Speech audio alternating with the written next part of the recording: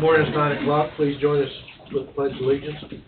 Pledge allegiance to the flag, the United States of America, and to the republic for which it stands, one nation, under God, indivisible, with liberty and justice for all. We're on. We're off.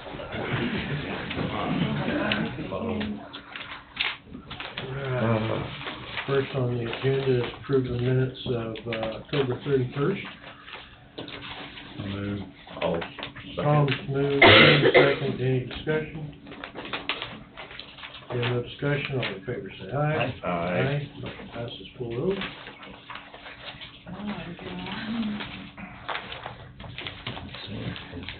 Move to approve the consent agenda as submitted.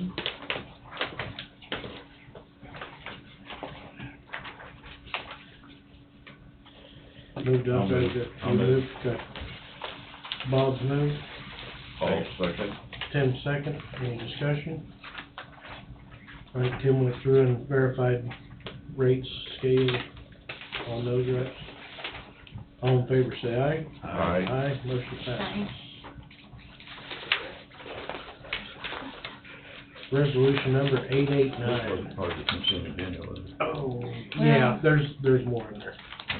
Well, no, that's gonna be a property, probably better disclose that for the house. Okay. I moved that into the miscellaneous motion. Okay. Resolution number 889, a resolution supporting Operation Greenlight for veterans.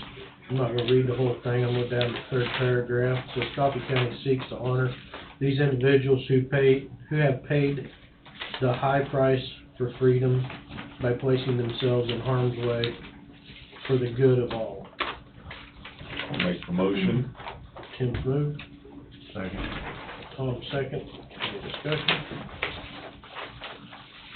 All in favor say aye. Aye. Motion passes. And we do have a signature page here for that as well. This was handed to us from Amber, Emergency Preparedness, or Emergency Management. Based upon the recommendation of the Emergency Management Director, move to authorize and direct the chairman to sign the Emergency Management Performance Grant documents for fiscal year 2022 as presented. It's basically just a grant that I'm assuming that we file for every year. 22 or 23? I bet it's for 2023, I guess because we're in 2022. we're almost out of 22. And she's in a meeting, but the application says 2022.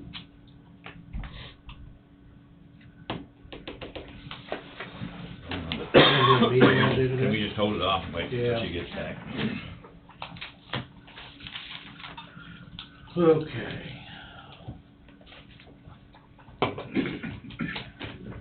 Upon the recommendation of the Coffee County Housing Authority Board, move to authorize director chairman to sign real estate mortgage release acknowledgement satisfaction full debt secured. Madison Winsky. The East. Oh. Do you want me to read the legals? Okay. No. Tim's moved. I'll second. Any discussion? All in favor say aye. Aye. Aye, motion passes. Next one is Ricky Schluter and Roy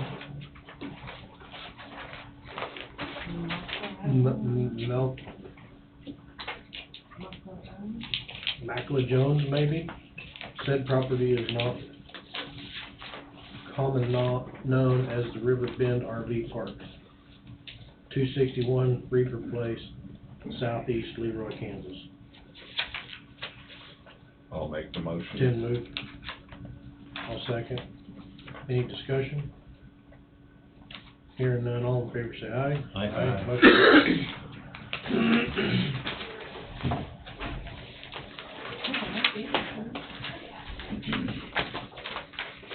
there's that. I'll give you some of your big ones back that you gave me.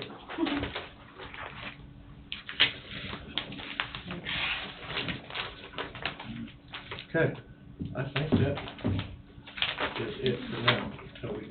to,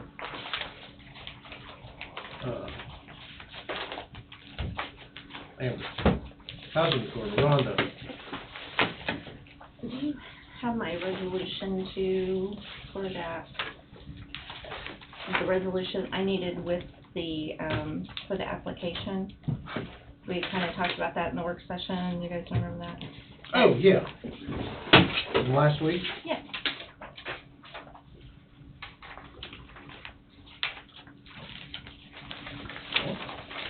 I sent it over and I think they were gonna tweak it. I thought I still had Did we not pass that? We didn't pass the resolution because we didn't have it drawn up, and you guys said you would do that. I have not seen a new resolution Okay. or resolution number for that. I sent it to Angie to get the number, but Did you send it I think, when? or, Yeah, 'cause I wasn't here when Okay. I don't even know Right. about it. I can message her. I haven't seen anything about it, but You did not have it with your presentation last week? No, I thought she was going to type it up. I wasn't sure who was getting the number is the problem. Right, Angie will So- get the number, Yes, you get and the so I resolution. sent her that, and, anyway, I didn't know if she had a chance to get the number or not, so. I We just have not. messaged her, so. Okay, all right, and you can just let me know if I can come back and get it, thank you. Okay,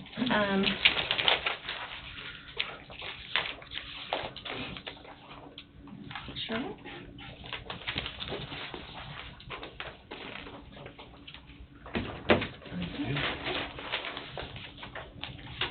This property is at 1304 Kennebec Street. It's Brandon and Monique Hart. They want to get that all cleaned up, which would be really good. And then they kind of want to make an event center there. Maybe have like a gazebo and things like that. But they do want to get it cleaned up, and so they like to have the demolition fees waived, or the landfill fees, excuse me. So.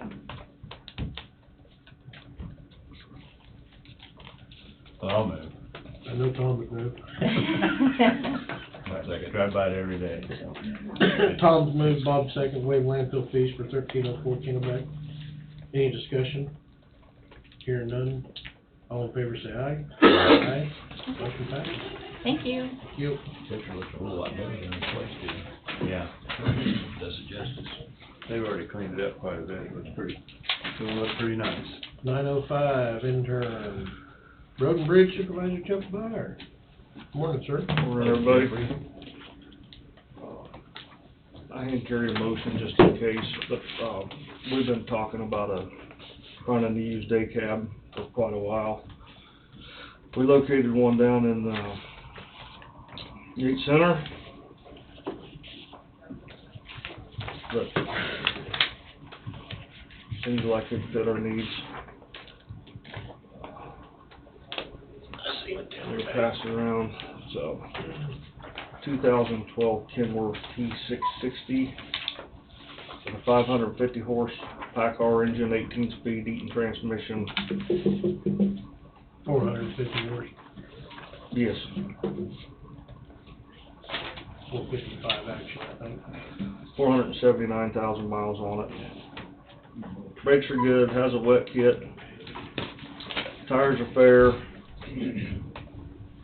It's gonna need some things, it's gonna need some cleaning, it's gonna need some tires eventually. Yeah, what engine did you say was in this? A 455 horse PACCAR. I don't know the model number on the engine.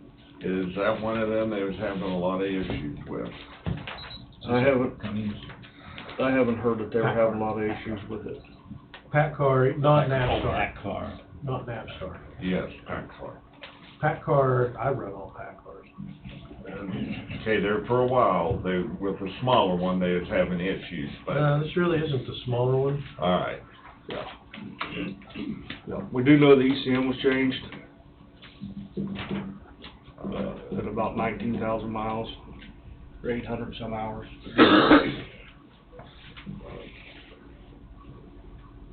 Good. It does have a wet kit. It does have a wet kit on it. We'll have to do some redesign to it, some $65,000. Give you some examples of what we looked at. 06 Freightliner. Most of these except for one, let's just call them all 450 to 500 miles. 06 Freightliner, we looked at $48,000. 2014 West Star, 74.5. An 07 Mac, 67.5. Had an auto transmission. We don't want an auto.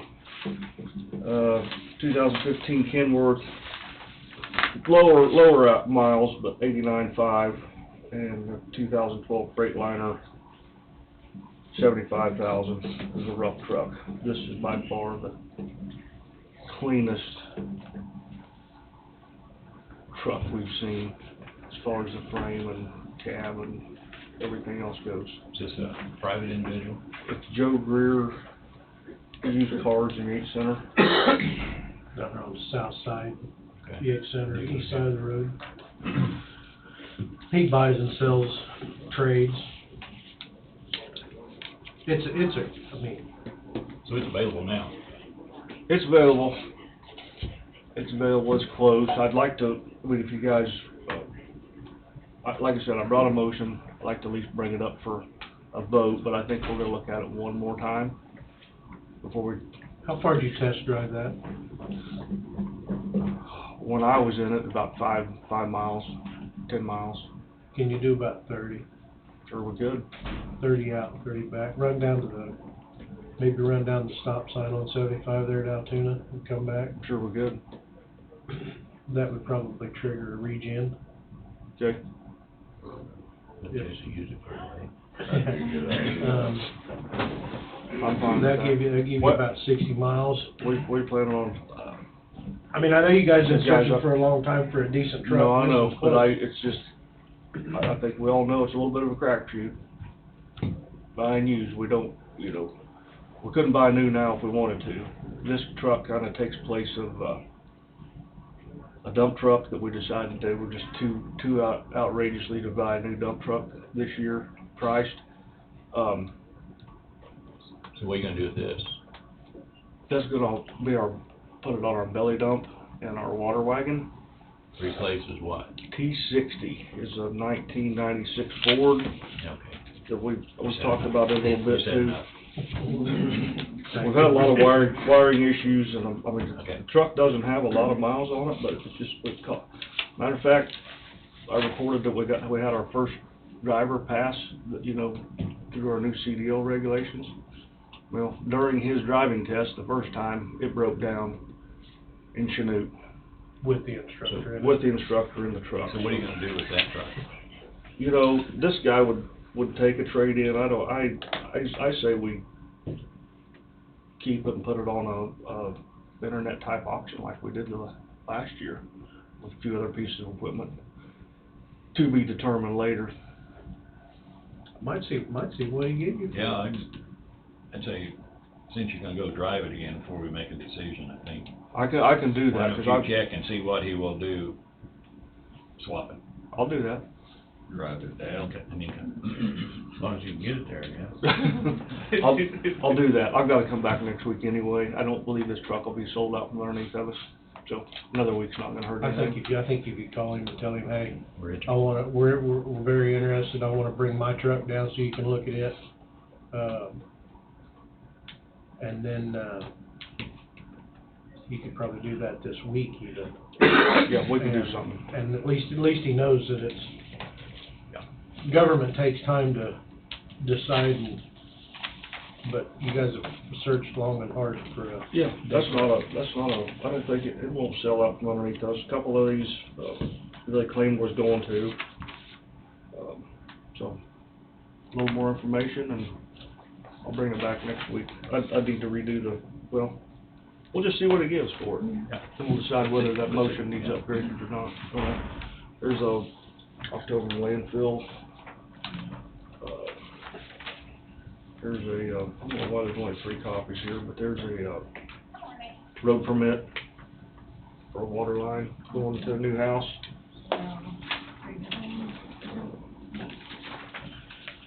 Really don't have anything else, just throwing out a couple things, just to think of in the future. I was supposed to meet with Saban this morning, that fell through, probably because the Chiefs went into overtime last night, he's a season ticket holder. But, as we're looking to the future and looking at some of our 5-year plans and this and that, we've thrown the discussion out to saving just a little bit, but probably after the first year, I'd like to start getting more serious about seeing what it would cost to put a set of bridge plans together for, Bridge 165, which is the Leroy River Bridge south of town there. Not to a complete 100% set of plans, but get it to 60 or 70%. As maybe more funding comes available, they might look at us a little harder on that. Because it'd sure be nice to do something with that bridge before it's too late. That's the one where you're gonna have to build beside it and keep that one open until That's what, new one's yeah. built. And we'd still be looking 2, 3, 4 years out potentially, but if we have some plans in place, then as we go out for different grants, they sure look at that pretty hard to see that we're already somewhat invested in that project and we're serious about it. But I don't think a set of plans for that side bridge is gonna be too cheap. And I know Saban's our on-call engineer, Cook Flat is, but it seems like something, gotta get him on board that we would want to even potentially go out for bids for professional services on that. So, Is this water line going in the roadway, in the right of way? it's going in the right of way. There's no room to put it anywhere else. We don't usually allow water lines that are right of way. This particular road is fairly improved, narrow right of ways with tree rows on one side. We closed part of it off here a couple, 3 years ago too, didn't we? The north end of it. Could be, Bob, I don't remember. It only goes back about a half a mile. There's a guy building a house back in there. Our ditches are fine, but we don't feel like we gotta go back and do any ditching or a lot of work. There'll be a little bit of improvement back there, but But there's other ways for him to get that water line in than going down in the road ditch. What happens if, we want to excavate into that road ditch later? well, as deep as that water line's gonna be, I mean, I don't have a picture of the road, but it's not one we're gonna improve that much. You know the road. I know the road. Yeah, we discussed this.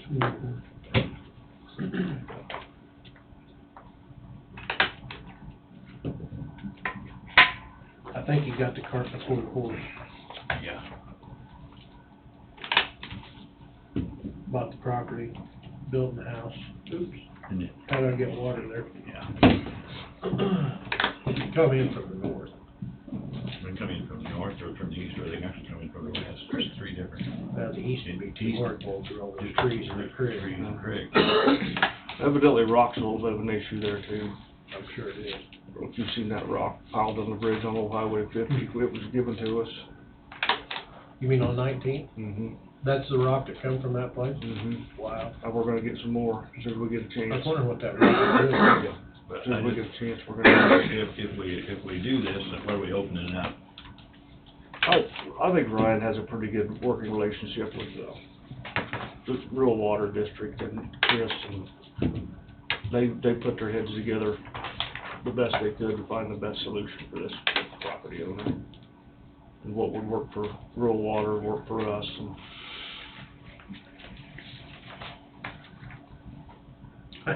and Once again, here you are, got a guy's gonna build a house and pay taxes on it, so. Is it a dead end road?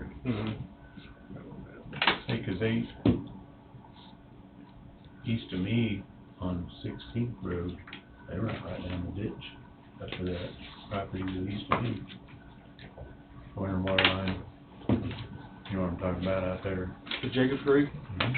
Property on the hill, they run that water line right down the ditch, up to the top of the hill. But I I don't know couldn't how tell you wide- whether they got a road right- permit or not, I have no idea. I've never seen a permit for that. Same situation, I mean, you got a narrow, Yeah. you got a narrow right of way and you got nowhere to go on either Nowhere to side of go. it. Yeah.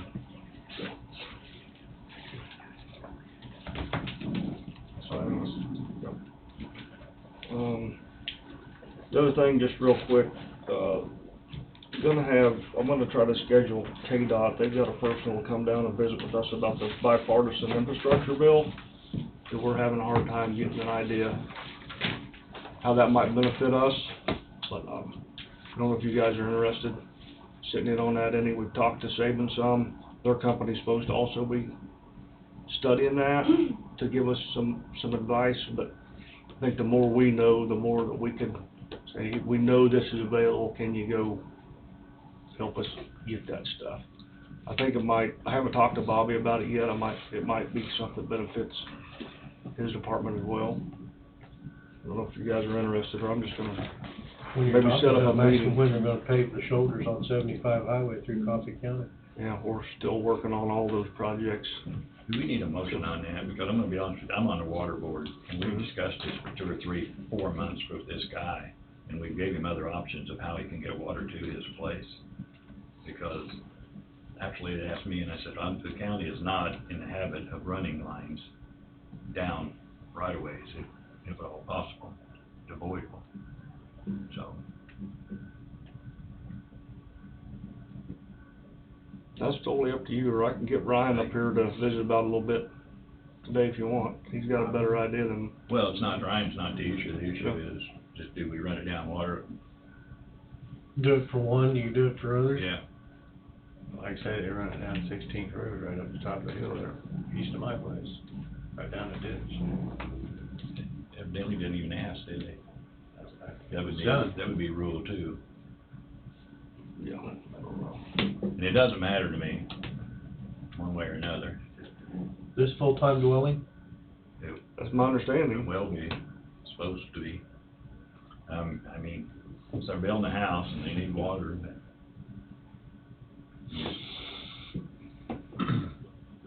The circumstances of the road is, well, the problem is neither one of the people on the side will give them a right of way. That's the whole issue along that road. To me, they don't have any other option. Oh, yeah, there's other options, well, they come in from the north. but I'd have to look at it too. Yeah. I mean, there's not a road up at the north, it's been closed off. It's Yeah, you can't get through non-existent. That would be, did that property go back to the landowners? yeah, That driveway from where it was closed, went back, they went that guy owns it, he owns both sides both sides. of the old road. Mhm.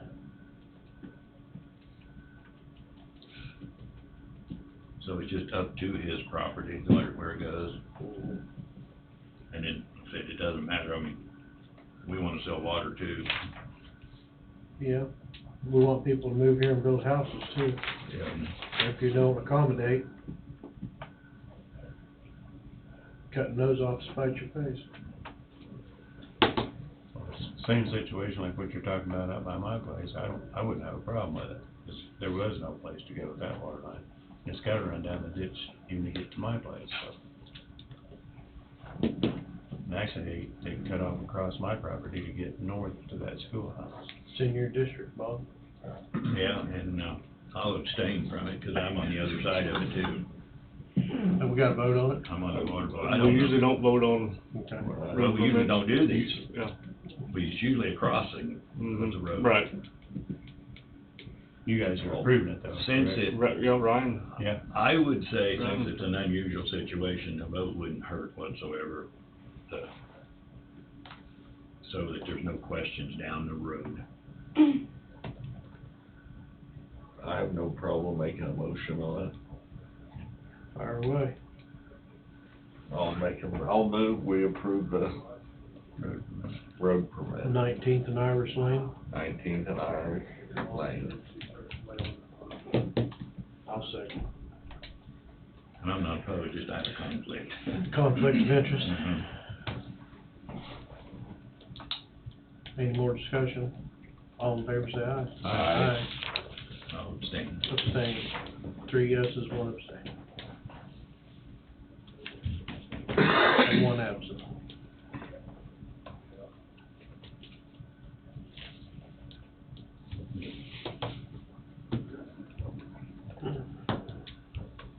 If that's all I got, I'll get some more information on that truck. I like that idea. you like Bring it back. pictures? Yeah, I'll take it. What motor's in that? You said Freightliner? It's a Ford. Oh, Ford. I couldn't tell you what it's got for a motor. Well, it could be a cab. Truck's got all kinds of visitations in it. Mm-hmm. All right, thank you. Thank you, sir.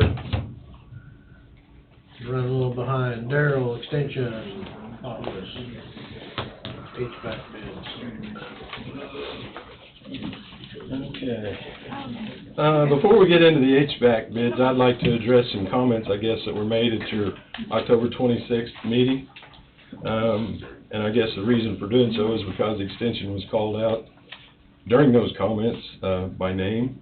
It was during a discussion on transparency and disclosure of expenditures by county entities. You were discussing, you know, having entities come in and give a disclosure. Bob mentioned Right. the fact that that had been done in the past. Right. And I'd just like to maybe address the point, since extension was called out, more or less. I remember those days. They were happening whenever I first got here. Extension was part of the process. We participated. We came in monthly. We gave oral reports. And we did that until we were told by the commissioner that it was no longer necessary. So we quit. Oh, I don't remember the commissioner ever Well, doing that. we were told that it was no longer necessary, so we quit coming. We continued to submit our monthly board minutes from the executive board, to keep contact and to let everybody know what was going on. In those comments on the 26th, the comment was made that, you know, you'd seen extension almost on a weekly basis during the relocation, but hadn't seen us since. So I guess that struck me in a little bit wrong way, in that as middlemen, we felt like we were playing the middleman in that whole process, and our almost weekly visits were for the purpose of transparency and disclosure, to keep in contact with you all, to let you know what the expenditures were being done during that process. Upon completion, that was no longer, your time is valuable, so we're not going to bother you unless we need to. But if there's a concern with extension and their stewardship of the taxpayer dollar, I guess I would also remind that it was extension ourselves that brought the opportunity of this building that we're now relocated in to your attention. And that basically turned a proposed approximately $1 million project into a $250,000 completion. That's a savings of almost $750,000 to the Coffee County taxpayers. So I guess my point is, if transparency is desired, the Extension Office has no problem with coming or providing you whatever you need. We did it in the past, we're willing to do it again. So just wanted to make that clear after those comments. My comment was generic for every I realize that. everyone. But during that process, Extension was brought to the forefront by name. So I guess that's the reason I felt like addressing it. So anyway. The one thing that I am gonna ask is, you know, during the relocation and the going down to Kelly Park and building a new building and the fair board and so on and so forth, that's all been dropped. It's been brought to my attention several times, you know, what's gonna go on for a building for the fair? You know, this is 2 years, over 2 years it's been talked about, and so we haven't heard anything about a different building nowadays, now for the fair. That's the fair board's issue. I mean, we were involved because Extension was involved. That was a proposal that we came up with when we were being asked to relocate the Extension Office. So that's the idea we came up with. That's the reason Extension was involved, and that's the reason we came up with those plans and that proposal. So the fair board's fine with what they've got down there? Well, we told them that after our relocation, we told them as far as extension was concerned with that project down there, our portion of it had been taken care of with our relocation. It was gonna be up to them to pursue whatever they wanted to pursue. We gave them the plans, we gave them the contacts of the engineer, so Okay. I can't speak for the fair board. I was under the impression that the extension office was also with the fair board to relocate, build a building for the extension office and the fair, for the kids for the fair. And then I thought that was kind of a group effort between the extension office, because you guys work with the fair kids. And at the time it was. And then it just went, Yeah. just hit the ground and nothing ever happened. So Yeah. I've had several people come up and ask me, so are you guys gonna build a different building for the fair kids, or what, what's going on? And I'm like, I don't know. I said, as far as I know, that's the extension deal. Yeah, So- no, well, it's not an extension deal. It's not an extension anymore, so- deal anymore, because our Okay. situation was resolved when we were Right. relocated. Right, but I just thought Building we're because at. you guys were still with I mean- the fair so much hand in hand, that it was still, We have encouraged them to pursue it, but at this point in time, apparently, they haven't seen fit to. Actually, I was So- asked that question about that building this weekend. was you? What's happened with it? I said, I don't know. It's the fair, I don't know what fair board's mind is. Yeah, but it's, as far as the extension board is concerned, our situation has been resolved, and it's pretty much up to them to pursue anything else that goes on down there with that. So, anyway, now to the business that mentioned, we had some issues, when we fired up the air conditioner and in the spring, and once we got in there, and when Modern Air came to look at that, when they looked at the whole unit, the age of the unit, some other factors that were going on, their recommendation was to seriously consider replacement of the entire unit, due to efficiency, age, cost of Freon refill and all that kind of stuff. So, and at the time, they put together a bid, and since it came in over a certain amount, we were asked to go out and get 3 bids, or 2 additional bids, I guess. So we did. That's what's in front of you. That's the way they came back. Modern told me that the time frame for them probably would be 3 to 4 weeks out. Cook's has us penciled in on their schedule for November 23rd. So, and I just told them we were bringing it to you all today for consideration. What about Burlington Plumbing? He talked like as soon as he could get the stuff ordered and in, that he could probably get on it. I know it says plus freight, plus tax, so. Yeah, I noticed the others, the others were itemized and that one really wasn't, so I don't know, but Yeah. anyway. One of them's 95% efficient, the other, Okay, yeah. the other's 85. Yeah, and the thing of it is, the heat isn't working right now. Well, the reason it's not working now is because we flipped the switch, because it worked all the time, even with the thermostat set low enough it should have kicked off. So from energy standpoint, as well as overheating us, so honestly, it needs some attention pretty quick. I'm assuming, is it a battery operated thermostat? I'm assuming that's been checked. It's the old dial? Yeah. So do you have a recommendation? On which It's, one? no, we don't figure like, we've got a dog in the hunt, it's your facility, it's, If you don't have a dog in the hunt, why do you even have to hunt? well, I guess we do have our comfort for the dog in the hunt. But they are talking 19 degrees getting them into this week. Yeah, and right. other things, so. Thing about Burlington Plumbing, I'd like to see kind of an itemized, we don't know the percentage of efficiency or the BTU or Yeah. that part of it, so, Once you're there, go ahead and approve the middle one. Yeah. yeah.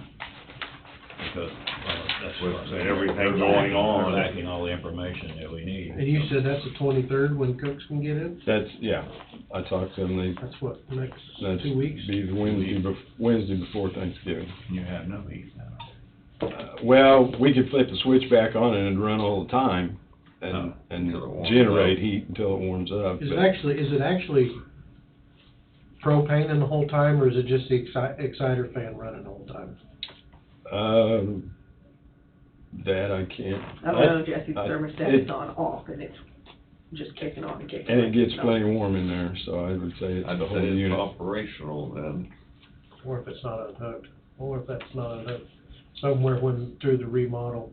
Sure. Well, when Modern came, they checked out the motherboard and some They other said it's stuff the with it, and motherboard that- they indicated it was a problem with the motherboard. They said that the motherboard, you could replace the motherboard, but then something on the Freon side of things, it's a kind of Freon that they're not getting anymore, and Mhm. in the long run, they Right. could, you know. Well, I mean, that short-term takes care of fix. the summertime, but the wintertime's what you want right now. Yeah, well, You know. yeah.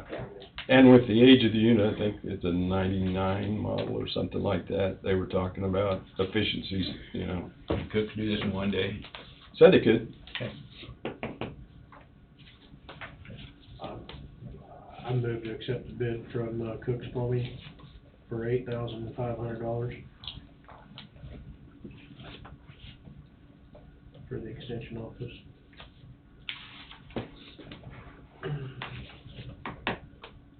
All second.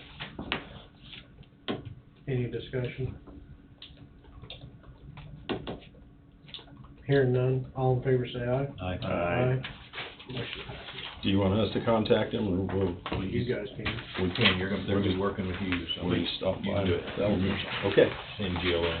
You don't know where those funds are gonna come from? Oh, where's that from? Yeah, it's gonna probably come from the general, Community, would be community improvement. no, Carolina, Oh, I'm gonna be. Bill, see. Capital improvement. Capital improvement. Capital improvement. So we're in general, Thank you, gentlemen. you got that, Casey? Need the Thank general you. line on capital improvement. Thank you. Thank you, have a good day. We're running way behind. 9:15, Steve Light? Lidle. Lytle? Lidle. Sorry, I'm horrible with names. That's all right, mister. I'm too once in a while. I'd like to talk to you gentlemen about Sunset Manor. As you're aware, at October 24th, the board of the hospital voted to terminate Sunset Manor. Close it January 15th this next year. I'll get you one here in a minute. And, I know you had a meeting, last week with some people, concerning this, but, I chose not to come to that meeting, because I wanted to try to present some facts. Have you been to the hospital board? No, sir.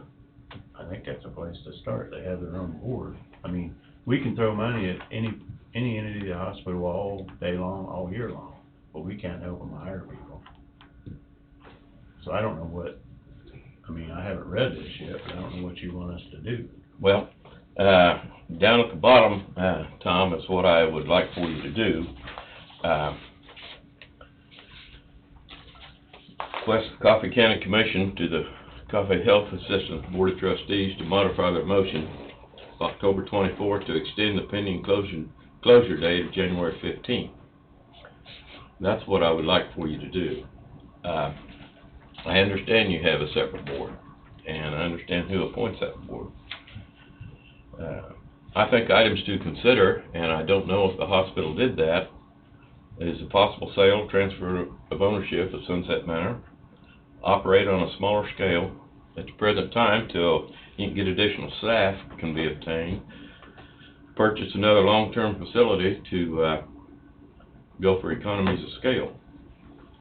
To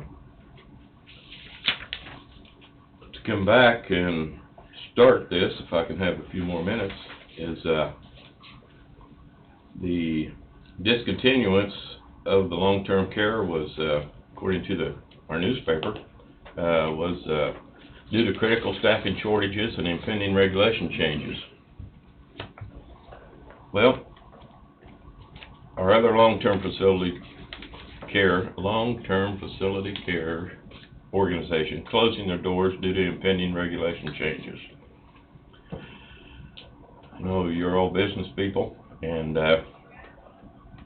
personally I'm a CPA and did a lot of tax returns for a lot of years for a lot of people. And everyone here knows that the IRS and Kansas Department of Revenue sure changes their mind every year on what is due and proper and everything. So I don't know what those impending regulation changes are. That's critical staffing shortages is another reason that was cited by the board. Wages paid are too low. You know, I've heard this. I don't know for a fact. Wages paid are too low. Temp agencies are being paid in excess of $100 per hour. I've also heard that people have applied for positions and HR does not get back with them. I need help on it, or we need help on it. This decision was a tremendous shock to the Waverly community and the Coffee County community.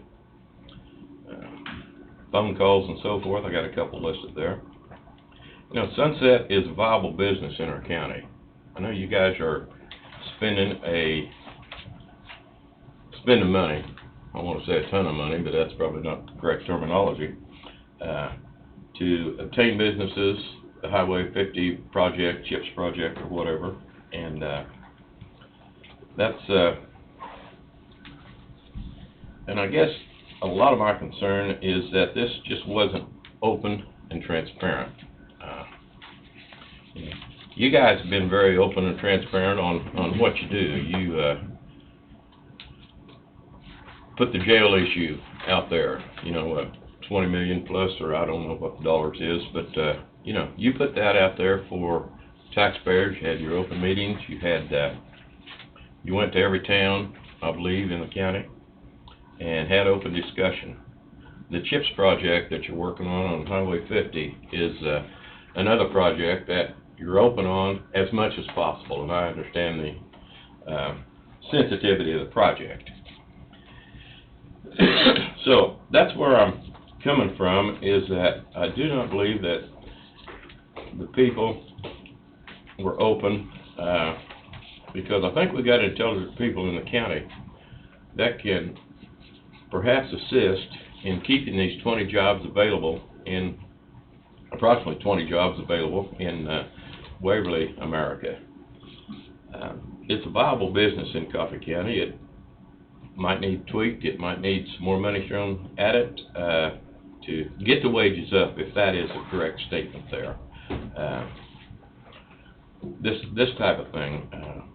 Yes, and Tom, to address your concern, I know you have a board, but their meeting isn't until like the end of this month, or close to the end of the month, and the timing of this the timing of this action is very critical. We're dealing with real people's lives up there, and we've got a viable business in the county.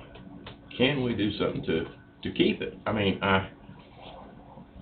Those questions were asked that Monday down in the basement. Yes. When there were probably 25, maybe 30 at times, residents down there. That question was asked, is this something that maybe could lower your numbers of staff? Just say, for instance, somebody passes, don't refill it, don't refill that spot and keep coming down. That was asked right now, and I can't I can't say a lot, but the way I'm, maybe I better just hush. They're having a hard time filling the positions that they have now and covering the times, because it's 24 hours, it's not just Yes, I know. Monday through Friday, 7 to 5. Yeah, I know. It's 24 hours a day, 7 days a week. So you've got to have your staff that's gonna be there for those days. And I know they did say that there was somebody that had worked 24 days straight or something without a day off. You know, And that's not good. That's not good at all. It's not good for the residents. That's right. At all. You know, so, it was, when I received a phone call from them, and they told me what was gonna happen, and I was like, man, is there anything that can be done? Is there anything that can be done to keep this going? You know, because I've always been the one with the hospital, you gotta quit hemorrhaging all this money that you're losing. Millions and millions of dollars. Yeah, I know. Every year, and don't lose so much, you know what I mean? And so, but I made sure that I asked, this is not a money issue, this is a personnel issue. And near as I can understand, the new guidelines coming down from the state, feds, whoever it is gonna require more staffing for the amount of patients they have. Okay. Maybe even double. And if you can't fill what you have now, I mean, I understand, I mean, I do. I wouldn't wanna be in a position to have to relocate a loved one at all. No. I'm sure it wasn't an easy decision. Yeah. And it didn't say it was an easy decision. No, and he mentioned that. I have spoke with a board member, so that's why I asked, have you spoke to any of them? I mean, just reach out to one, and I mean, No, I have not. I have not talked. You know, It I'm was- gonna go in a different direction with this. You know, if we could at least keep it open until if there is a buyer. My concern is what they call a certificate of need. A certificate of need, you've got to prove that your county needs a nursing home or a hospital. And once that's closed, you lose your certificate of need. So my concern, of course, is the residents. And then second, what are you gonna do with a closed building in Waverly, Kansas, that if it could transfer ownership to somebody and they could keep it running as a nursing home, that'd be great. But as it sets, once it's closed, you've got to prove the certificate of need, and that's hard to do. And a comment on the certificate of need, Tim, it took over 3 years to get the certificate of need, according to Kenny Combs, Waverly resident. That was on the initial group that got Sunset Manor established. Now, I don't know if it'd take 3 years now to get another certificate of need. I don't know that. Steve, I'm gonna interrupt you a minute. Go ahead. Prescott, Kansas. I grew up down in Lynn County.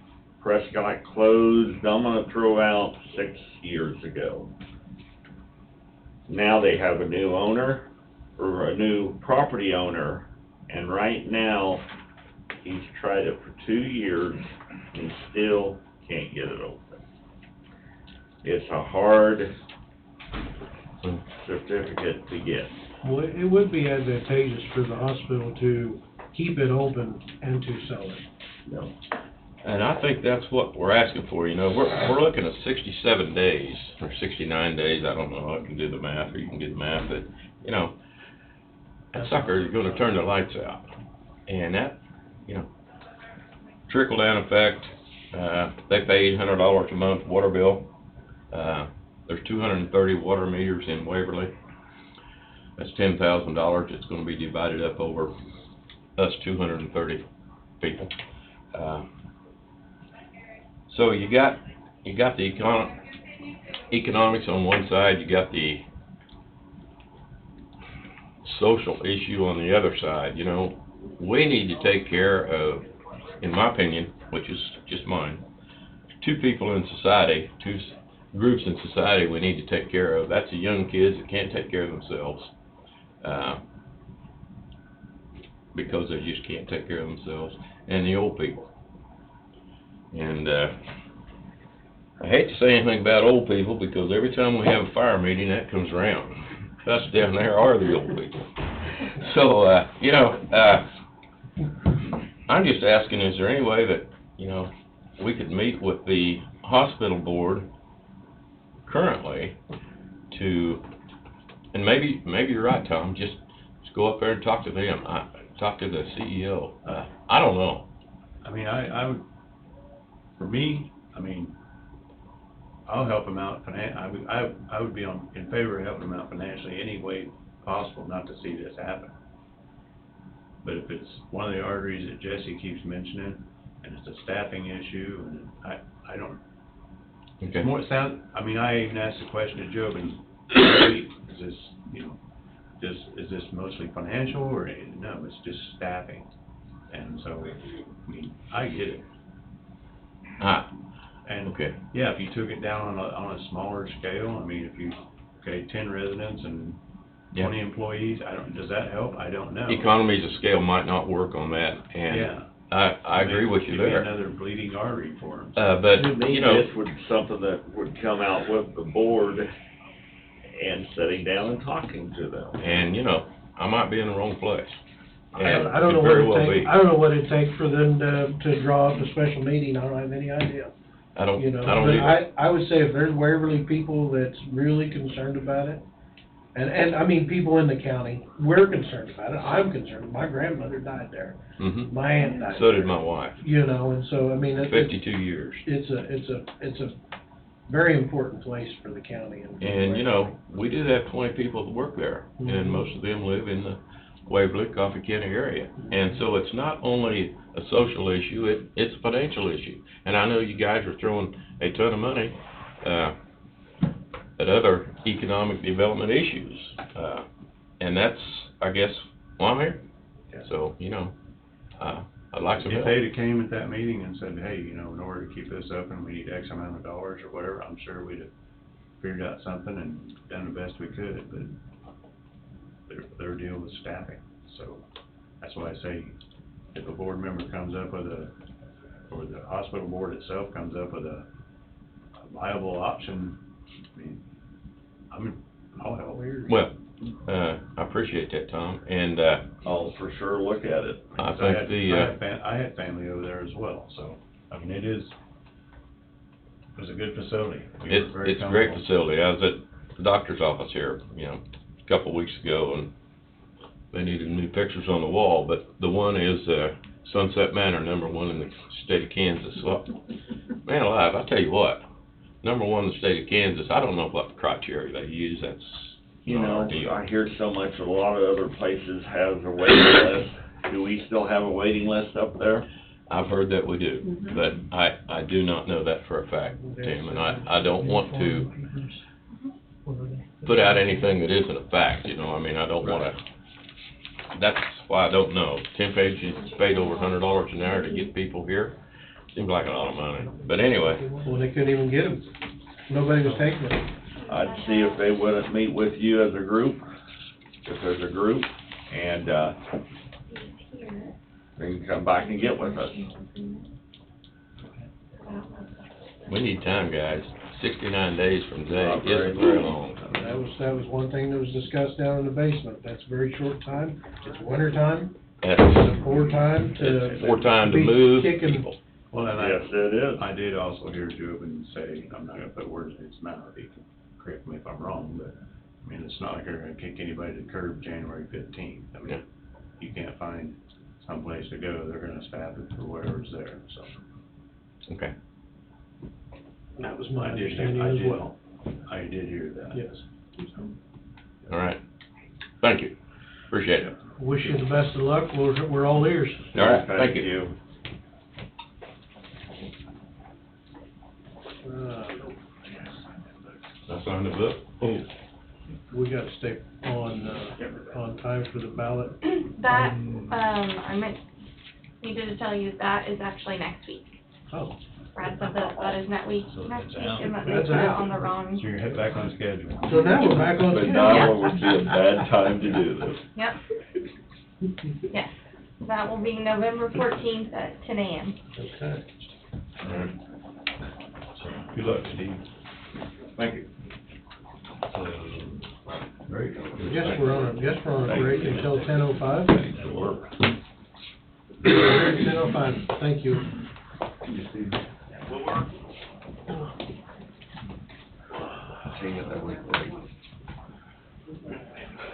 Yes. Your call. Now close, oh, there it is. Yeah, you did. You're at 10:05, EDP Renewables Representative Dave Neely, is that right? David Neely, yep. David Neely? Yep. Well, I assume it's Waverly Wind Farm, is that right? Yes. You're on the podium, sir. Oh, come on up. You're the next contestant. How we doing? Good morning. Doing good, thank you. You guys have a busy day, so. We're here all day.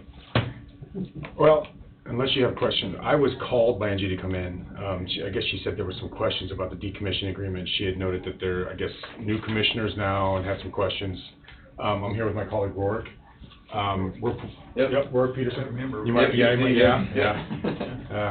I guess we run the development office out of Kansas City, so we're just the closest representatives. We do have some operation folks and asset management folks that are based out of Houston. So we'll do our best to answer as many questions as possible, and if there's some that we can't, we can certainly take it back to them and even bring them back if need be, so. My main question is on the decommissioning agreement, I guess you'd call it. Mhm. It talks about after 10 years of continuous, or how do you define operation, I guess? Yeah, the agreement's based on COD, which is commercial operation date, which is an official date we serve with the utility, so it's an officially defined date that we also, there was communication on record with the county of what date we defined that as. I don't know that date off the top of my head, but I did email it to Angie in an email. But basically, that's the date that the whole agreement is based off of, and it'll state the 10th anniversary of that date, et cetera. So. Okay, and that's when the bond, from what I understand in the agreement, after the 10 years, then a bond is purchased. Yeah, the way this one's set up, there's different bondings that can be put in place. These are surety bonds, which is something that we'll furnish and purchase through and put you, the county, landowners, et cetera, all as beneficiaries through an insurance company.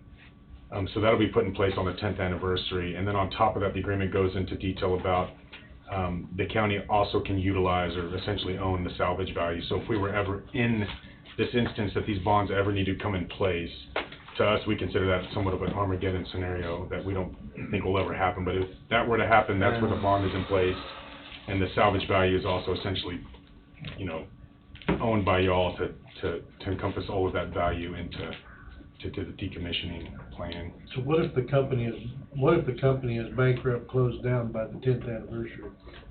By the 10th anniversary? Mm-hmm. When the bond's supposed to be set? Yeah, well, the agreement, and I'm not an expert on the agreement, Rourke does a little bit know more detail, maybe he can answer this, but it does talk about salvage value. So if that case were to ever happen, we essentially are like handing over the keys to the turbines that are out there, and you guys own the salvage value to utilize that value against whatever cost is needed. What's salvage value per wind turbine? What is it? I don't know it offhand, but it was based off of what's an engineering report that would the study was done to conduct what those values would be and what those values would be over time, and that's what it was based against at the time. So all I hear from these places is how much it's going to cost to tear these things down, and the value of them is about this paper right here. Uh-huh. Who owns the salvage rights? The individuals the land's on? I mean, they're on, or the county, we don't have really an investment in this. Yeah, you can. I do know the agreement states that I think the county comes before the landowner, is that correct? Sure. Come on up, Rourke. Rourke, I think, was involved in this. My concern is, not to interrupt you, Bob, but handing the keys over. We may not want those keys. Sure. We may want you to keep them now as far as pets before you get started. I'm gonna go out to the Wyoming and Colorado line. Correct. It started in '01. That's when, and it's kind of questionable, '01, '03 in operation. Now it is down, and I just confirmed on my phone, it is closed, permanently closed. Now they're having the same problem with trying to find somebody who wants to buy it or somebody who wants to tear it down. Sure. So if I can back up a little bit in terms of kind of how we originally arrived at the decommissioning agreement we have in place. When we worked with the county at that point in time, we discussed the dynamics that go into the wind farm from a commercial perspective in terms of how we operate a wind farm and how we ultimately sell electricity and make money as revenue off of the wind farm. And in this case, we entered into a 20-year agreement with at the time KCP&L, now Evergy, to sell them electricity from the production of the wind farm. So the way that works is for that 20-year period, we have effectively a guaranteed revenue stream for that wind farm. So every kilowatt of electricity we produce, Evergy purchases at a fixed rate within that contract. So it ultimately results in a wind farm or a project of this nature being a very low-risk enterprise for that 20-year period because there's a guaranteed revenue stream for every unit of electricity generated. So in working with the county, we agreed that it was reasonable to begin funding a bond or other form of financial security at year 10 because it was extraordinarily unlikely that under any scenario the wind farm would be decommissioned at that point. Certainly it'd be extremely unlikely to decommission it any sooner than 20 years because we have a contract in place to sell electricity for that long. Also, too, there is the modeled and anticipated operational life of any wind turbine. And we're seeing now on some of our older projects that are reaching the 15 to 20 year age point where we're beginning to repower those turbines and replace certain components, especially up tower equipment, the nacelles, the rotor. The towers are steel towers, so they are relatively pretty standard. If you can identify rotors, up tower equipment, new blades that are suitable for those towers, you can replace those relatively easily. And that may come into play here at some point as well as we operate the wind farm and there's newer turbine technology that would be well suited for these turbines in its later life. In the case of the Wyoming wind farm, that project is an older project, was built, as you mentioned, somewhere in the 2001-2003 time frame. Much smaller turbines. I believe those were 650 to 750 kilowatt turbines, where these are 2 or 2.1 megawatt turbines, so very different in terms of their sizing. And the challenge now is finding modern wind turbine equipment that would be suitable for those existing towers. This wind farm in Wyoming is owned by Xcel, which is a very large utility, and so they have, it's a bit of a different financial consideration for them in terms of which assets they choose to operate because they're obligated to realize the cheapest electricity for their customers. So operating that older wind farm that is certainly not as efficient as modern technology, more modern technology is not in the best interest of their consumers. So they're now looking for a solution for that wind farm. It sounds like, based on the articles, they've been trying to find a purchaser for the actual wind farm and have not had much luck. So they will ultimately be in the position of having to decommission that project per Wyoming statute, it sounds like. But they're in this interim period of trying to potentially find another avenue for that wind farm. But it's challenging given its age and the fact that wind turbine technology has advanced so much since that wind farm was built. What about the stress on the towers now and the higher wind? Are they still suitable?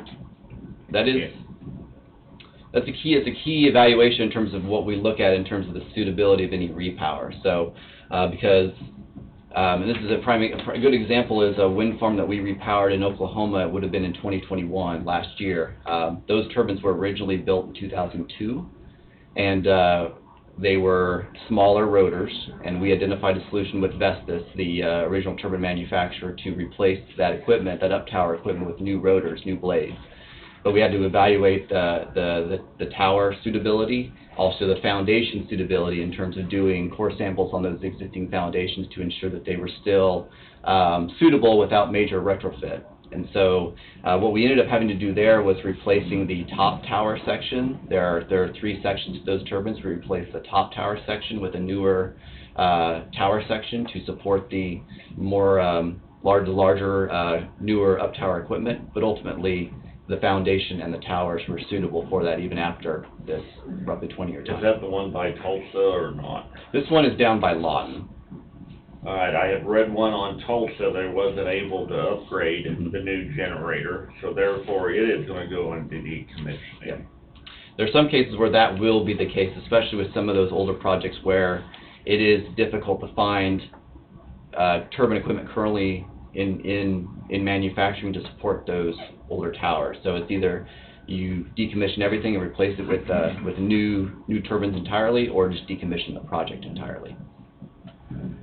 All right, here's my concern, seeing and of course it's concern now, I don't know, but even the 10-year period, what the bond is worth, even after 5 or 6 years, is probably not enough if we have to go for decommissioning. Sure, and that's a fair point, and that comes back to kind of the overall logic within the context of what decommissioning a wind farm would look like.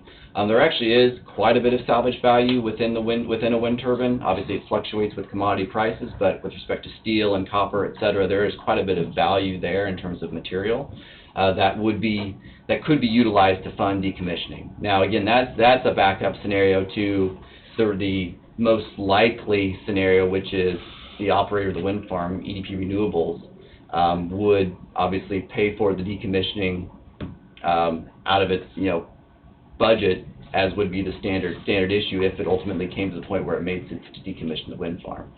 The decommissioning agreement itself, in terms of the security posted, really isn't that Armageddon scenario, that unlikely scenario where there was not an operator in place, an owner-operator in place to decommission the project, because ultimately the wind farm itself is a very high-value asset. If something were to happen to EDP Renewables, which again is extremely unlikely given how our business is structured, we don't operate as a utility in the U.S., but we very much function as one globally, and so we have obviously that type of business structure in place. But if EDP Renewables no longer existed, there would be, whether it's Evergy or another operator like EDPR would gladly take ownership of that wind farm because of the value of it as an asset. Is EDP Renewables an LLC? We are structured as an LLC here in North America. Now, our parent company is EDP, which is a large utility in Europe.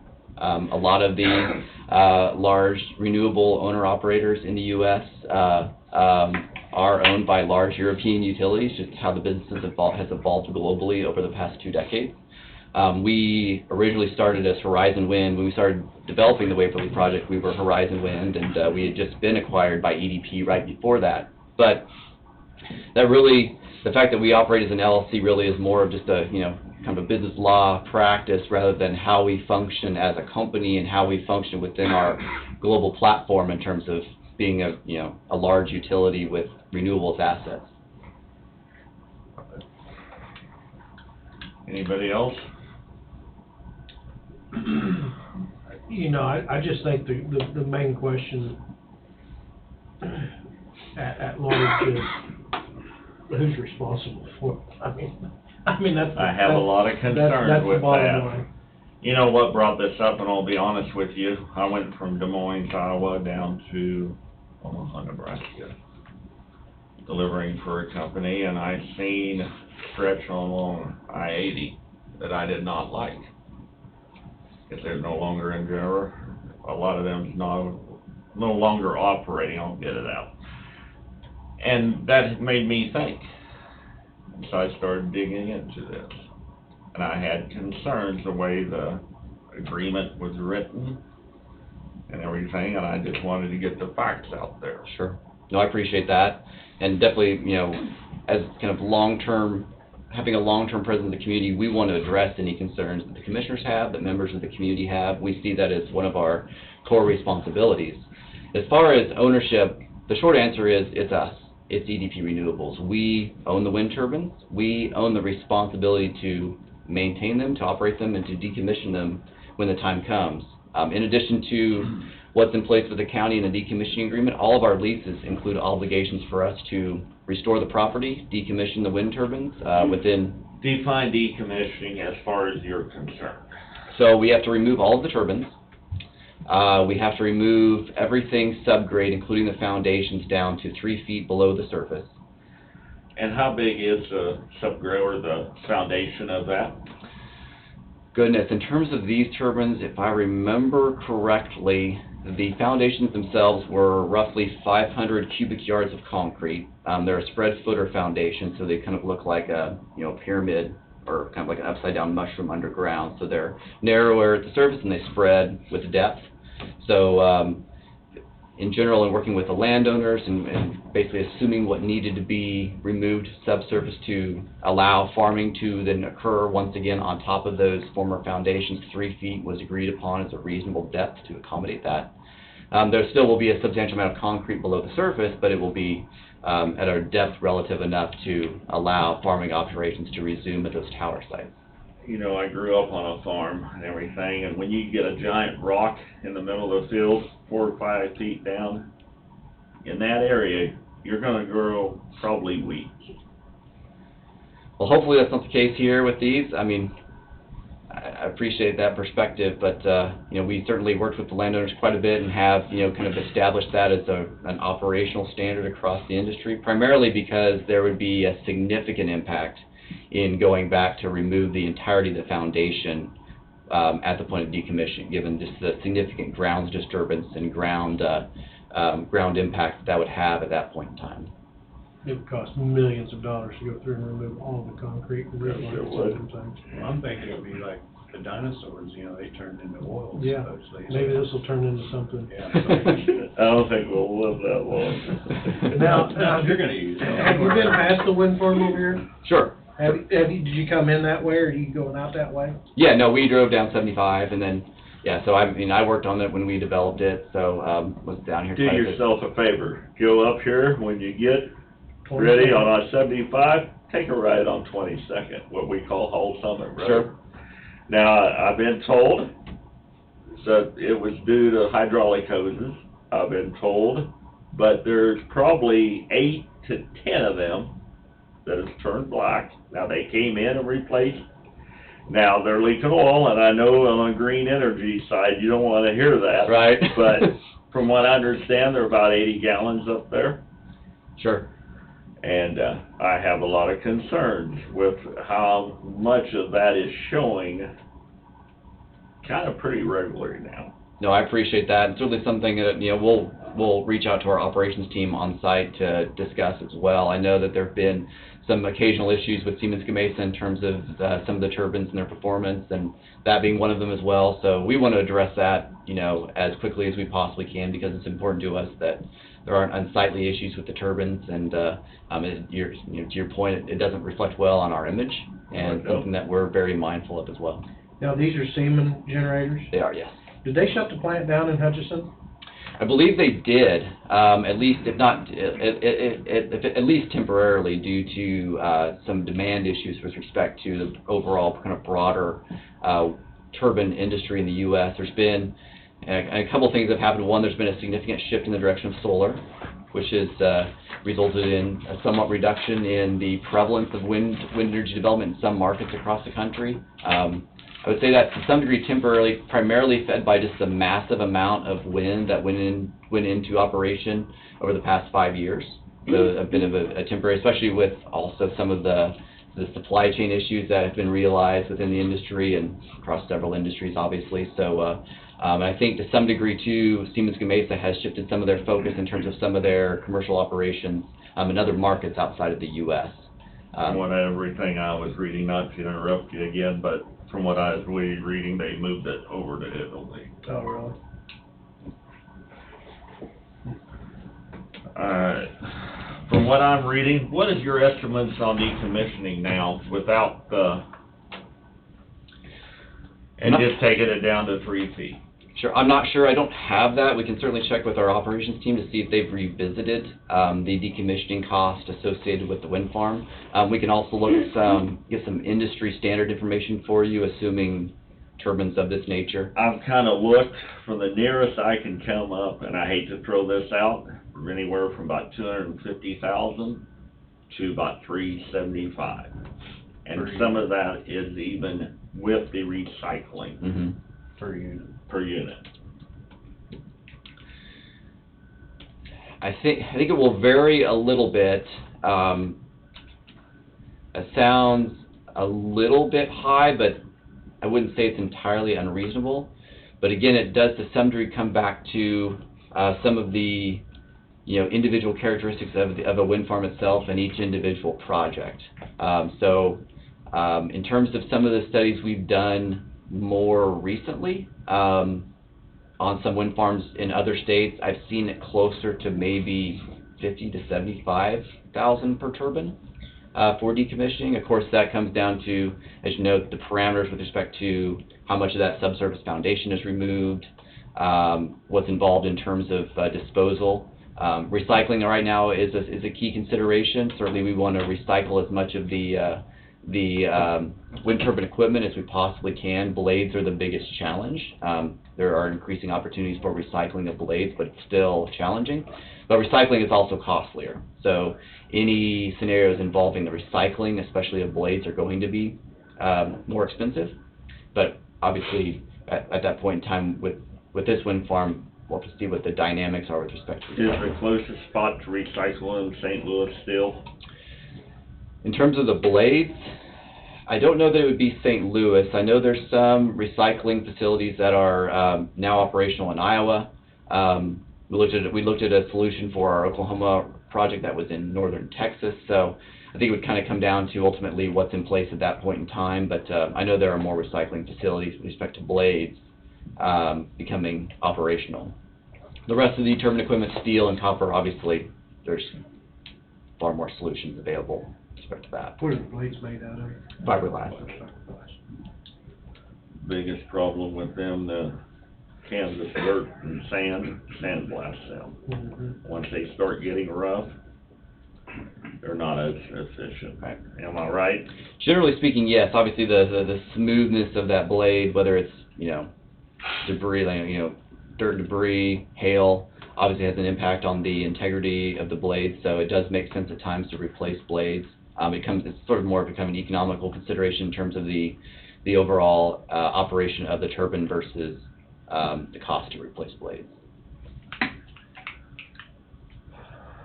Roy, when you and I were here when the whole thing started. Sure. And then a few years ago, the commission decided, I think you guys were renewing your license or something to go into operation. Do you remember when that was? So we went, the commercial operation date was, I believe, January 4th or January 5th, 2016. So we built the wind farm in 2015 through the balance of that year, and then achieved official commercial operations with Evergy, KCP&L, in that early January 2016. Because in December of 10, you guys came in and then started a little to keep the project going. Right. Right. And then about 5 years or so later, when you started, so we're correct. So we're on the 7th year of commercial. That's right. And we had a decommissioning agreement in place when we originally started this, didn't we? Yes. And then when the commission decided to do something, they decided to raise that at that time. I think that was one of the issues. Right.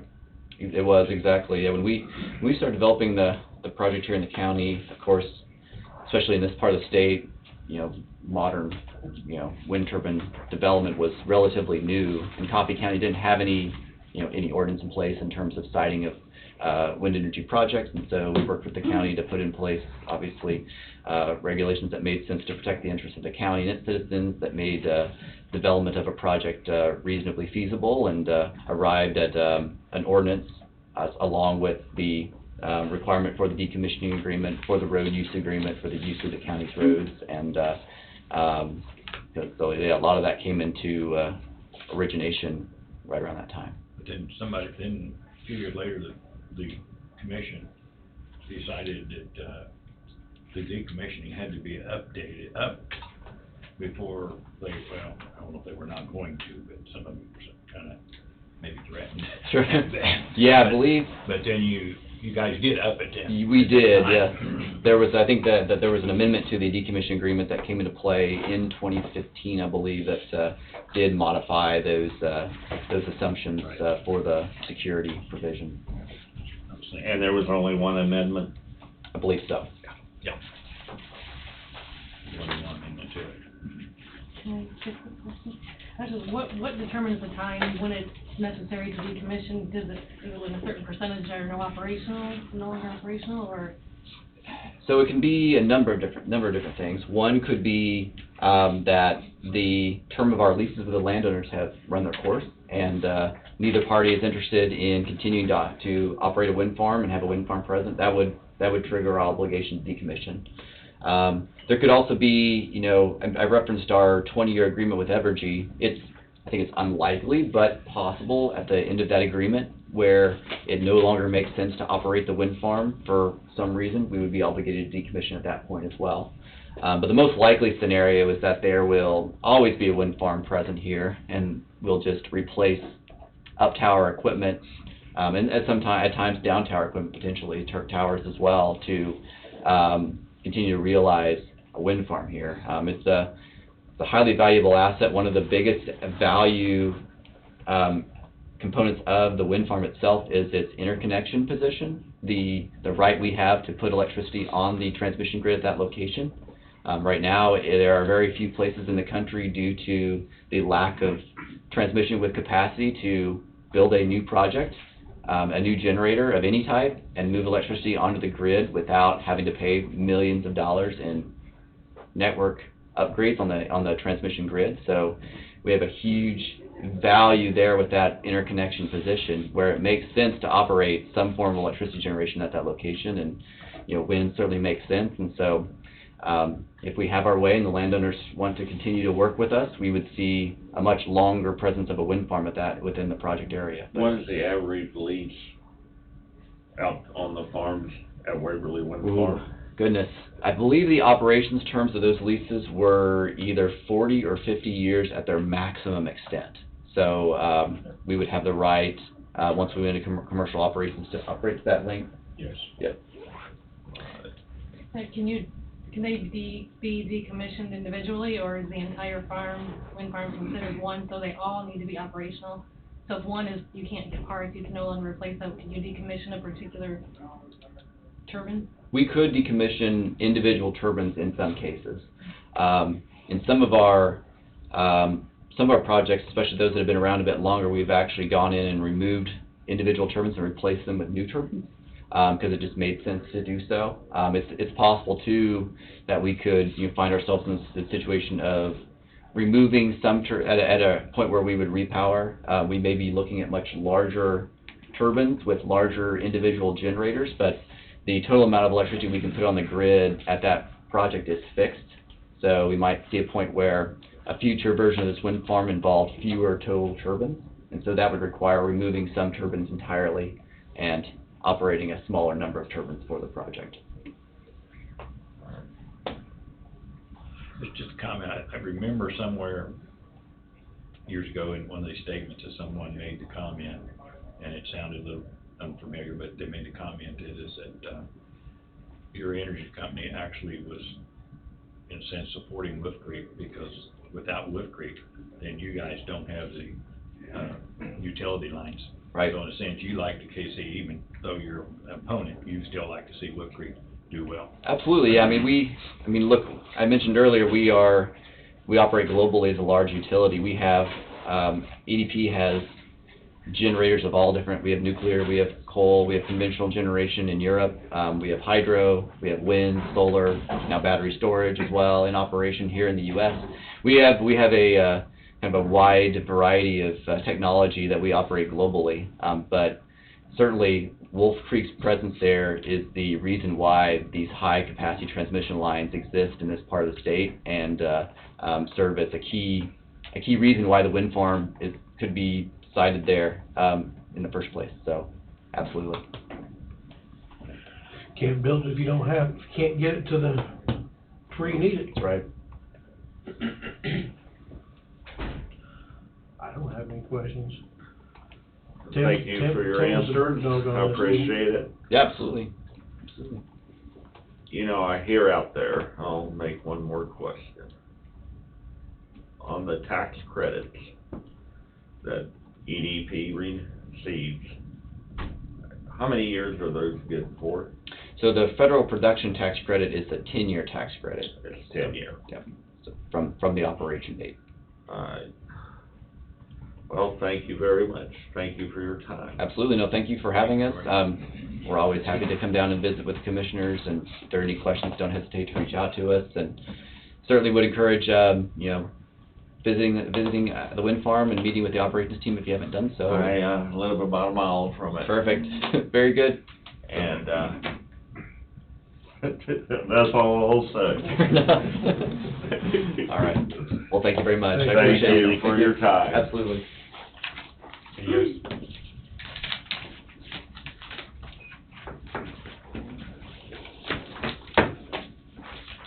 Well, we don't have anything until our public hearing at 11 o'clock, other than we can sign a bunch of stuff.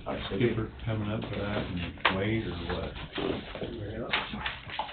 I haven't seen Wade at all Good today. day. Thank you. Thank You do the same. Yes, appreciate Don't it. forget, 22nd, 75, make a right. You got it. You're right. Will do. All right. Take care. I can go and check with Heidi and see if she has it. Yeah, you find it, don't mind.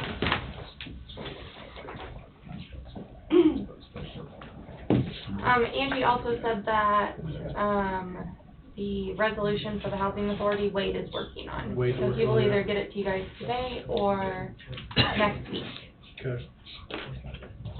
Thank you. Just think that's right, Wade, read it over and Mhm. take a look at it. Yes, Where that's at.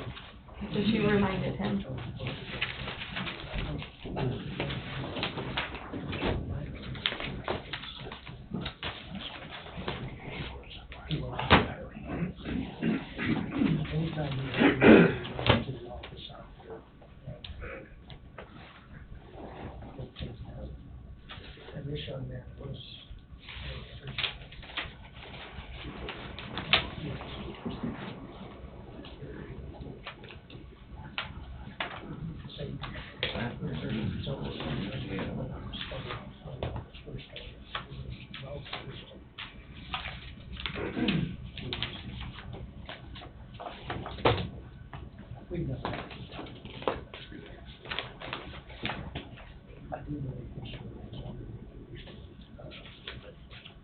Possibly gonna have some residents too here for this hearing. There's possibly gonna be some spectators for the hearing as well.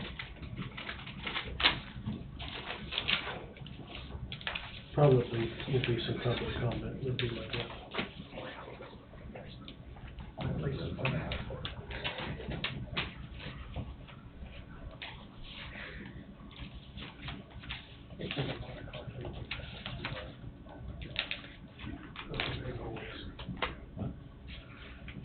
Scammer.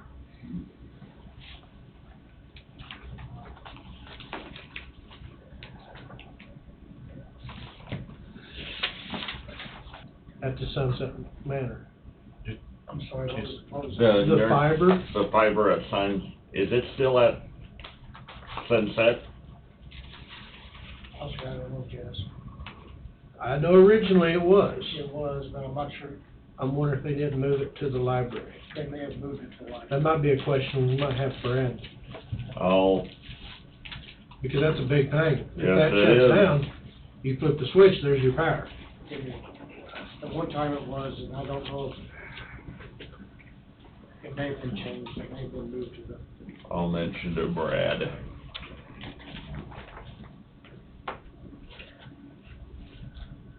There'll be a big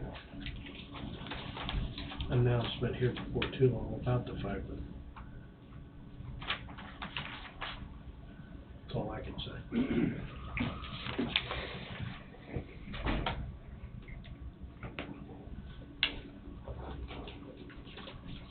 I'll go run down and see if Amber will be planning.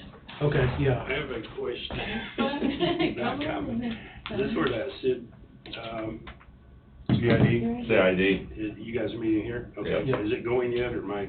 Nope. 11 o'clock. 11 o'clock. I just wanna make sure I wasn't too early, thank you. We're gonna be early, we're gonna be late. Little roundtable, that meeting we had Thursday at 1, Mhm. engineer was real good. Had street superintendent there, assistant, zoning for the city, road and bridge, Kenny Roney, sheriff, under sheriff. Everybody kind of threw out their concerns. I did mention Bob about turning the parking lot. He said it would fit better anyway, if they turned it. Oh, really? So, not a problem, because, you know, we brought up, street superintendent thought it'd be nice to have a crosswalk on east and west end of the parking lot across the street. He said that'll make it easier, gonna save as many trees as they can. About it. Sounds good. So they're gonna move as fast as they can. Mr. Roney's got some information that's gonna be advantageous to him. He's gonna forward it to him. Be a team effort to get this moving as fast as possible. So is the city trying to do their little, that part on 60 while we're doing this? Correct. Knowing now how that's going to go. Correct. That's good. Yes, sir.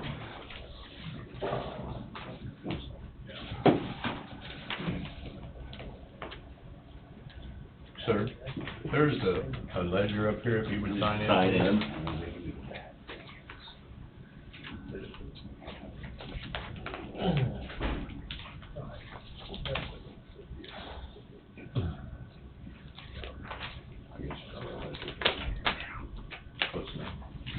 Sounds good to me.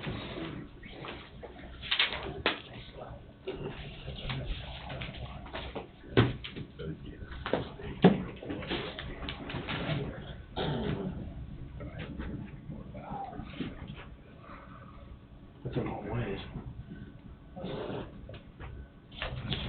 Not right. Of water.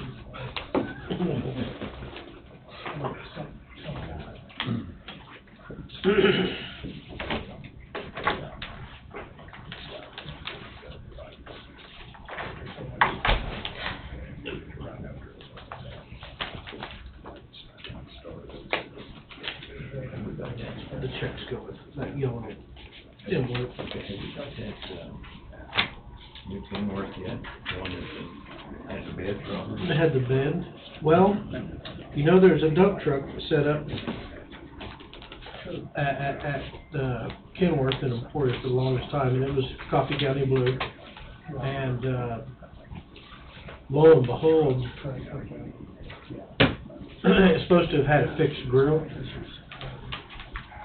The front grill was supposed to be fixed when you raised the hood. Well, lo and behold, the front grill was not fixed when you raised the hood. It went with the hood. So they had to go in and do some work to either remove the grill or to put something that was fixed. And I said, maybe I missed it, didn't I? Initially, but I didn't get it. I don't believe the truck is still sitting at Kenworth. So I think, yes. I think what last Jeff had said was that he had that, which had something to do with the blade attachment, wasn't it? They had to do some work with it. Well, that was the hood. That was the hood. Okay. I believe. That was because of the, okay. Yeah. Which, that makes sense. Yeah. It's hard to check the oil if you can't raise a hood with the blade. Yeah. Check them all. Yeah, right?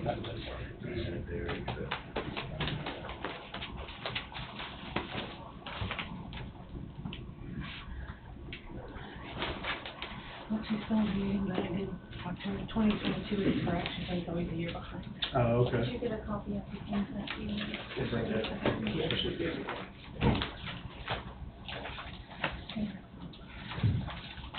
That's all stuff, your original. Okay. I'll make sure. I'll grab them before I forget them.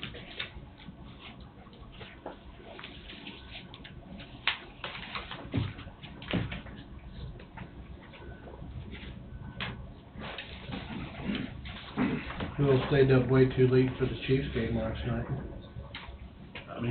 I was in bed at 8. I was in bed at the fourth quarter, but I was watching it. And I stayed clear to the end.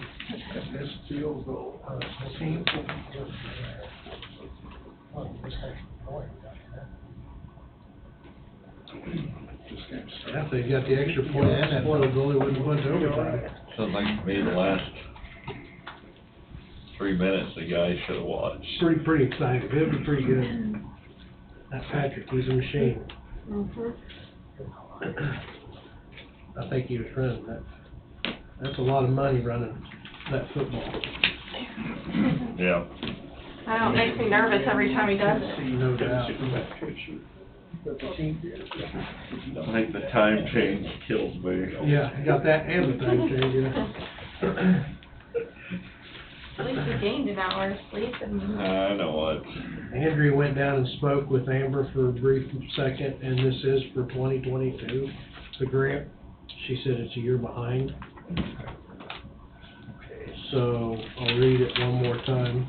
It's always that way, I believe is what she said.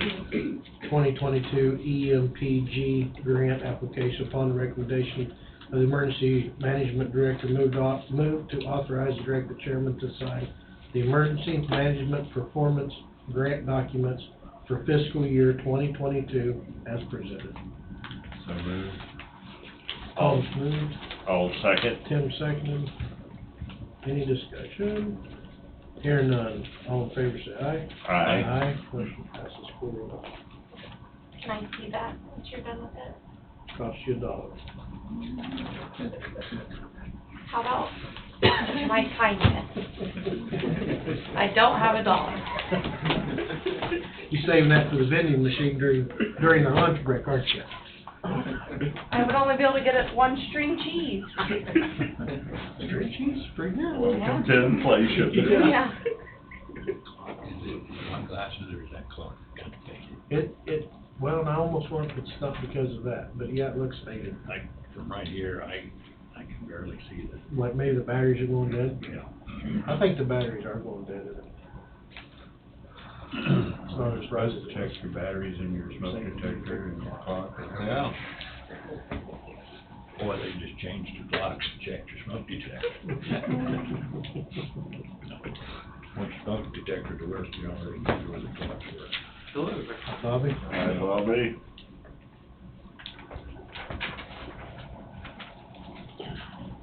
We're at 11 o'clock, right? Yep, waiting for 11, because it's gotta be right on time for public hearing and end. And we will recess this Board of Commission. I know. It's a hearing, right? Yes, sir. Yes, we have to, you should have some information for us. Yes, sir. Going into it and all that. Yep. Spelled out in black and white. Yes, sir. All small words, nothing, no legal jargon. Put it in redneck, please.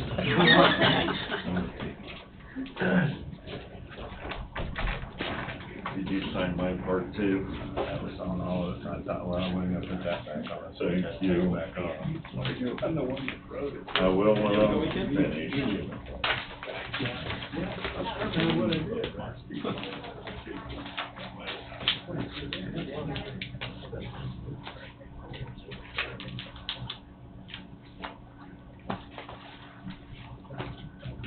Let's see if you can find out more information about Swan. See if he's still. If he is, maybe get something. Do what? Get well card or something. Which That'd be great. Just anybody down there, did you guys? maybe during. Yeah. Oh, yeah. Real, not girls. Yeah. We have. Yeah. Might get something. You heard, you were Get my sign. I just didn't hear it. I hope they keep. I can't hear real well. That's scary. That liver makes you sick.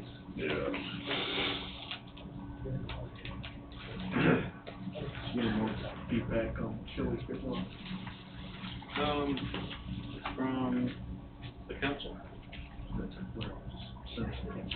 Oh, yeah, people really are supportive. A little strange, maybe sign.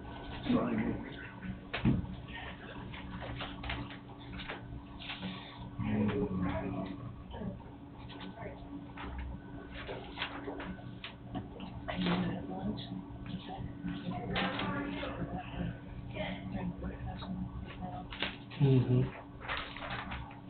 Good.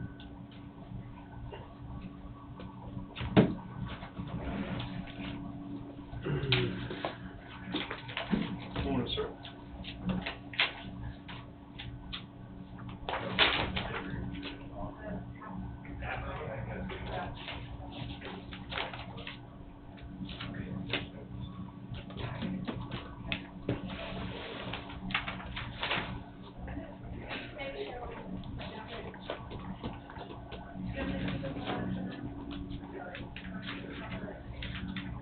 I should tell myself, I signed my daughter's birthday card, Tim Johnson.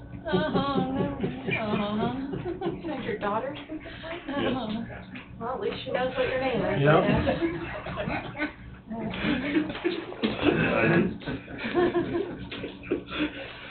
I wonder why.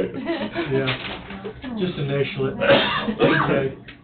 The governor announced we got that grant on the fiber to the home in Waverly and Highway 50. Well, I didn't know what specifically it was for, I couldn't remember. Well, this one's fiber to the home, which is what everybody needs. That's just for That's what she Waverly. mentioned. Yes, Just sir. for- Well, it does. Lebo's considered served.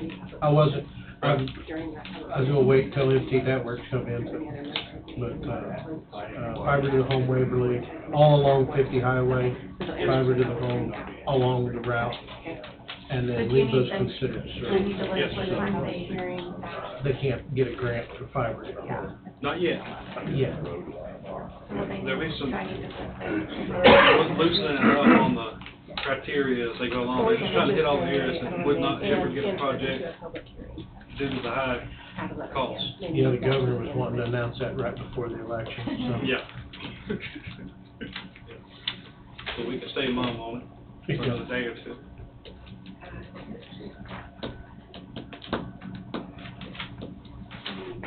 Yeah, and then they'll ask for any public comment, and then they'll put it. And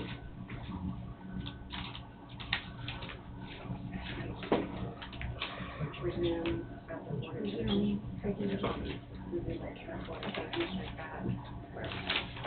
Okay. You weren't in this morning, right, see you. At the office? No, sir. Running errands. I was in early, but I left about 8 o'clock.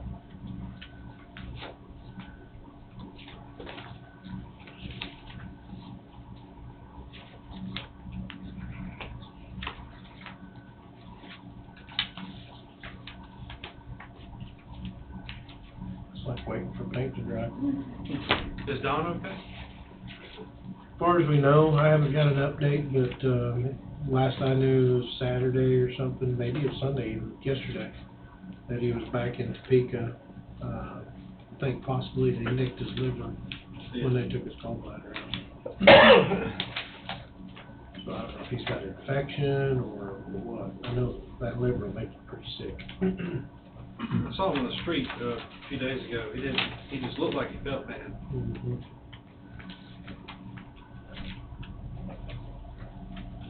Yeah, I'd like to find out more, know more anyway. going. Hoping for a speedy recovery. See, is it Topeka? I'm guessing so, yes. I'll be in Topeka later on this week. I'll make a point to stop by and see it.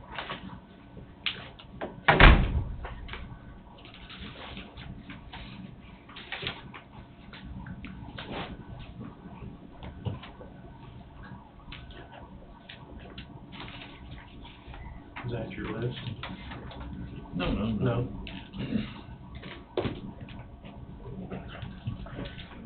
Consistent, right? Oh, You can hold on to that one. You already addressed that one. yeah. No, I was right.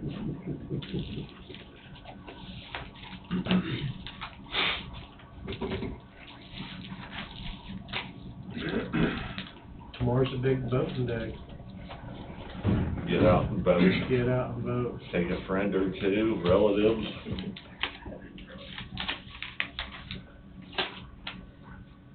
Grab a couple extra dollars. Vote smart, vote often.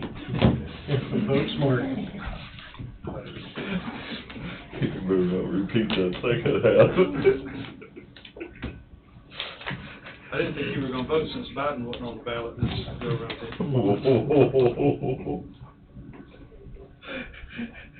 there. I already did. I got proof. You got a sticker already.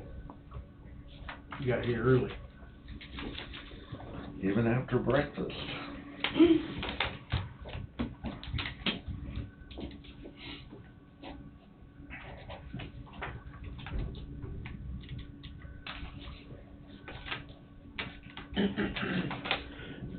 Almost figured if you voted early and then if you died before the election, your vote still counted. Exactly. But then I never do that because I always figure, well, if I die before the election, it's not gonna matter to me anyway. So That's the wrong way to think, Bob.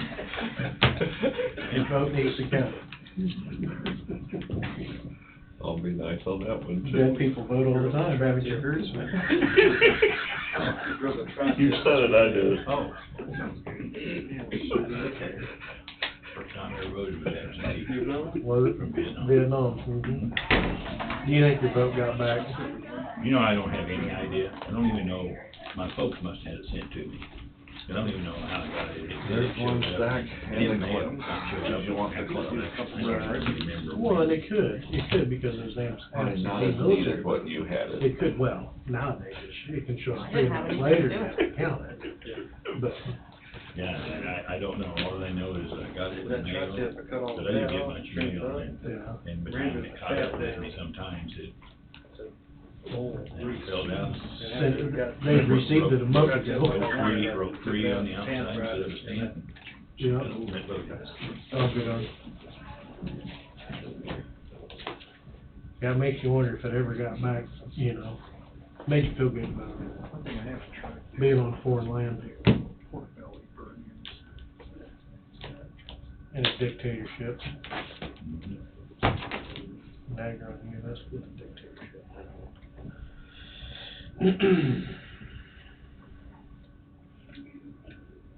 Wait, no. Slowest like 6 I minutes know. ever. Every time you watch it, it just. I've looked at the clock like 4 times and it hasn't moved. Unless you're trying to get somewhere Yeah. on time when you're watching. The clock doesn't move, it's the numbers on it. See that look? I've seen that look. I guess that look a lot. No matter where I'm at. Started to kind of hungry. Oh, it is, didn't it?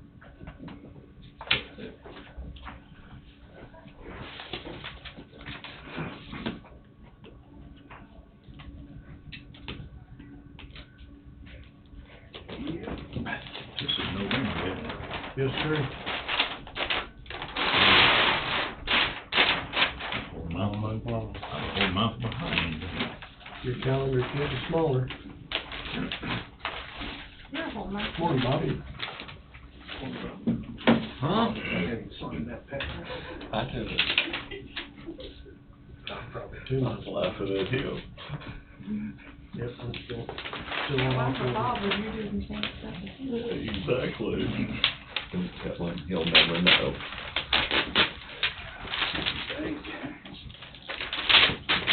See what you started?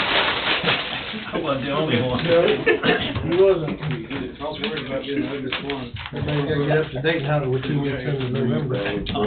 Everybody was behind. I noticed once I realized one D sounds like the wrong, like, oh, no, that's Yeah. one. Judge.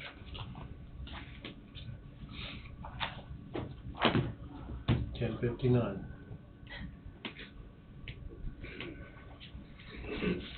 I'm never late, I'm always there when I get there. Thank.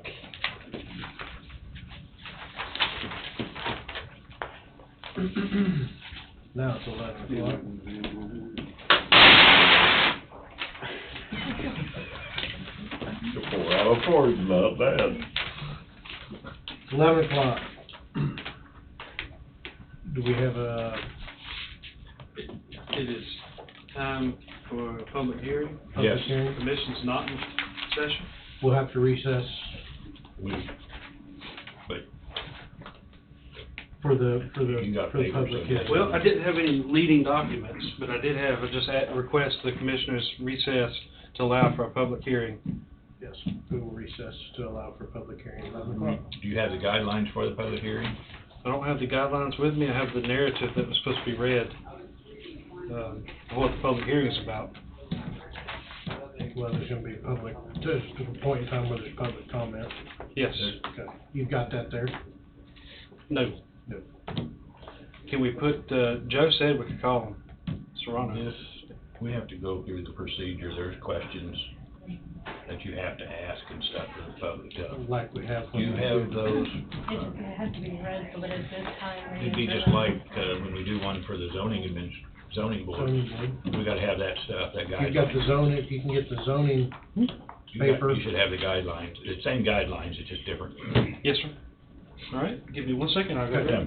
yeah, we gotta do it that way. Yes, sir. Are we still recessed, or did we go in the, do we need to make that motion to recess? Oh, But do we come back yet? Voting? no, you. We're just gonna recess as a commission for a Public hearing. public hearing. For public hearing. I'll make the motion. But I think Jesse could call that, but just, we have to have the motion, just to go into the public hearing. All right. So you're making the motion. I'll second the motion, go ahead. Bob second. Any discussion? All in favor, say aye. Aye. Motion passes. Now we're waiting again.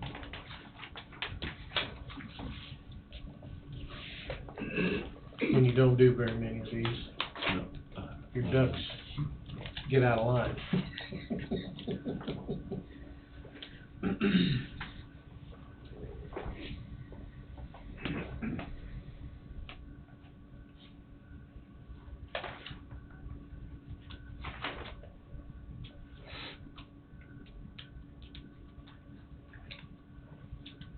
Did everybody sign in?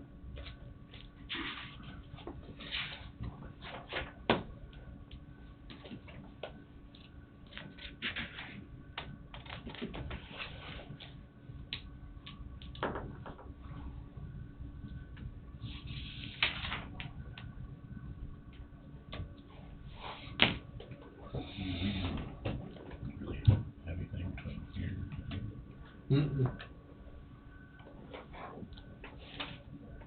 But I don't know if they can be here at that time. Heavy and Rick Hall and Nancy. Good. If they- Move those up at 1 o'clock. They could, If he's in town. If they're in town, yeah. just ask them.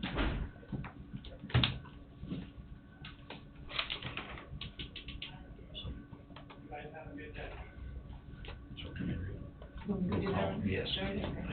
Just move it to the 1 o'clock.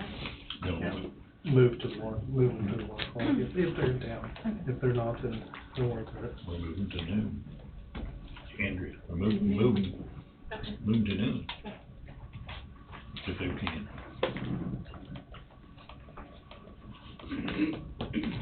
You might get hangry. Well, I'm gonna see in the paperwork, it looks like a pretty big deal. Mm-hmm.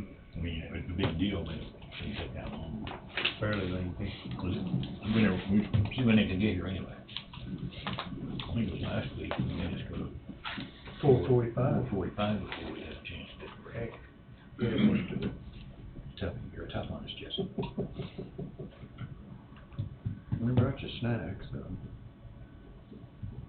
Who makes this pack car engine? Is it Packard. pack car themselves? Kenworth, Peterbilt. They make They've it? got a plant in Georgia. Manufacturer, I went down to see their engine plant. Took a tour through. They use the same one, and both of them built in. Peterbilt and Kenworth. Yes. It's a European company, is basically what it is. I've heard of them.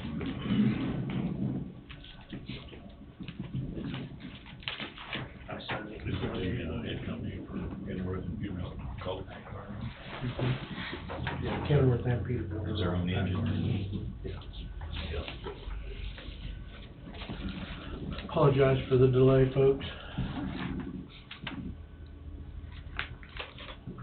Nothing's ever Procedures have to be followed. procedures.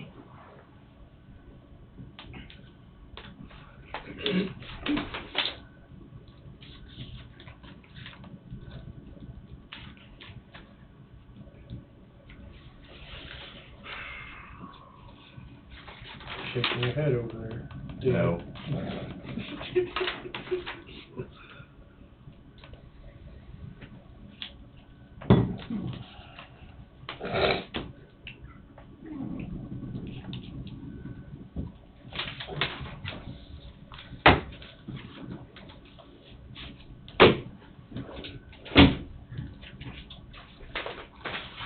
I think there's something in this book.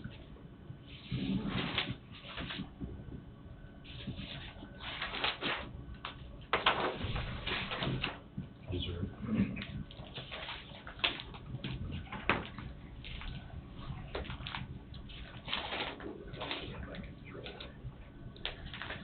Got a cheat sheet on motions, but I don't have, Usually, the problem with it is, how you always give it to us and give it back. mm-hmm.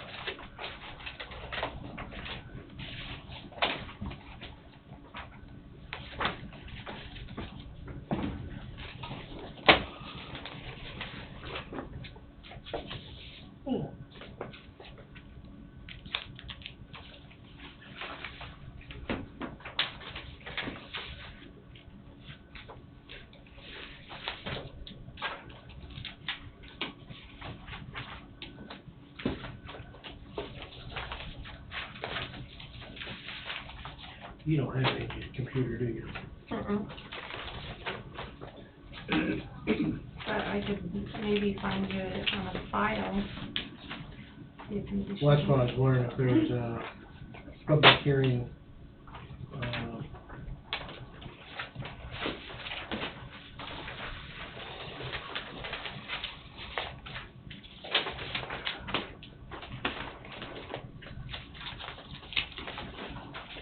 going through all my old papers.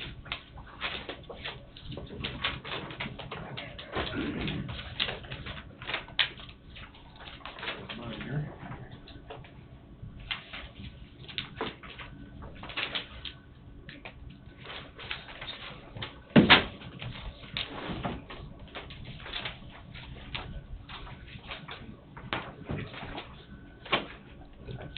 See, the last time Heidi come up, she didn't have that.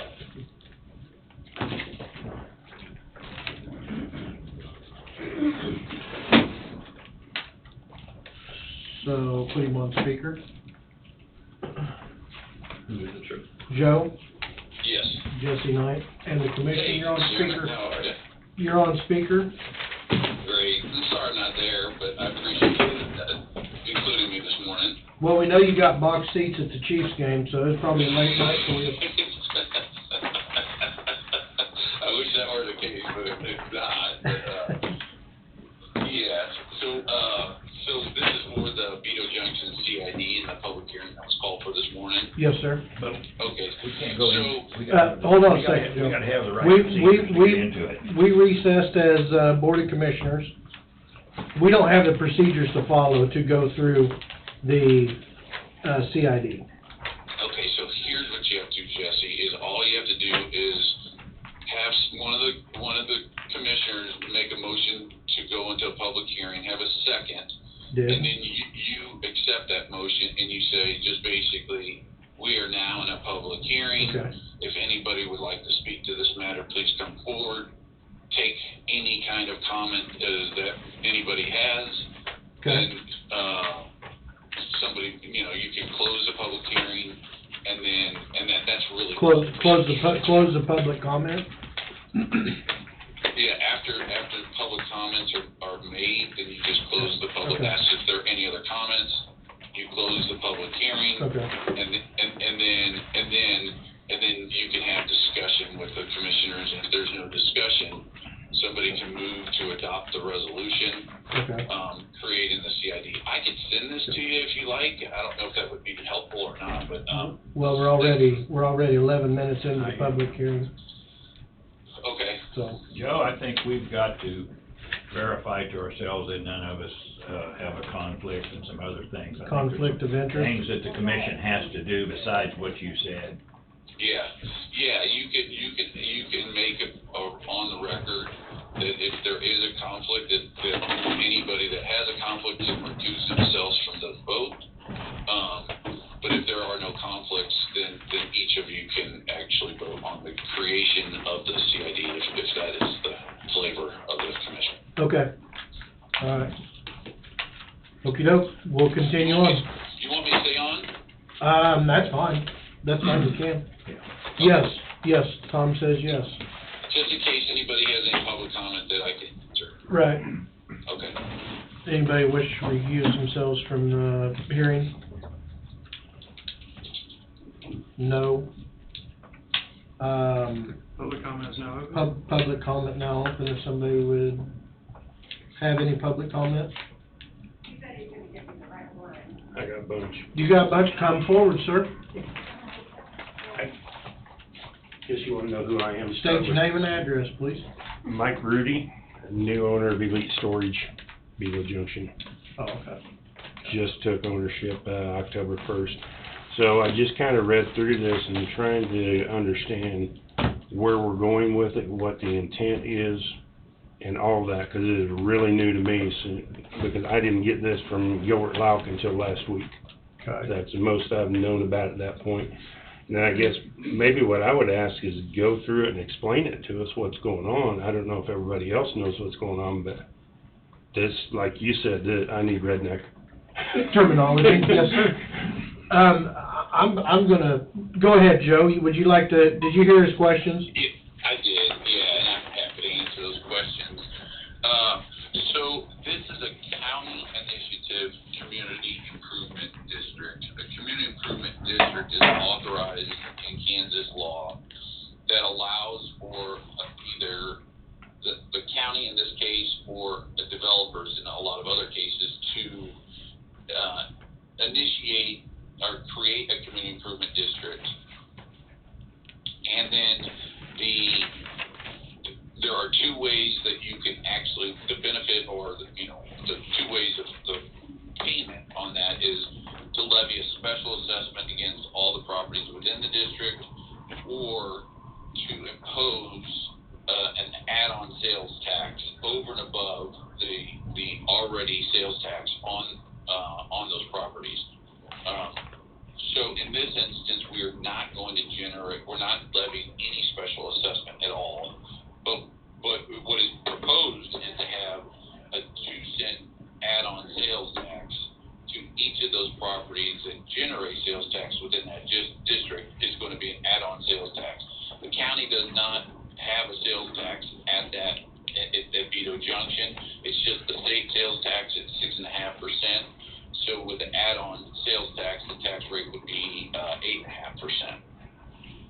So there what was- happens is the monies will be, you know, collected over a period of time.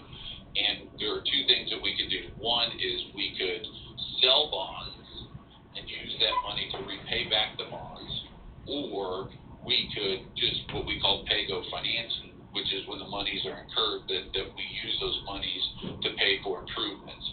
The proposed improvements are to have infrastructure put in there for the benefit of the property within the district and property contiguous with the district in order to spur or enhance or entice development in and around Vito Junction.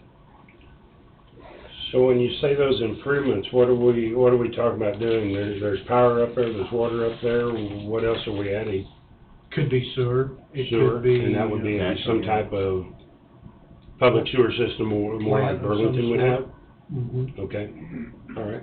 And Is also, there's no natural gas up there, I believe that's an item too, on the radar, so to speak, Okay. if I remember correctly. I saw something in here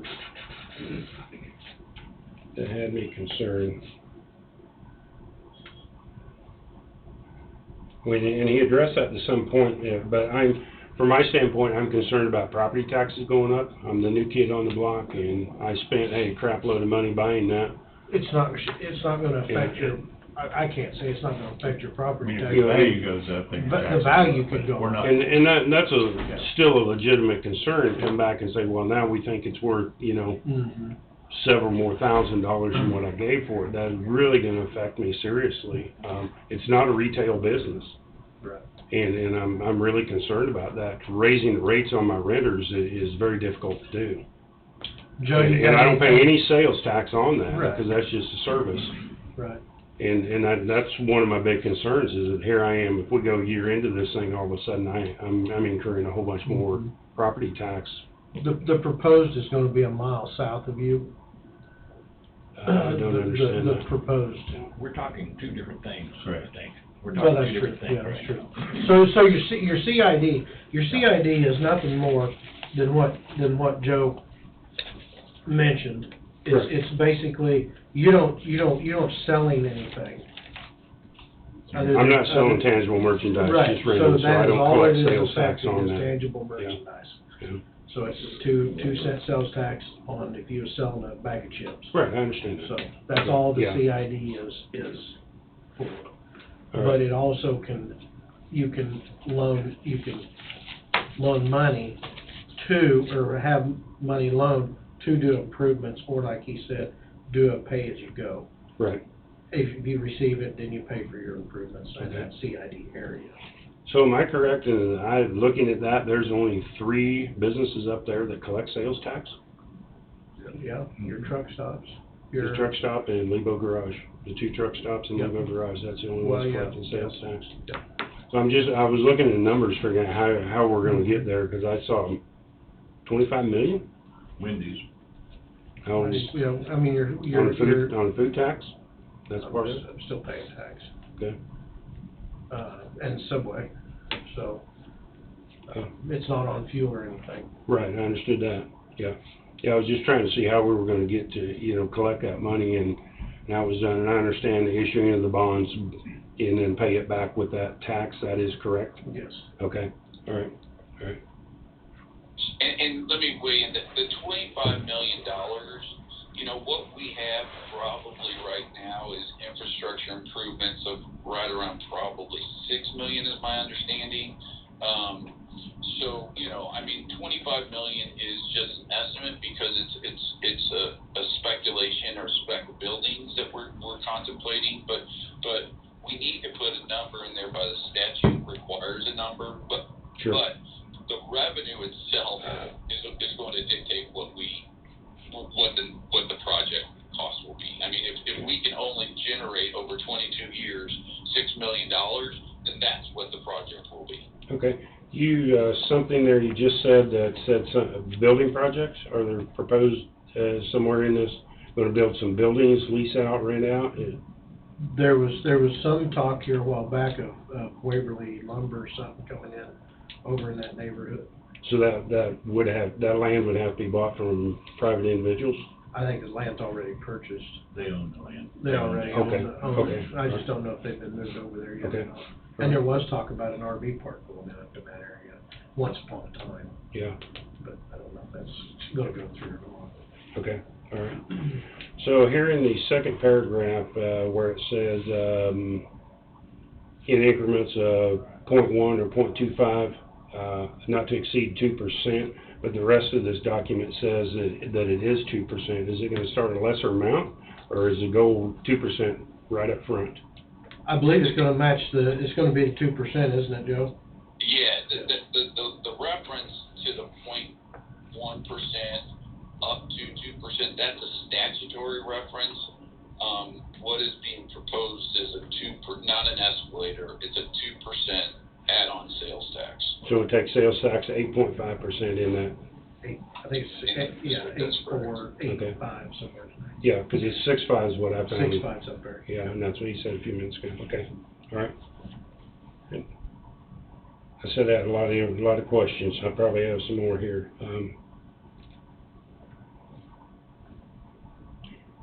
And I want to be sure I'm clear on this. The sales tax for the SID is only collected by those businesses within the SID. Not going to extend to the county in any way, the rest of the county? That is correct. Okay, all right. And we've already addressed, like I say, again, like a real big concern is the property taxes. And I can see as other stuff comes in, then that's gonna lift my mileage. Just this whole housing market in the last year has skewed property taxes. Everybody knows that. And the interest rate's gonna cause it to go back down. Yeah. Yeah, you can only hope. I'm not accustomed to my property taxes ever going down. I don't know about the rest of you. Right. Okay. But that development could happen whether we do this or not. Explain that. The 2% sales tax on that that property could develop anyway. Sure. Whether we were charging the 2% off of these business or not. Okay, okay. I mean, No, I understand that, yeah. Yeah, this is a way to fund other things. Any other ideas on what other businesses we're trying to get there? the lumber company would be great because that would be paying me more sales tax. I would think you would want retail businesses to come in there to help fund this thing. A lot of people want build site ready. You know, they want the infrastructure 100% there before they're gonna say come in. So your sewer, your natural gas or your gas, whatever it may be, you wanna make sure all that's in place before anybody's gonna come. Or even getting grants from the state, shovel ready. You gotta be ready to build. And those would be like any other service provided brought to the property line. We would be, as business owners, responsible for connecting the balance of that. Joe? So say that again, with the property. As that infrastructure was brought in, natural gas, sewers, I'm assuming there would be some type of lagoon up there added. Those would be brought to property lines. If I decided to put bathrooms at my building, then I would be responsible for my side of the property line? That's correct. Okay. That's correct. Okay, all right. And real fast, I want to address the property tax concern. You know, like I mentioned, we could, there is authority in statute to have a special assessment, which effectively is an add-on property tax. We're not doing that. So the market conditions could enhance the value of the property, but that's what we generally think of as equity for property owners that typically they want. But inherently there could be increased value, which would then presumably increase the property taxes, but we're not adding on any additional property taxes. Okay, I understand that. Okay.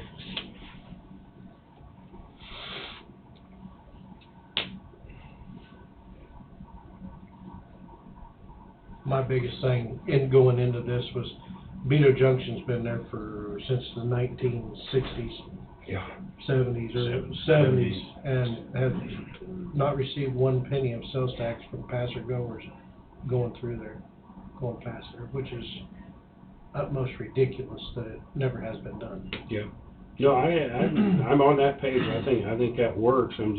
looking at numbers and seeing, you know, I like the pay-as-you-go thing. Mhm. That appeals to me more as a business owner. That's the way I operate mine. I don't like to spend money I don't have. Yeah. You know, But you know, as a business owner. our federal government likes to borrow it and give it away, which is not cool, but. That's for a later time. I'll leave that alone. Okay.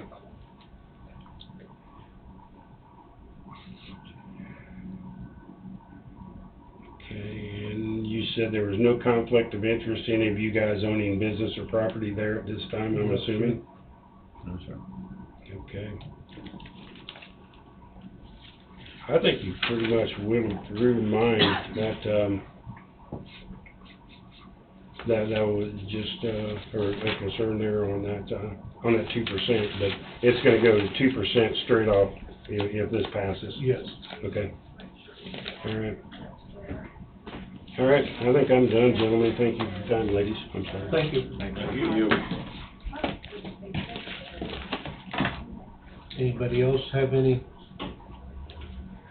questions or concerns? Dave Booth here. I'm located at 1320 Old Highway 50, outside the CID area. I just wanted a little more information about how it's administered. Is the county administering it and the changes? You know, more people come in, you guys have to make changes, or is it being done by the representative property owners within the CID, as far as a board type thing? How is that gonna be administered? If you don't mind. Go ahead, Joe. Sure, so the administration is really just an additional tax. And so it's really administered by Kansas Department of Revenue. And so how they handle it is they get the address points, and then, or we provide the address points to the Department of Revenue, and then they and their software add on that additional tax, so that it's pretty seamless for the county and property owners. I mean, the property owners that are generating sales tax. It goes into the system, and then the monies that are collected and remitted to the state to the Department of Revenue, then the state takes that 2-cent sales tax and gives it to the county in a special allocation fund.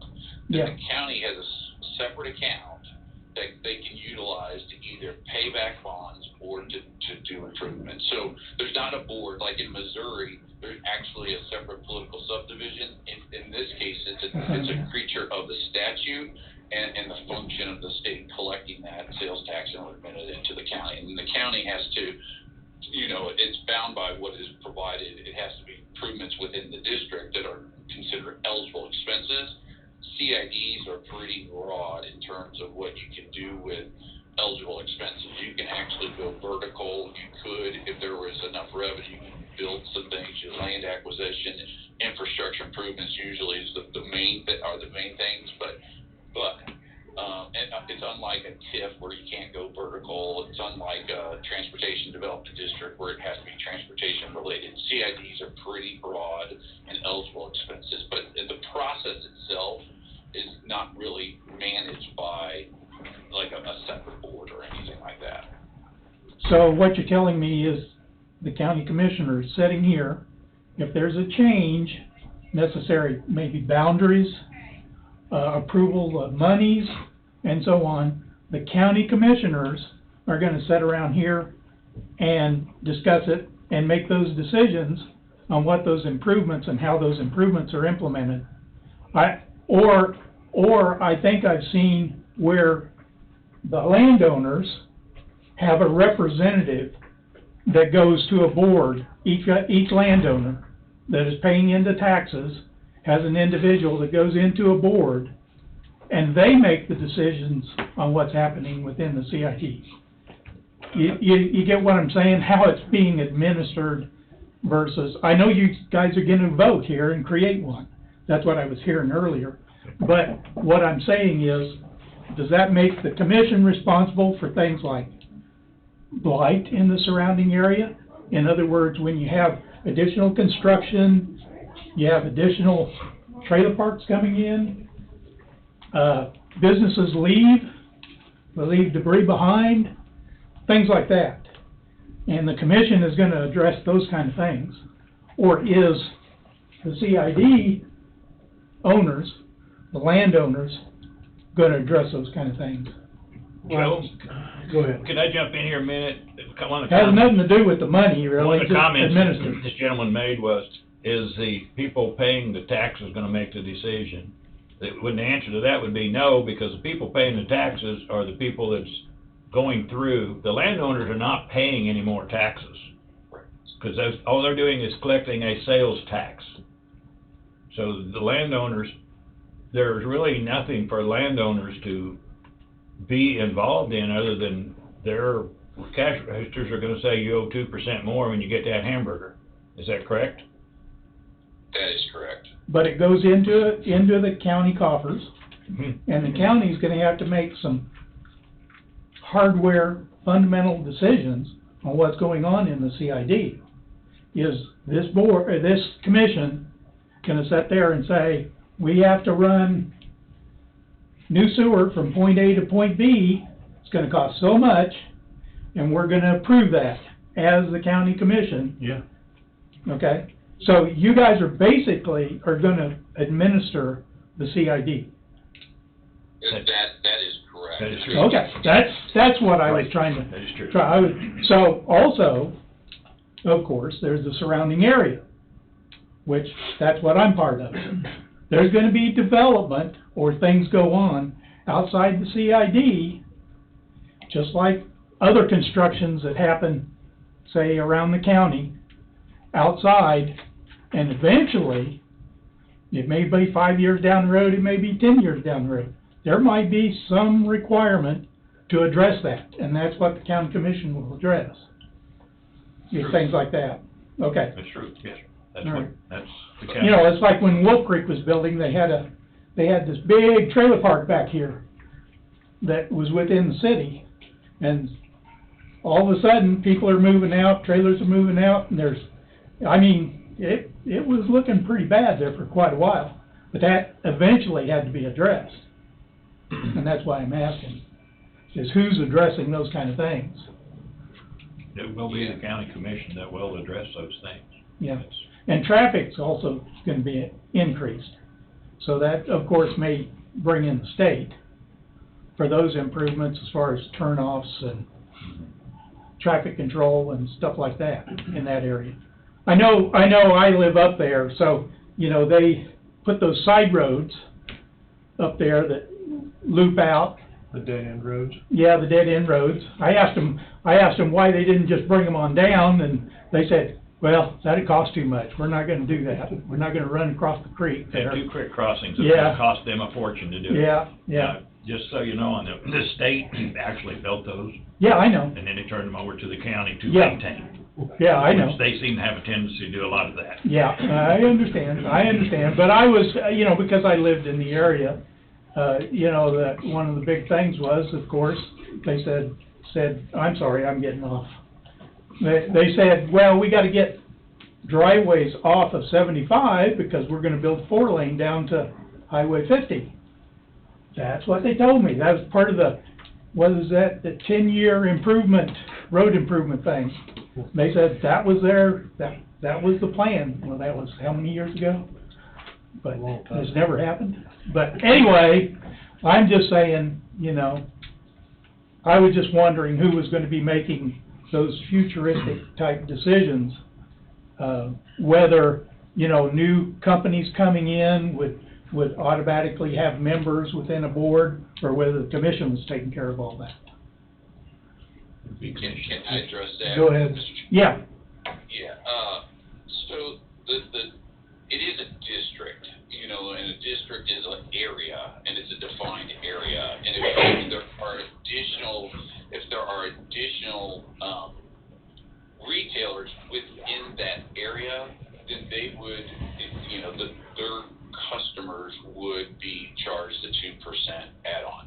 Right. If we want to do development outside the area, we would have to expand the community improvement district, and then we'd have to go through the process of obtaining statutorily required 55% of the land area and 55% of the assessed value, similar to what we have in this instance. So we would just have to recalculate that 55%, the 55 and 55 ratios, if we ever wanted to expand the community improvement district. Right, and One other thing I wanted to mention is there was a mention of blight.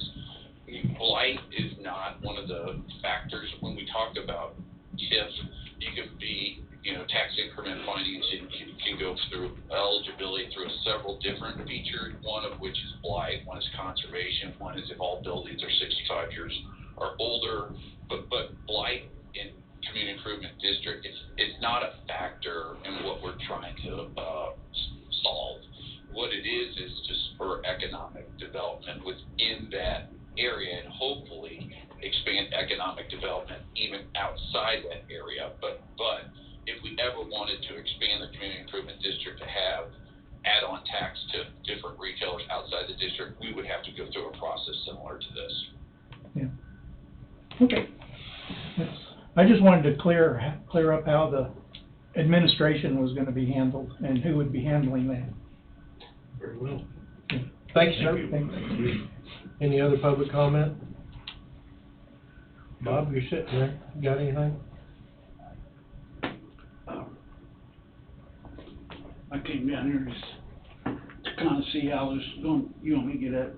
Sure you can. Yeah. Sure. State your name, your records, please.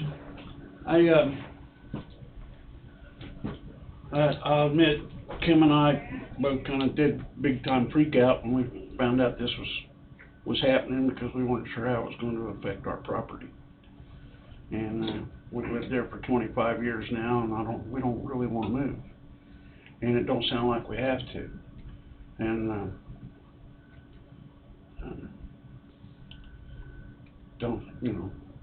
it's heard something about roads and let's don't put an exit in front of my house. But anyway. Very well. I am, like you said, Beto's been there since the 70s. There's been several things that have moved in there since we moved there that have brightened up the night sky over to the east of us. I don't know how. Do I understand it right that the line is the property that this is going on there in my section is already commercial property, isn't it? The CID? The CID is your commercial properties over at Beto Junction. Yeah. That's the CID. Yeah. So it's not going to affect your property any at all. In fact, it's going to be a half mile away. Yeah. Yeah. So and if you was in it, the only way you'd be affected is if you're just selling merchandise and charging tax. That would be the only way it would affect any individual. So it's just a tax. It's just a sales tax. All it is. Everybody driving past Beto Junction wants to stop in and buy a soda pop. It's going to cost them more. I've got no problem with it. I hope it works. Thank you, sir. Thank you. Nobody has any. Yep. Couple follow-up questions. Come on up. Got a couple more questions from the first gentleman. Okay. Is there a reason, and I think that's Four Rivers Electric, that they weren't included in the SID? Question was, Four Rivers, why was they not, entered into the CID? It is their building, isn't it? Mm-hmm. Is Bobby there? Yes. Is Bobby in the? Yes. Bobby, maybe you can address that. Absolutely, because that building is essentially never gonna have any commercial application other than exactly what it is. I mean, if for instance, that hotel, that's there, that could be something in the future that would have, a retail capacity where it might be taken down and Cracker Barrel be put there, who knows? But in the instance of Four Rivers and their property, you know, because they're a utility company, other than something pretty drastic happening, that building will probably always be exactly what it is now. I would think so too, because it's pretty new. Yes, sir. And they moved all of it and consolidated it from the other buildings, so it makes sense. Okay. All right. They do sell things out of there. I mean, you know, if they're installing meters, if they're, you know, they bring in equipment, that's stored there. Their trucks are there, you know, I'm just trying to say that. I don't think it would ever be to a retail situation. Not a retail situation. But not a retail. Yeah. This is all retail. Retail will be sales tax collection on, okay. Any idea how much, what the dollar amount is that is collected sales tax on now? Right now, everything is estimated. Is that right, Joe? That is correct? Everything's been estimated, and we haven't been able to see anything. We won't really know anything until, what, about the 10th of January? Yeah, that's correct. And we've been working with the Department of Revenue to make certain we get certainty with respect to the potential revenue that would be generated based on historical data. That's what I like to know. Not even a clue what's going on there. 10 million collected a year, 20 million, you just don't know yet. No. It'd be nice to know that, what that 2% is gonna equate to. You know, just for instance, and this is kind of off the wall a little bit, but for instance, Casey's Levo, when it was downtown, gross sales was $3,000 to $8,000 a day. Mm-hmm. Now they're $40,000 to $80,000, $50,000 to $80,000 out by the interstate. That's a gross though, and That's we're not gonna tax fuel. Right, that's gross sales. So I mean, So we need to know what's coming out of the store. Exactly, and that's something Inside sales. Inside sales. That's what everything is just estimated, and you can't until you know, you don't. But there will be a number on that, so you'll have. There will to be a look number for it. eventually Okay. that'll show Yeah, I up. was just hoping maybe you knew that now. Alrighty. So in all that, as you collect the money and we want to do improvements in there, there will be money provided for those new businesses wanting to come in somehow. As an Low incentive? interest loan or tax abatements. What else? Of course, tax abatement I don't think would have anything to do with this. But as far as I mean, how is, I think he's kind of alluding to how's that money going to be doled out? You know, given out, say, I come to you and I say, hey, I'd like to put up a new building. What kind of interest rate loan can you get me? Or Joe, that money cannot be used as low interest loans. It's got to be put back into the CID area for infrastructure. Is that correctly? Yeah, I mean, you can do vertical, but it's not contemplated to do vertical construction with the revenues that are generated within the community improvement district. Notwithstanding, if a new development comes in and they do want property tax abatement, then the county could issue industrial revenue bonds and grant a property tax abatement. Again, none of this is contemplated at this point. It's really, if you will, a fund to try to get infrastructure to make it, to entice development in and around Vito Junction. But it's not contemplated that we're going to give a low interest loan to any particular landowner. okay, makes it much more clear. Thank you. So get the infrastructure built and, like they said, build it and they will. Build it, they will come. They will come. Okay. Cool. I mean, realistically, you're not going to get any state stuff unless you've got to show. You got to have stuff in order. You got to stuff sitting there, you know, looking at for you. I mean, they're booming left and right. You know, they've got properties that are ready to go. You know, and so they're gobbling up a lot of the stuff. So Okay. we've got to get properties ready to go. Yeah, it makes a lot of sense. All right. Thank you, gentlemen. Thank you. If there's not any more public comment, we'll close public comment at this time. Is that correct, Joe? Yes. Okay. Yes. Can everybody hear him? Yeah. I get flipped around. It sounds better one way and not the other. So. I hear you just fine. Joe, they would re-enter session now at this point, correct? That's correct, and they can take up for consideration. I provided a resolution to you, Bobby. I don't know if you were able to print that or not. I did. I printed it out, and it is here. Do you need a number from me? Well, right here's a resolution for the green light. I would venture to say it's One up. one up, but I can confirm. 890 So we don't have to- would be the new one. Okay, we'll resume as the Board of Commission, is that correct? Motion. I'll make the motion. 890 is. Second. Tim moves, Tom seconded. Any discussion? Hearing none, all in favor say aye. Aye. Motion passes. Okay, now we're back to Board of Commission, Joe. Okay.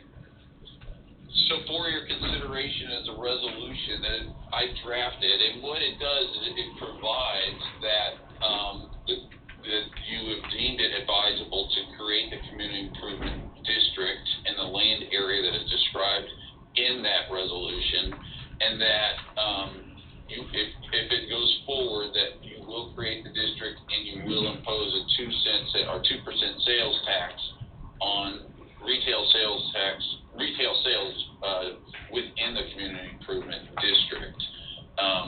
That tax will be started as soon as practical generally it'll probably take us to the beginning of April to get that tax started, because the Department of Revenue wants 90 days, and they only started on a calendar quarter. So it looks like it will probably be April 1 is the start, and that collection will go for 22 years. That's the maximally lengthened statute.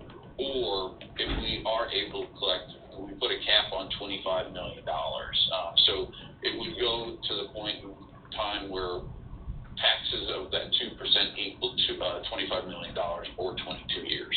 So that is the summary of the resolution for your consideration. There is one modification on the first page, which was the date on which the petition was submitted. That should be filled in as October 17th. But I'm happy to answer any questions associated with that resolution or anything surrounding the community improvement district creation. So do you have to put a cap on the date or the dollar amount, or the year or the dollar amount? You have to put it goes 22 years, so we have to put it, Okay. we have to run it 22 years. And generally, you want to put it on the dollar amount. We don't necessarily have to put it on the dollar amount. However, statutorily, there's a petition that is filed, signed by 55% of the area landowners and 55% of the assessed value. And in that petition, it has a $25 million cap. Okay. I say you're shutting it down. If you make that $25 million in 10 years, you've got 12 years that you're out. Then you go back and you get the property owners to re-execute a new petition and extend it out for that 12 years. That's the golden goose scenario. Exactly. So, okay, resolution number 890, a resolution of Coffee County, Kansas, making findings as to the nature and availability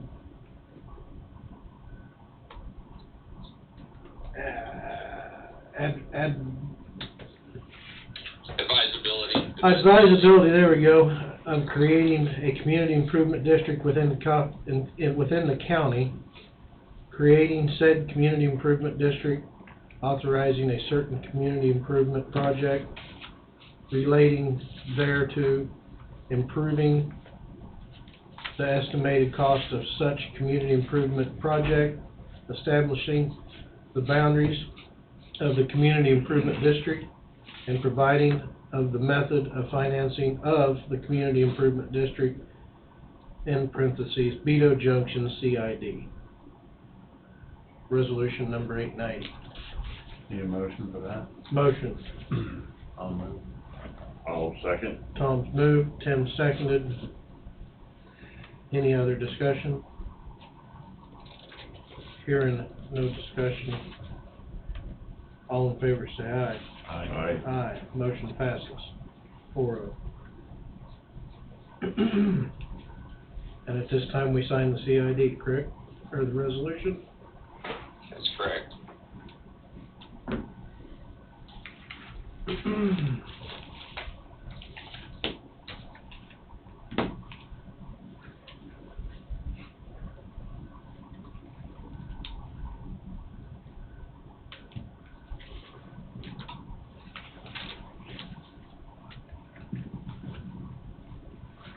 There be anything else for you, Joe? No, and I apologize, I wasn't be able to make it down there, and I think I'm going to be able to attend by phone on the 2 o'clock also, but I apologize for not being in person. I appreciate you allowing me to phone in to the meeting. Okay. Yeah, we was gonna try to move that back to 1, but we can't get a hold of them, so we'll keep it at 2 o'clock, so. Okay. We'll Well, just, I'll be all, yeah. Okay, that sounds great. okay. This is not billable hours, right? It's not billable hours, no.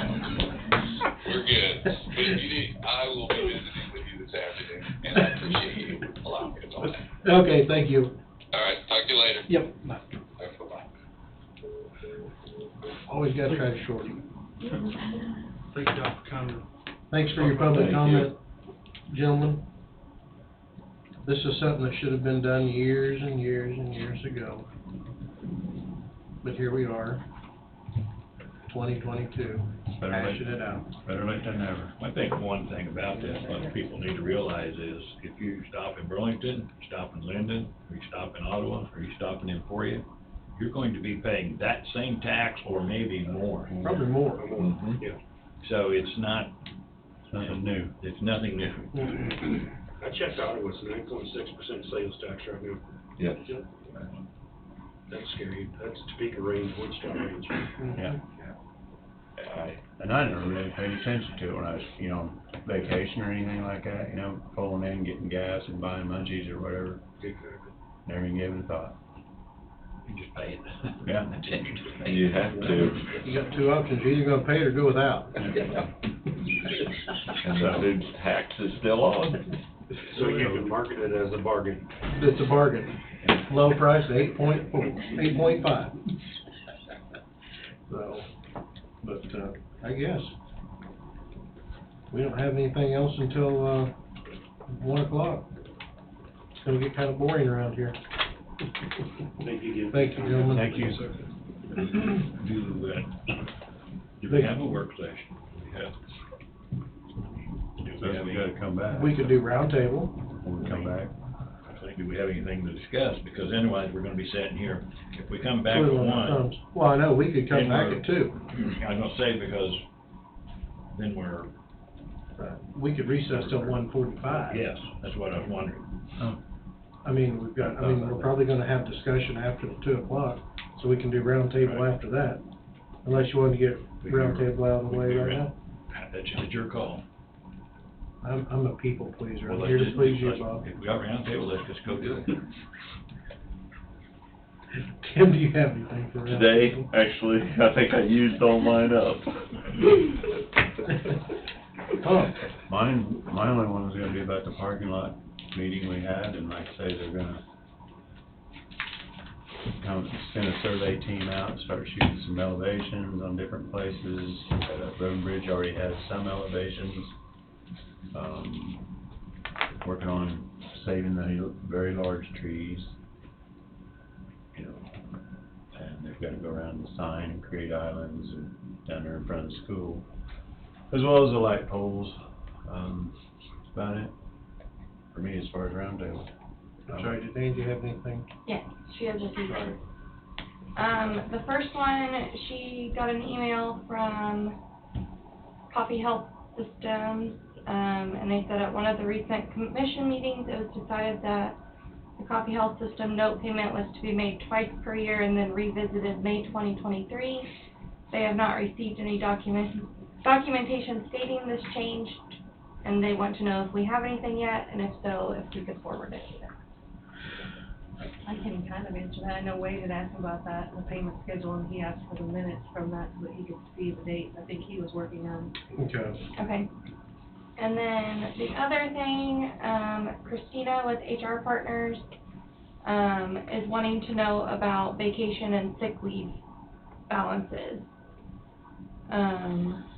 for their maximum amount. And I have copies of what it currently is. If you guys wanna look at that, she basically needs to know if you are wanting it to stay the same, or if you're wanting to change that. We already went through that. Yeah, because if we're doing short-term Short-term disability, disability. yeah, I thought we discussed it. Should've been a cap. Mhm. But did we ever decide whether it was a 10, 7, or 11, or whatever number? Well, and I think she was also waiting for the figures on how many people were above whatever you're gonna cap. Yeah, it. there was something that, And if you were gonna cap it at 720 was the figure she gave, how many people are above that and how would you pay on that off?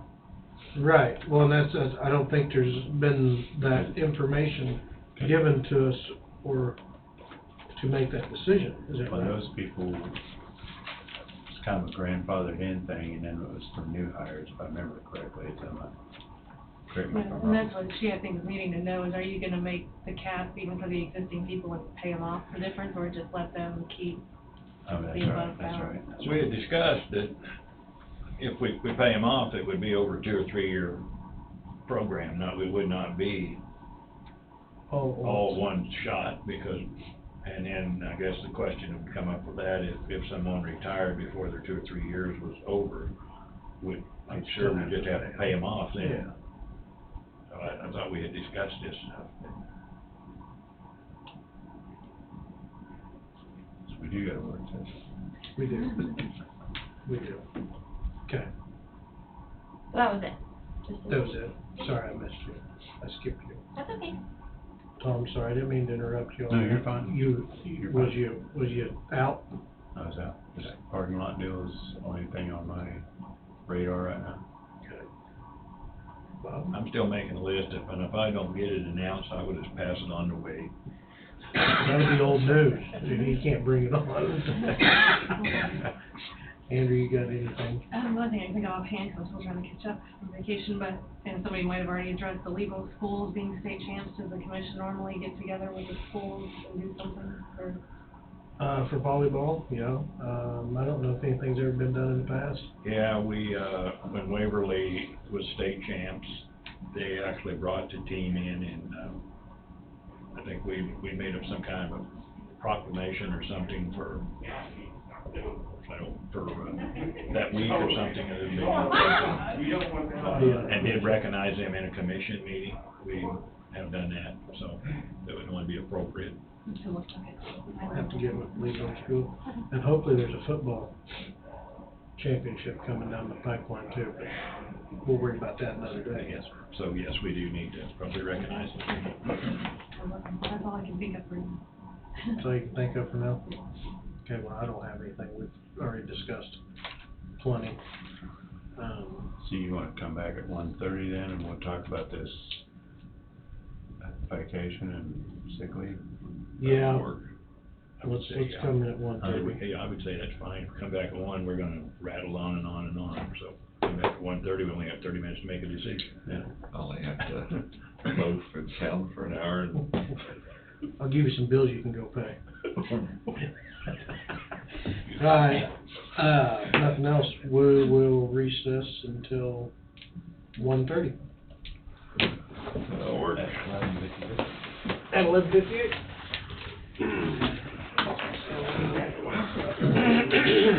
And I love two voicemails. All right, it's 1:30, we're back. For a little bit of a work session until 1 o'clock, or until 2 o'clock. So the question was, what did I do with the piece of paper? The one that. Whether or not we can put a original- limit on like the sick one- leave. Oh, limited on sick leave, yeah.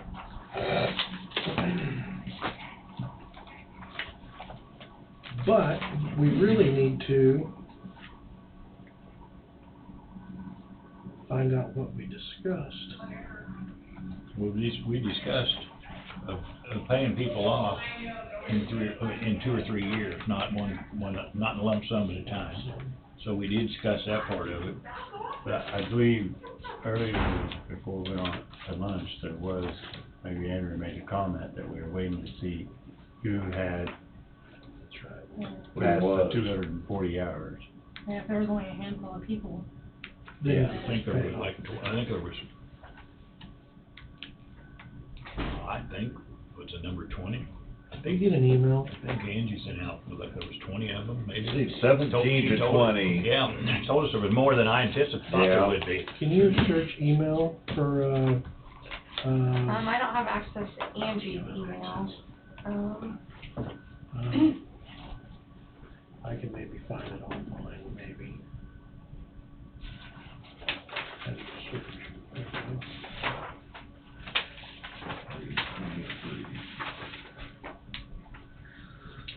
How are you, Greg? Yeah. I'm Manor. Sorry for all the details. Did you get all my long messages there? I did, yeah, thank you. Sorry I couldn't Oh, get no, them sooner. no problem.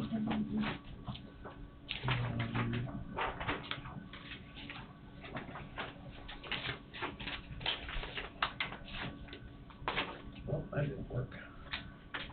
You're wanting to know how many employees had over the 240? Yes. Okay, I will text her and see if maybe she can just forward that. Well, Terry might know that. Terry may know. Terry would be the answer. Terry should be the answer, come to think of it. I should have asked her there at lunch.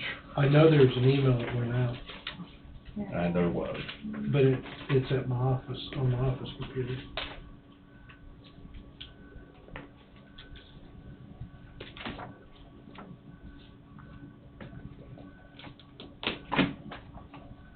Well, our questions on page 23.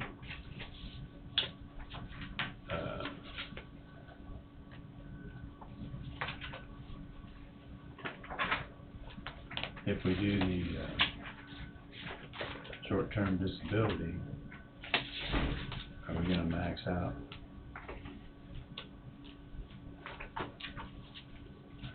Percentage of payout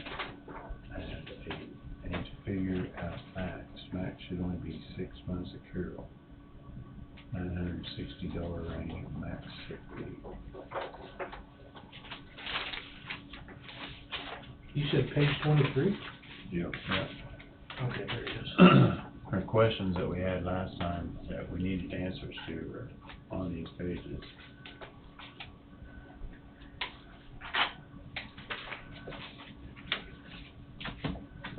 If we grandfather them in, certain employees, if so, what are their guidelines? Yeah.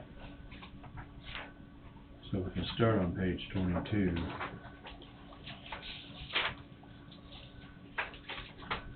We discussed in our meeting that employees do not use their vacation time will lose it at the end of the year. I don't think we wanted to do that. Say that again, Tom. Well, it was discussed when, evidently last time Christina was here, that employees who do not use their vacation time will lose it at the end of the year. That's the way mine is. But that's each year. Correct. Yeah, that's right. That should be. Okay. I'll agree with that. What about the sick leave requiring it? Is there a Okay, max? then we can check that one off. And then so,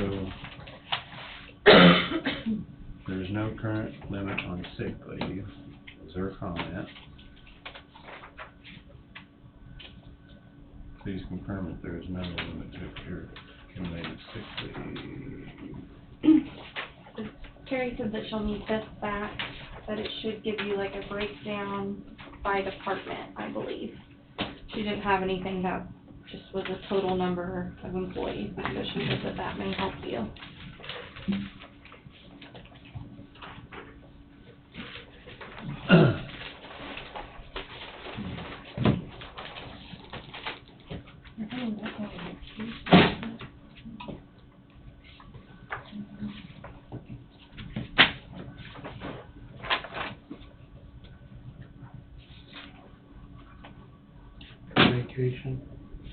Vacation hours at the end of the year.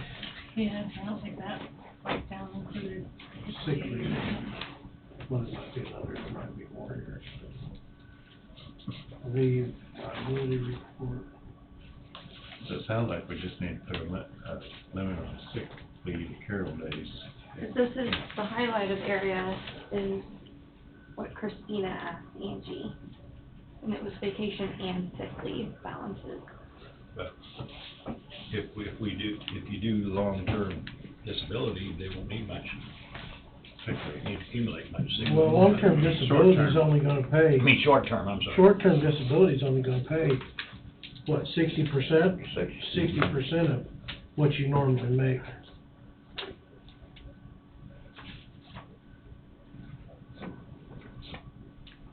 So if people wanted to make their regular paycheck, But for how long? Oh, so that you're saying that they could take 40% of their sick leave? add it to their short-term disability and get a full paycheck. Okay, how much what do you get for long-term disability? Full, 100%? No. No. No. No, I want to say it's like 70, but At what point? well, long-term disability is Social Security. Yeah, To Social be honest with Security, you. yeah. So it's not even 70%, it's whatever your, But whatever your Social here's Security the catch, though, if you are, go sick leave, you ever have so many hours, you can't let it go on forever, because if you have 2 years worth of sick leave, are we gonna let you accumulate up to 2 years of sick leave, and then you can be sick for 2 years and I don't still think be you a got a county? choice as an employer, Still you're be- the one letting it occur. Still be a county employee, Mhm. and you're gonna pay them for 2 years of doing this, for doing that, Sick leave, which they've already incurred that. but they incurred it at a lot less wages than Well, what they're that's getting paid. that's the nature of the beast that the county is in. But, I don't know. so what do you got there for people over 160 or whatever? There wasn't.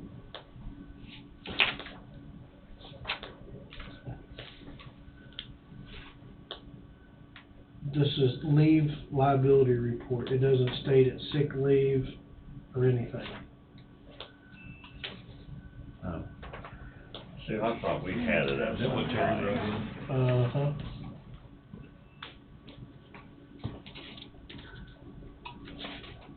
I thought we had that at one time. Well, I've seen an email on it, but like I said, it's in my office.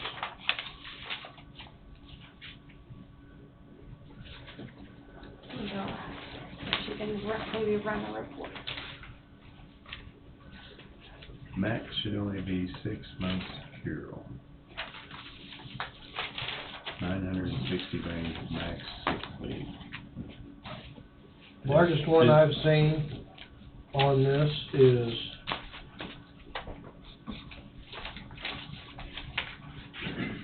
Look at, 358 hours, 360 hours. is that under department?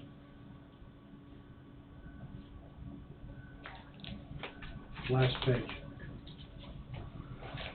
See, we're limiting to their sick leave 160 hours with this, right? No.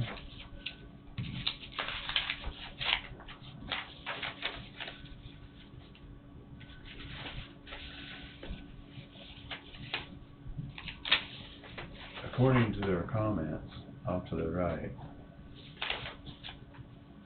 she's suggesting max should only be 6 months or 960 hours of max sick leave accrued. With that being said, you go back to what's highlighted in yellow, and that's where some of the misunderstanding is, that when somebody retired or whatever, the first 160 went into the sick leave pool, and then they only got paid half of what was left. No, it just, it didn't go into the pool, it just was gone. It was just taken out. Well, and see, the way this actually reads, when I've read it several times, Right now. it says you're gonna get paid in full for 160 hours, and cleared hours. So like that person. Well, there's one Anything over there, excess of 350 160 shall be paid at half the For accumulated pay. Mhm. So yeah, these people But it's have been to done so many different basically ways. start taking these Well, yeah, off but by I the end mean, of the year. it's always been in the policy manual, just like it said there. But Which is okay. But it has always been that way. Yeah, that's the thing, is Some like, people had this is like 160 a hours time taken here, away it's from like, them before. okay, here the following And people that's what I have mean, they over, put it in the so let them pool. know, so they have the No, opportunity. it's just gone. That's what Denise said. Well, some of them did put it in the pool because They were gonna lose it. Because they thought they were gonna lose it, Yeah. but they should have been paid for it. Yes. So,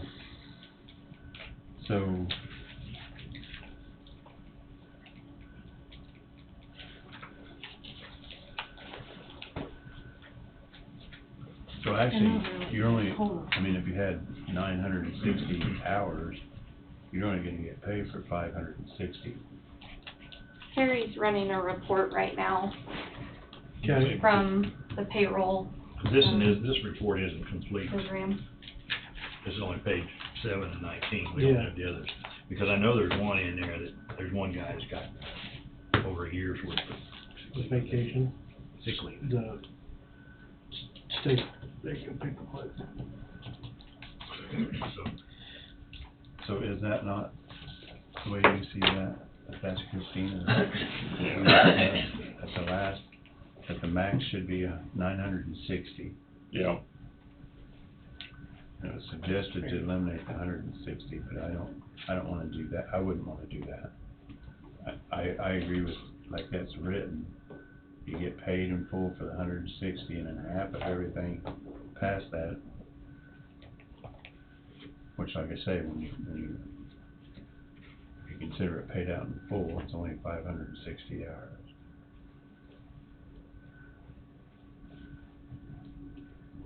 Which is a fair chunk of cash. Substantial chunk of cash. Mm-hmm. Yeah, because we had one lady, the treasurer's officer retired a few years ago and they paid her over $15,000 in just sick leave. Yeah. That'd be 120 days. Mm-hmm. I think that'd be good. That'd be the maximum that you could have. Of sick leave? Of sick leave. 960 hours. Yeah. That'd be your, 120 days. Read Christina's comment out loud one more time. If short-term disability leave, if we get short-term disability leave, share ends. So you can't share your sick leave. Mm-hmm. Just need a percentage of payout to figure out about a max. It should only be 6 months accrual, 960 range of max sick leave hours, 6 months. But again, I go back to if you pay in full for 160 hours and then half of that balance, which would be 800, you're only paying for 400 of the 960. Mm-hmm. Because they keep the 160. Mm-hmm. So, yeah. That's part of what they keep, the 160, which they would get full pay for. So then we gotta grandfather in everybody or buy them out. So there's that's our final question. Is that correct? I think so.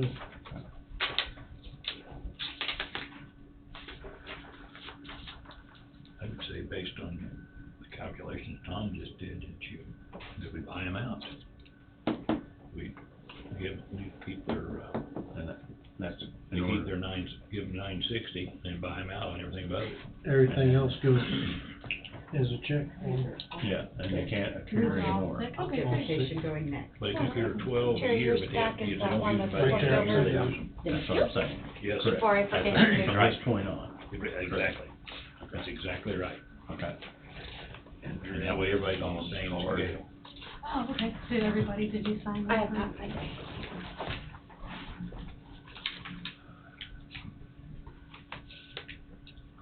Bobby, you wanna sign Don and me? Oh, yeah. Card? I do.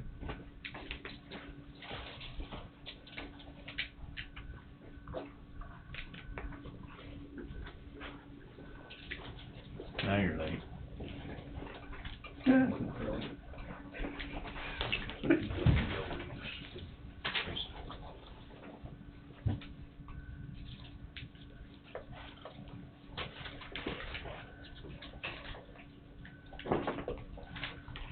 $18.25 was the largest one. Wow. Mm. Is that Bill?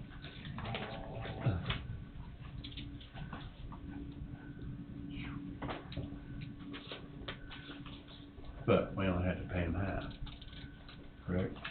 As it is now, yeah, everything. Mm-hmm. Everything over is 960, we only had to pay them half. Right. I got the value. you wanna see the value.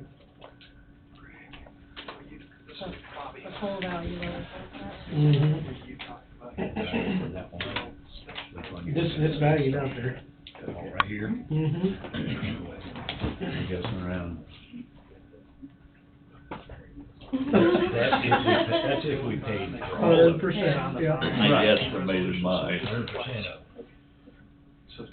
But right now, everything over 160, we only get paid at half.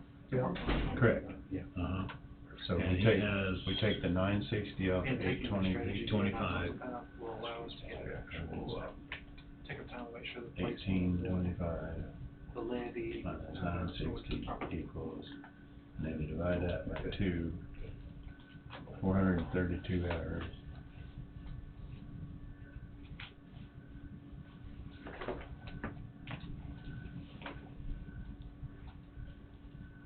Around that. Takes it down to 10-1. Mm-hmm. 10% of it, Yeah. Give or take. give or take a little bit. Yeah.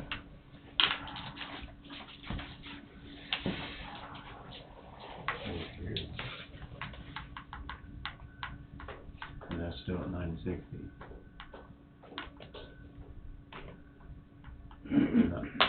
We're talking about buying everybody out over 960. Over 960, oh, yeah, that's right. Is that correct? You're right. Yeah. Yes. Yeah. So then, and everybody starts over again and get bought out, anything after that. No, that would. Eliminate. Eliminate. So what, so be it. I mean, that's gotta be fair across the board. She's threatened to sue us before anyway. No, I just, Fresh off the press. just too many numbers for my little head. Yeah, you want me to bring my 10 key in? All the rest of these people are gonna lose their lives, lose all they have eventually. Because when they Bob, leave, they get nothing. Are you talking about those that have to get some wiped out at the beginning of the year? Is that what I heard? Well, we haven't determined that yet. Okay, I would say, do you want that part of the policy that tells how many, what the breakoffs are, part-time or full-time? Do you need that? For vacations? Yeah, this is just the sick leave. Okay. No, this is for sick leave. Okay. This is just sick leave. All right. This is just sick leave. Right. And that's what these are. If you don't have 960, you really never gonna get paid for any sick leave. Very good. When you leave, when you leave, it's done. Well, hello, Wade. Is that correct? We were talking about We're gonna put an APB out for you. I've been sitting in my office. You're over 960. Now, you don't like us no more? You We don't want to only stay over got a here? handful. Or like us any less? But, it comes back to the, I'm always available for you. if they've already got it now and their grandfathered in, you can't take that away from them. No, we're not taking anything away from them. We're gonna give them the max, when we get this started, they're gonna get the max. Correct? Correct. Yeah. That's the way I understand. That's the way I would interpret it.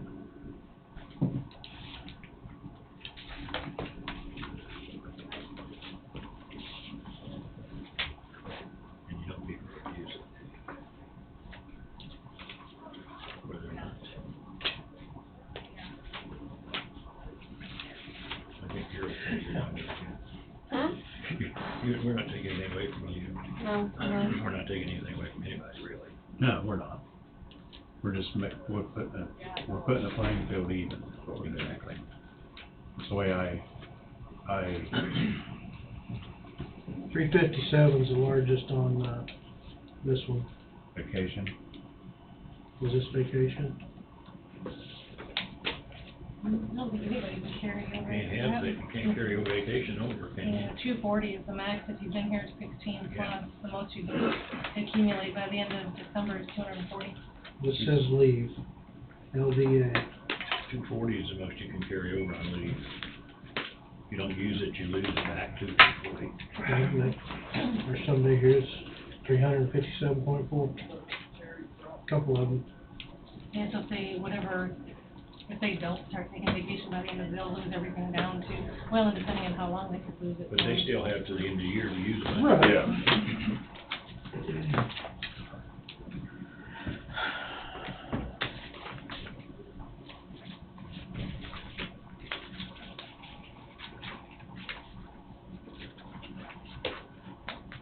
Yeah, there was like 3 or 4, I mean, I didn't keep tabs, but it's not, A large number. as long as this is all sick leave, then,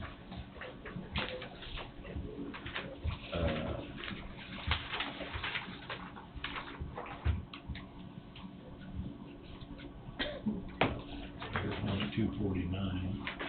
But they still have a month to use it.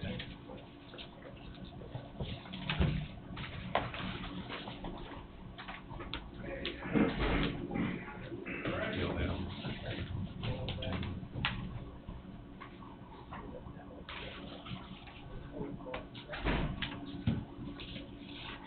Three.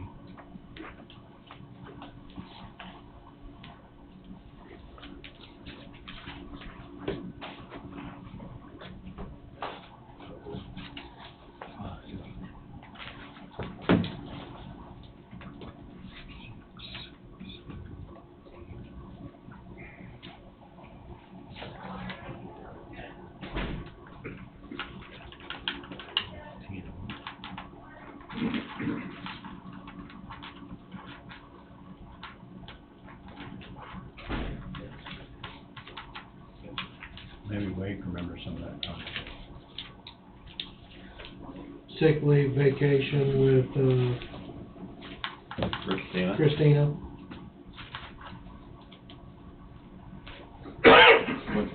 What about it? Do you remember the discussion we had with her? We've got the new book with the changes made, but she's got stuff we need to hammer out. I thought we hammered it out when we was here that day, working on it. Please confirm, is there no limit to accumulating of sick leave? If there is no current limit on sick leave.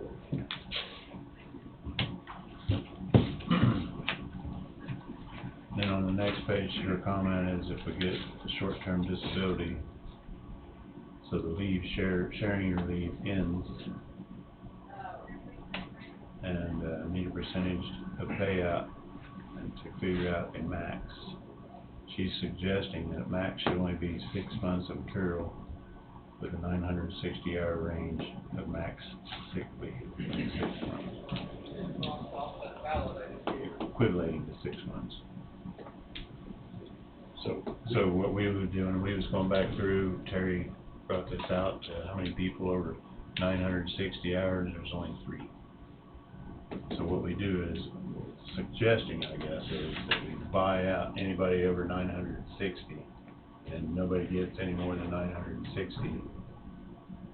And then when they do depart employment, they get paid in full for the first 160 and half of their balance, is the way this reads in the policy now. That was that in front of me, or was it? That would simplify taking anything away from anybody. Page 23. We're paying anybody above the 960, we're paying them for that time, and then we're holding it at the 960. Correct. Well, we gotta pay them half of everything over 960. When they leave, If you go by this policy manual, is that correct? What's the dollar per hour range you're gonna pay them for anything over 960? Well, they're making now, whatever they're making now, which is, believe me, some of them are a lot less than what they're making now. And there's only 10 that are over the maximum on the vacation, but they still have a month, 2 months to use it before the end of the year, so. Some of them are like only 2 or 3 hours over.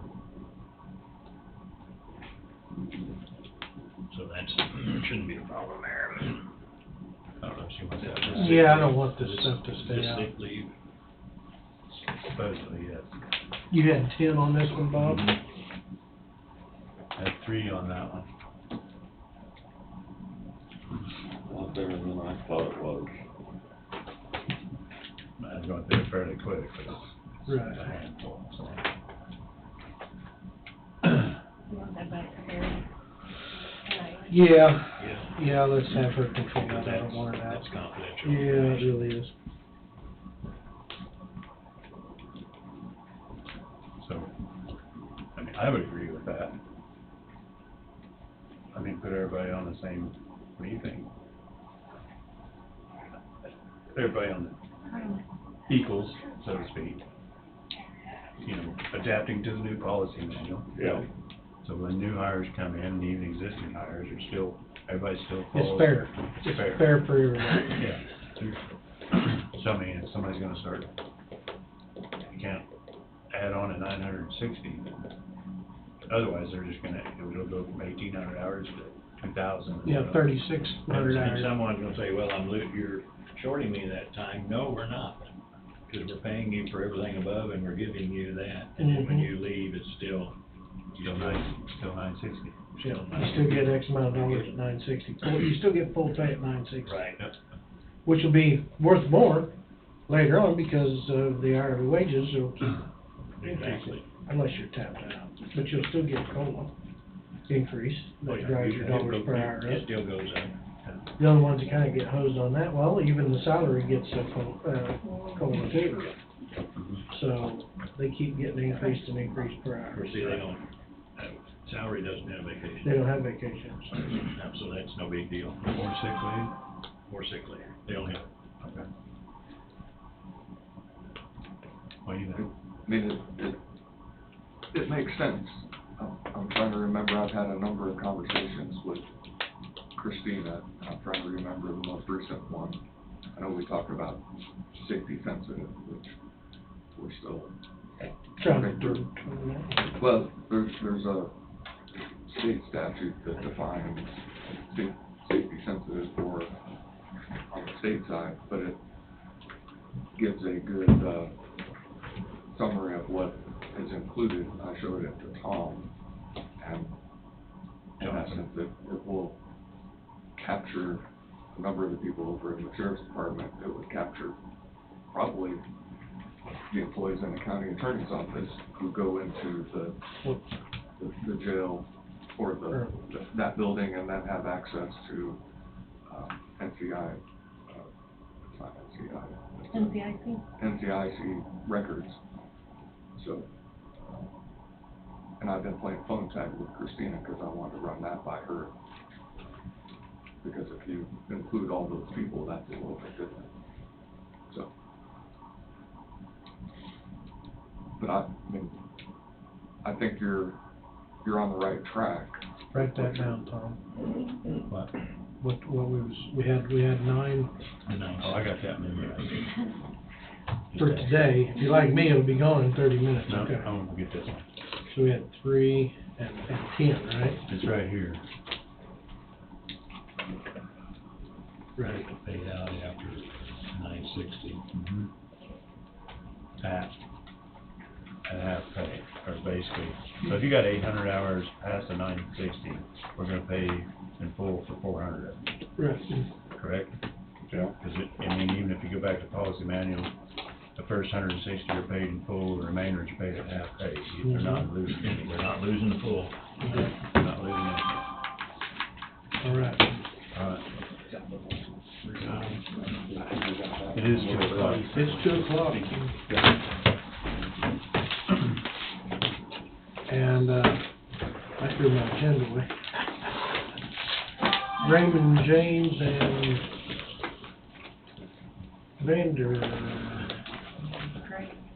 Bernberg. It's a tough last name. It is, especially for a guy that's Thank you. I'd be glad to trade. not really intelligent, because I ran for this seat. I wouldn't describe it that way. Thank you, sir. Bernberg.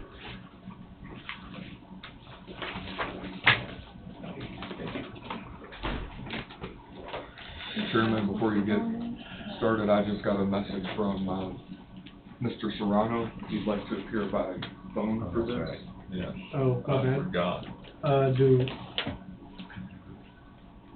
Which would be better to run that or run a cell phone? Whatever you can hear from, I think is really what it would come down to.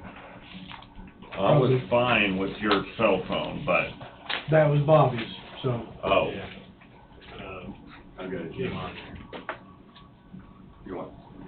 You gonna call him or you want me to? Go ahead.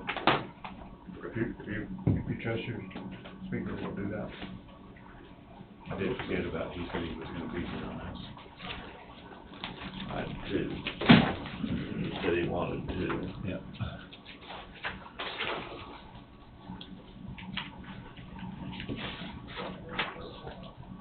Good afternoon, Joe. I'm gonna put you on speakerphone, and you'll be live with the commission. Yes, sir. All right, Joe, if you go ahead and talk, I just wanna make sure everybody can hear you. Yeah, this is Joe Serrano, bond counsel for the county. Hello again, sir. Hello, Jesse. All right. Good afternoon, everyone. Greg Varnberg with Raymond James and Associates, and we're serving as financial advisor or municipal advisor for the county's proposed general obligation bond issue for the law enforcement center project. And as you may recall, at a recent meeting, we talked through the financing analysis that we've been preparing for the project. I showed you a couple of scenarios where we could issue $10 million yet this year, come back next year with $10 million, has an interest rate benefit because we can designate the bonds as what is called bank qualified. And so really the purpose of the discussion today is just to give you an update on where we stand coming off of that last presentation from an interest rate perspective. And then also there's a calendar of events included in the handout that I've shared with you today that shows the steps that you would go through if you want to move forward with the sale of the bonds. And I think we touched on the process during that last discussion. And then Joe's firm, QTech Rock, has prepared what's called an authorizing resolution. And we'll talk a little bit about the authorizing resolution. It really is nothing more than just giving us permission to get started working on the bond issue and put us in a position to go through the sale process and bring you back the final results for your consideration. But again, going back to kind of a starting point where we left off, we looked at a couple of scenarios at that last meeting and had average interest rates ranging from about 3.95% to 4.15%, depending upon if we split it into two series or if we proceed and sell all of the bonds immediately. And we're not far off of where we left off. The analysis that we're showing you today is about 4.15%. Been a little bit of pressure on interest rates since we last spoke, but still right in that same range of what we were looking at for an average borrowing cost.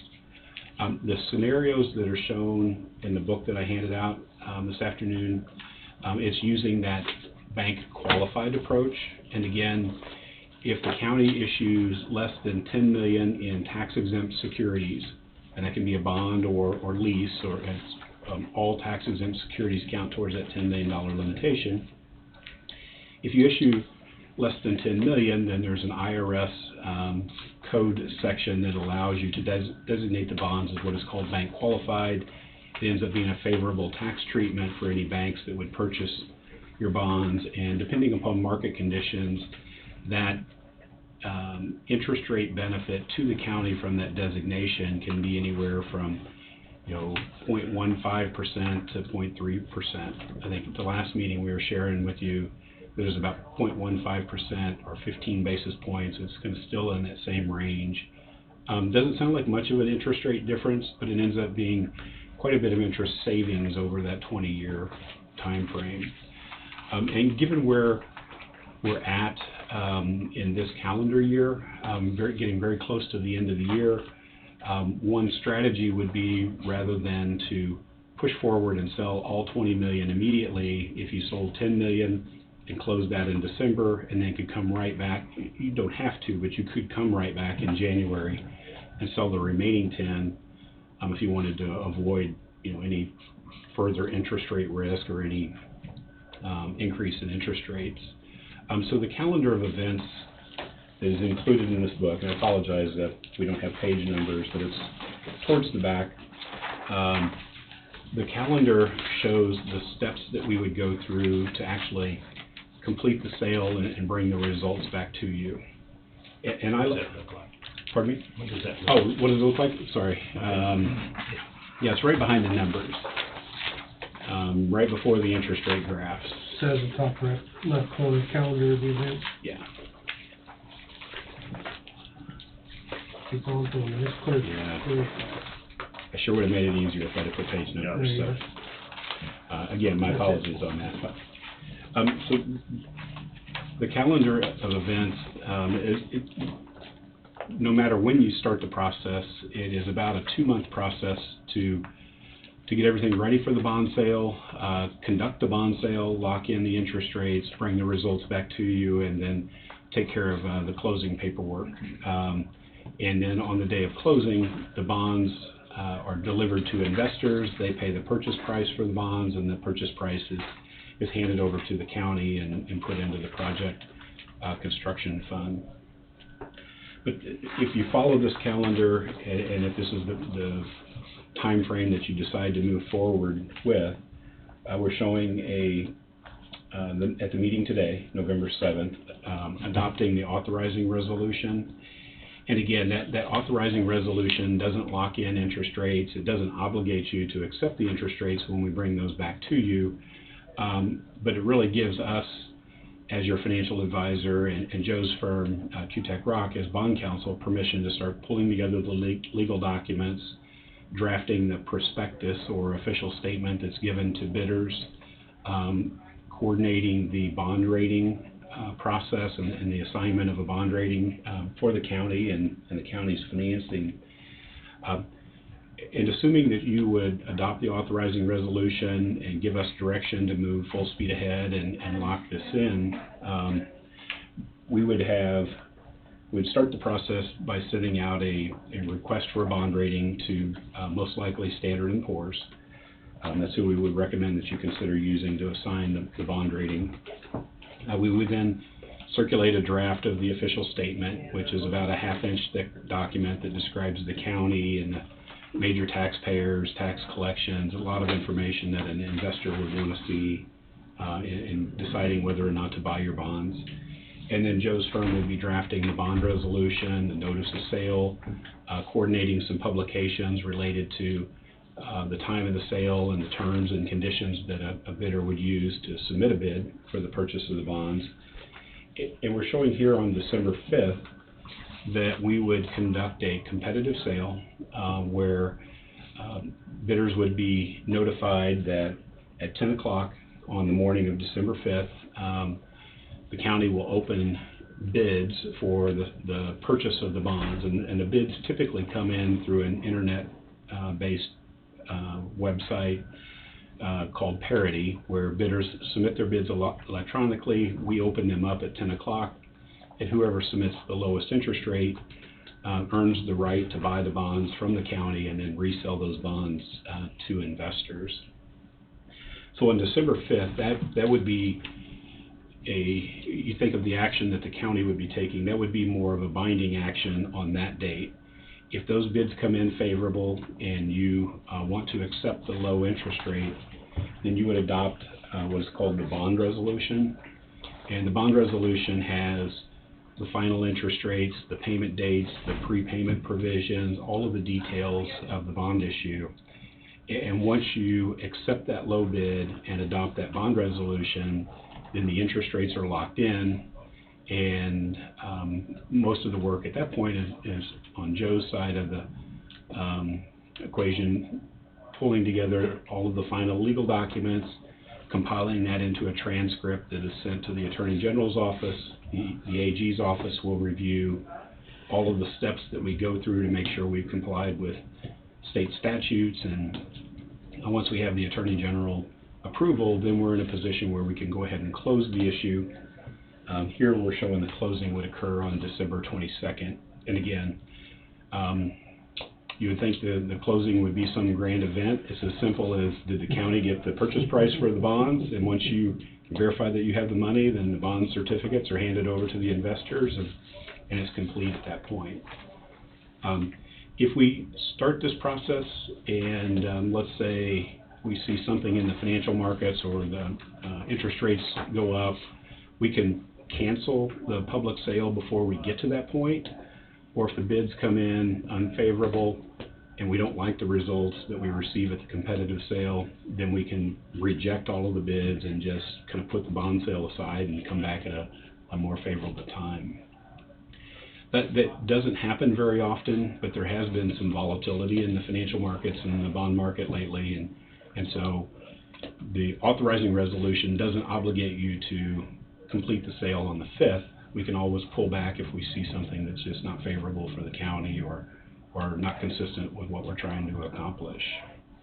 So that's an update on where we stand currently. Those interest rates are still pretty close to what we were looking at the last time, maybe just a little bit of pressure upward, and that's an overview of the process. If you choose not to move forward at this point, that process and the steps that we would go through would remain the same. We would just have a different starting date and a different sale date for the issue. So I'll stop there. Joe, if there's anything that you wanted to share or anything else that we should address, I'll let you go ahead and chime in at this point. You know, Greg, you handled it very well, and I don't have anything to offer, but happy to answer any questions that may arise. One comment, I guess I should say. The authorizing resolution, I sent an updated version just a little bit ago. Really, the decision, as Greg had mentioned, it's just given us the authority to start working on this financing in full force. So there is a decision to be made. It's, are we going to do a $10 million tranche right now? Are we going to do it all right now? Are we going to hold off and use the county's contribution first? So there's some alternatives in the authorized resolution that I can change after discussion, but happy to answer any questions also. Is there any benefit, this is Jesse, is there any benefit to do all at once? Maybe a cheaper interest rate for a larger amount of money? I mean...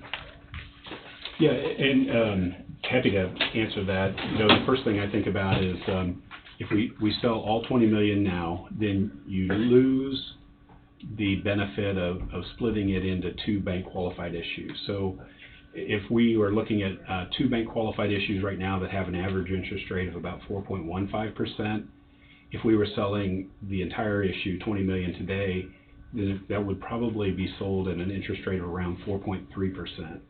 So there's that disadvantage. That's the negative side of selling all of the bonds at once.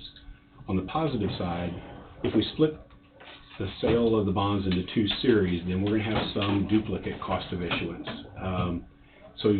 And I can't remember the estimate I had shared with you, but I would guess like 35 to 50,000. I think duplicate cost of issuance, but I think we had calculated it was several hundred thousand of interest savings. That's more than offsetting that, the 15 basis point savings. But the one benefit that you would have, and this is really only a benefit you can tell in hindsight, is that if we sell 10 million now and then come back, let's say in January and sell, or February, and sell the remaining 10 million, and interest rates go up, then you would regret that decision and you wish you would have just sold all 20 million right now. And that's the tough part, is you are taking some interest rate risk by selling 10 million now and then selling the remaining 10 million later. Interest rates could go up and we would sell that second series at a higher rate, but it could go down too and really work to your advantage.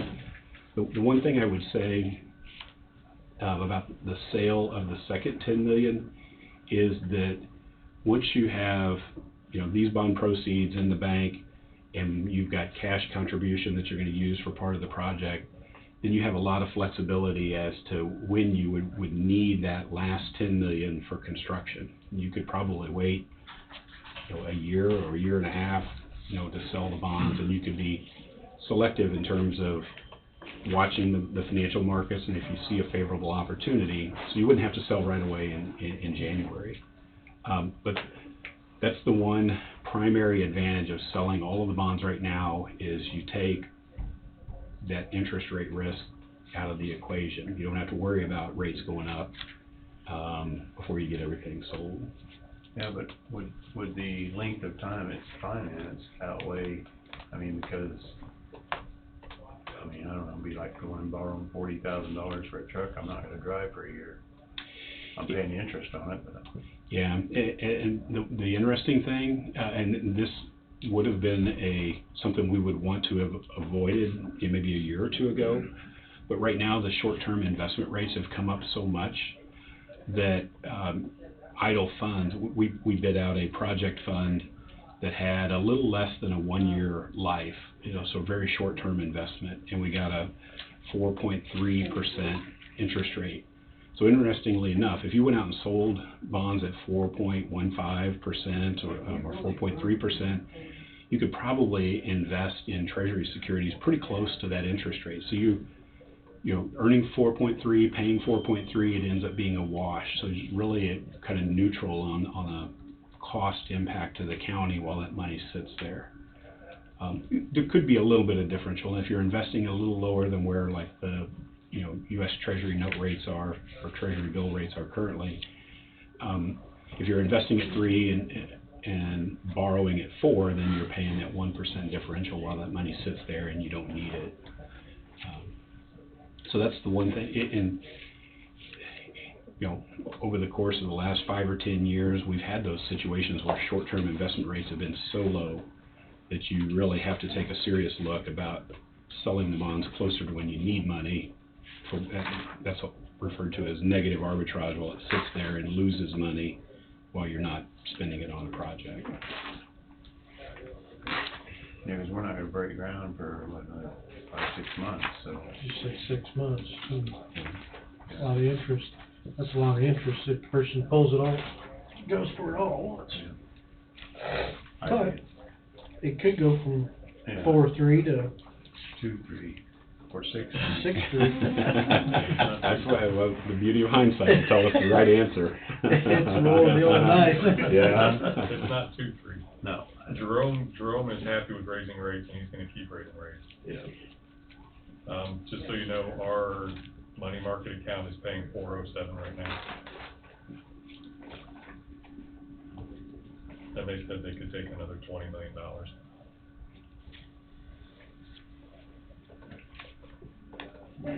So if we're lower, we're 4.3, and that's a 0.25% difference.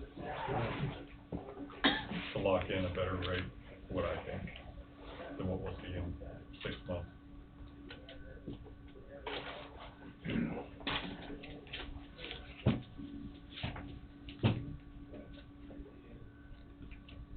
So if we adopt the authorizing resolution, does it have to have a dollar amount attached with it right now? I think we can get started on some of the information for the issue, but a lot of the documents that we'll be drafting will have certain language, depending upon if you were trying to stay 10 million or under, or doing something above 10 million. And then we have, you'll notice on here, for example, publishing notice of sale in the Kansas Register, the local newspaper. That's a required publication, and so we have to have the dollar amount. If you adopted the authorizing resolution and said we need some more time to think about the size of the issue, then, and that would be fine, then we would just have to adjust the calendar. The one thing that,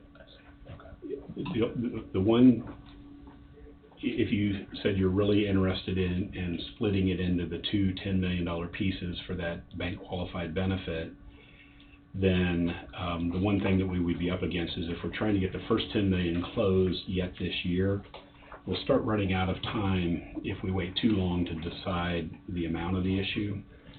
And it's always interesting when you get to December and you start looking at the bond market.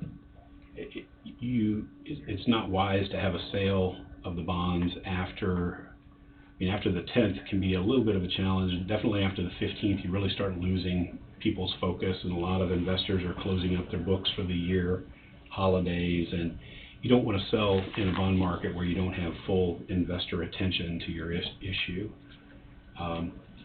So we could probably, wait a week and still get the issue completed, but if we had to wait 2 weeks or so, then we're probably starting to slip into next calendar year, which is fine if that's what you would need.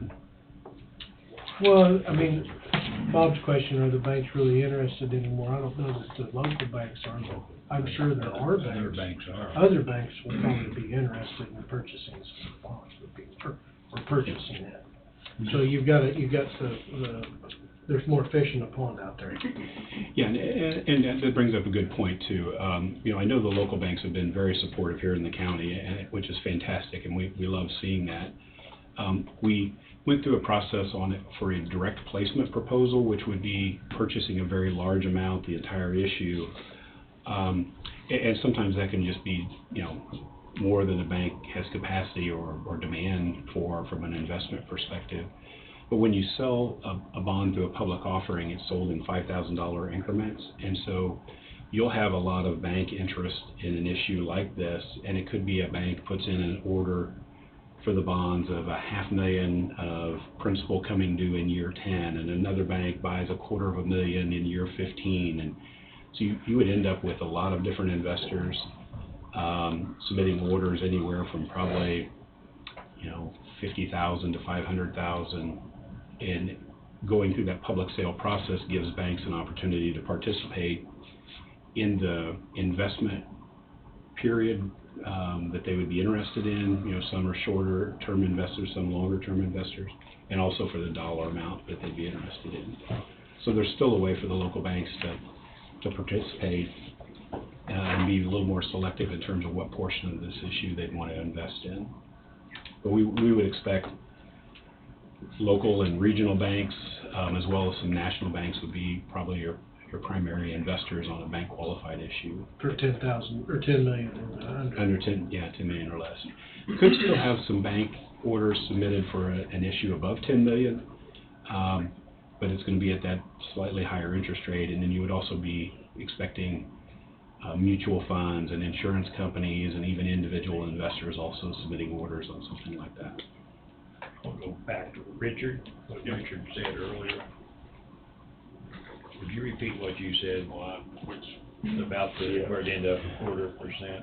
0.25% is almost $600,000 in interest over 20 years. And you said that we could get this for what, and you could do it for what? Basically. You said your money market account is paying. What is your money market? It's about 4.07. So I guess your advice would be to, or what's your thought? Seeing what Jerome Howell has said about our rates and how anxious he is to get inflation under control, he wants to do nothing but raise rates. So even if we look 6 months to a year, I don't see that they're going to be any better than they are today. That's not the arena I normally live in, but that's what he's saying. I guess so that goes back to your comment. If we did 10 now, then right after the first year, then 10 more, it really shouldn't be too much of a difference. The interest rate differential. Right. Yeah, and so the benefit is the 0.15% for that bank qualified designation.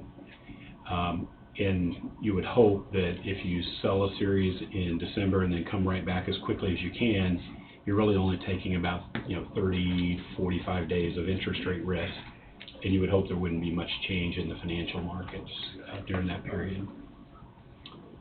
That's what I was thinking. That's about $300,000 difference over the course of it. And you offset with the extra you're paying for the two issues. And you said that 40 grand. You said that the money market or whatever you said could use another 10, I think 20. 20. Now, why you say that? What do you mean? I talked to the bank already, and they said they can take another $20 million. So we could put it in the Can money we put it market? in? Well, we can't put it in the money market, can we? Well, it's a sorted place. Or that's the cheapest. I have one that pays 4.14. Who knows? It might pay more. So we can take this bond money and put it in the money market, which would offset the interest rate. Yes. Yeah, quite possibly so. And there's a statute, KSA 10-131, that's specifically for investing bond proceeds. It does allow for money markets, to be used for investing bond proceeds, but there's some language that references the money market has to be like a government obligation, or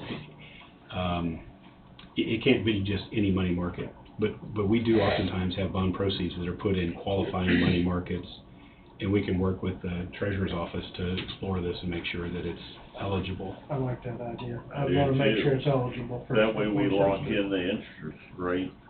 And you're offsetting it on the backside. Yeah. You're hedging it, basically. Yeah, and even if the money market is being not fitting within that statute, another popular option is just buying treasury bills or treasury notes. And when I referenced earlier that we had just bid out a short-term project fund for treasury notes for another entity, and they got a rate of 4.35%. So I think the 4.07 rate, the 4.35%, there are investments that fit under that statute that are going to be very close, equal, or could even be slightly better than the interest rate you get on the bonds, which that wasn't the case earlier this year, and hasn't been the case for a long time, where you can actually invest short term at the same interest rate that you're getting on a long-term bond issue. So, and from a county's position, that's very favorable, because then, like I said, if you lock in your long-term bond rate, and then while that money sits there, you're not losing money because you're earning exactly the amount. I mean, you're earning, let's say you invested at 4.3%. You got 20 million in bonds that are paying out interest at 4.3%.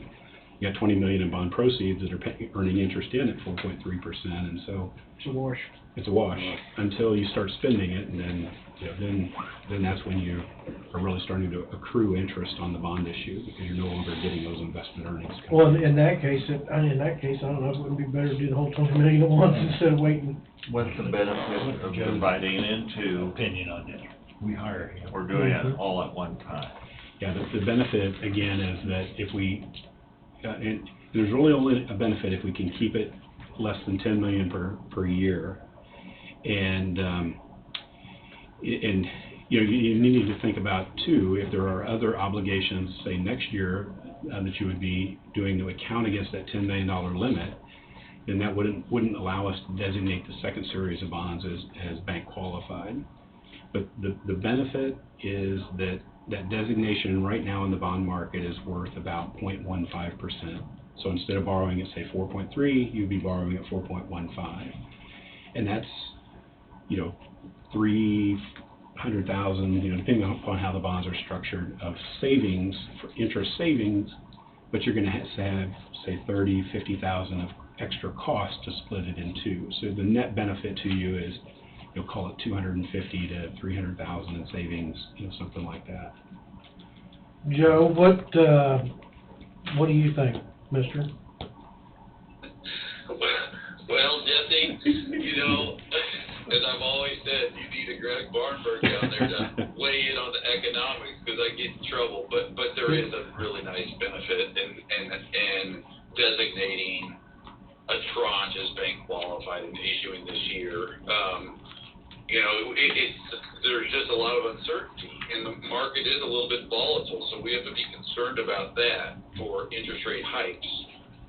But what Greg had mentioned on the bank qualified offering, it is a nice savings, and if you have that opportunity to do so, I think it would be an approach that is reasonable in this instance. And if we need to get out in the market in January for the additional 10 million, assuming no other, and I don't think the county's going to be issuing any additional debt next year, but if we have a reasonable expectation that we wouldn't issue additional debt in 2023, and we designate the second tranche as bank qualified, you get the money what you need, where you need it to be at a rate. One of the comments that has routinely come up, and unfortunately Greg and I haven't been there together, but one of the comments that is routinely brought up is, what happens if we pay this off early? Can we pay this off early? And we've talked about early call provisions, and is there an ability to call these bonds at you know, in 7 years or 8 years, and, you know, what is the price associated with that? But when you split the tranche, that means you may be able to, you know, we'd have to work with Greg to figure out what the cost would be for an early call, but understand what I've heard from the county is, hey, we don't necessarily want to go out 20 years. We may want to go out 10 years, or we may want to go out even shorter than that. So with the ability to split this into 2 separate tranches, there may be some manipulation for paying off a portion of this debt a little bit sooner than is planned. Yeah, and thank you, Joe, and I think I touched on that a little bit at the last meeting. I had mentioned that clearly the call feature can be within that 7 to 10 year range, and pretty sure that we could set this at 7 years without any interest rate penalty or any pressure on the interest rate. If we were to push for something shorter than that, then you start to see a little bit of a higher interest rate as a trade-off for a shorter call feature. But yeah, there's no penalty for something in that 7 to 10 year range. Angie? I think, I just, from working here for 20 years, I'm the county clerk, by the way. Yeah, sure. I've been out delivering voting machines, but I really hate to see a lock-in at 20 years, knowing, you know, what we've got in reserve and what we can move forward with. I would hate to see us committed to that for that period of time. So, I mean, it's the board's decision, but I think if they could do 7 to 10. I think we've all been on board with having the Opportunity. opportunity to pay it off early if you can. Yeah. So, I think we're all on board with that. Yeah, and I mean, very good comment. We've been showing a 20-year scenario just as a starting point, but you can pick 15, 17, 10. I mean, you've got a lot of flexibility on the repayment period. I think the original discussion was maybe 10, but somebody could correct me. I like the bonds issued out for 20. Correct. With the early 7 to 10 years right. to pay it off. Yes. Yeah, the option That way. available. Yeah. Something happens to This go south. guy over here is spending money, and so that, what I didn't want to do was, I didn't really want to have all 20 million. I was considering doing 10 million only, and we fund the other 10 million with more cash that we have. But knowing all of the things going on around the county, I'd rather not tie up that extra 10 million to have to pay for this. So if we did all 20, but we can pay it off in 7, that's probably the best way to go. I think mine is 10 pre-23 and 10 after 20, or into 23, and then roll it over into some type of an investment. Yep. To hopefully mitigate some of the interest that is gonna be occurring, and roll with it that way. Do the 20, option paying off 7, 10, 12, whenever. I like that. I like that idea. I do really too. So you're talking about selling 10 million now, and after the first year, we do the other 10 million. Yes. Because I think you're gonna really find, you're probably gonna see your interest rate, because nothing's gonna really happen between now and February 1. So I think your interest rates are probably gonna come in about the same, maybe just a little uptick, and maybe even a decrease. You don't really know, but you're gonna know what you're gonna look at when you get this first one. Yeah, and again, we would have the flexibility of, right after the sale of the first 10 million, we can watch, and if we see, for some reason, we change the plan that January is not the right time to come back, then we can always wait and sell it. You've got a lot of flexibility in regards to when you actually need that money for construction. There could be some changes coming after the election too. Yeah. We hope. So it sounds like we need to adopt an authorizing resolution, general obligation bonds in the amount of $10 million. Is that the? Yeah, if that's the direction you want to go, and it sounded like from the comments that were just made that that's what you were thinking about, so that would be. Bob was right, the voters voted for 20 million bond, and I think we should keep our cash on hand until we're out of that 20 million. I agree with that statement. And this thing might come in at 20 million. Because Who knows? the original cost estimate was like 27 and some change, Right. but yeah. Who knows what's gonna come in? I think we rounded up to 30 just to take Just this. to be safe. My opinion is that we do 10 million now, and then keep an eye out for right after the first of the year. We have to jump on it January the 2nd. Mhm. Fine, if it looks good, we wait till the 3rd. But, yeah, I think that'd be my opinion.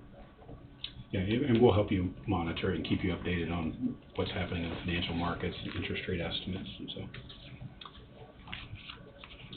How does this address the taxable and non-taxable? Is that still a part of the equation? Yeah, Joe, are you still on the phone? Yes, yeah, I can weigh in on that, Wade. I have had them look at it. They haven't given me the final decision because we didn't know where we were going to end up. But because we have what we call a 10% bad money, as well as we have the $10 million contribution, it appears at a minimum this first tranche is going to be tax exempt. And quite honestly, I think the second tranche probably will be tax exempt also, just because of the additional $10 million of the contribution, as well as a 10% of bad use that we can have. So from my initial estimate, but I'm not the true final tax arbiter into our tax group in Denver, it looks like it probably will be, both tranches will be tax exempt. Joe, so what if it comes in at 25 million? We've only got 5 million of the county's money invested in it. Does that change the tax and non-tax? It will. It definitely will. I mean, what we have to do is have an expectation at the time that we issue, and then we have to weigh that against the federal use of the facility. So, but yeah, if it comes in shy and it's $5 million or so, then we need to kind of have an understanding. And I think Mr. Goldberg will have a really good budget for us, and we should be able to utilize that budget as to determine what we need in the legal term is a reasonable expectation when we issue the bond. So, but then you make a really good point, Mr. Chairman. But Joe, you said the first 10 million would actually be non-taxable though, right? That's correct. So, I mean, That's we right. could do this with non-taxable and then figure out between now and then for the next one after the first of the year. Yeah, we can do that. We would look to make certain that we have the full, kind of the final budget so that they can do their analysis. But I can assure you that we will have cushion in there, and to utilize this $10 million and allocate it to the county's use of the facility is not going to be a problem. I couldn't hear you, Richard. Could you not? Yeah. So I heard you, Joe. He just didn't work. We're not gonna know until we get to the end on how much it's gonna cost. Okay. All right. Because if you'll remember right, the first numbers that Goldberg sent out was for 30 million. Okay, sorry. But it didn't have any courthouse upgrades. Right. But he spent all 30. Yeah. So then he added upgrades and didn't cost any more money. So does the resolution have to be wrote up, or can we just, what do we do? We've probably got one in the. We already have Yeah. the resolution. Okay. Joe had sent one, and there's some highlights depending on what option you decided to go with, so. We're going with the 10 million. Joe, I don't know if based on the conversation you wanna modify and update the resolution. So that- Absolutely. And then Absolutely. we can print it off and then have them adopt it. Okay, so just to make certain that I understand, because it's really just one recital, and the recital provides that the county has determined it's necessary and desirable to issue its first year of general obligation bonds, an amount not to exceed $10 million to finance a portion of the project cost, and to provide an orderly plan of finance for the county with the balance, and I don't have to worry about the balance of the other stuff, but mainly it's the first series of bonds in the amount not to exceed $10 million. Is that what is under consideration? And if so, if you want to make that motion and adopt this resolution, I'll change it and get it down to you real quickly. Yeah. I have a note here, for example, $9,995,056.35. That's under 10. Is that correct? Yes, that is correct. Yeah, and so when we ran our analysis, we wanted to get as close to 10 million as we could, but just be slightly under it. And I think the authorizing resolution would allow us to issue up to but not exceed 10 million. And we would be and when the bids come in, oftentimes we have to adjust there could be some premium paid in, we might have to adjust the final principal amount. So it's pretty common, the final principal amount could come in $9,850,000, $9,925,000, but we're gonna be looking and working with Joe to make sure we comply with that $10 million proceed limitation. Yeah, as long as it does not exceed $10 million, it shouldn't matter. Right, and then that's consistent with the resolution that not to exceed 10 million. Yeah. So you want me to read this paragraph, is that what we do, Joe? Yeah, if you don't mind, this is just a modification, let me just read it in its entirety. And this is in, let's see, the 4th recital. 1, 2, 3, 4.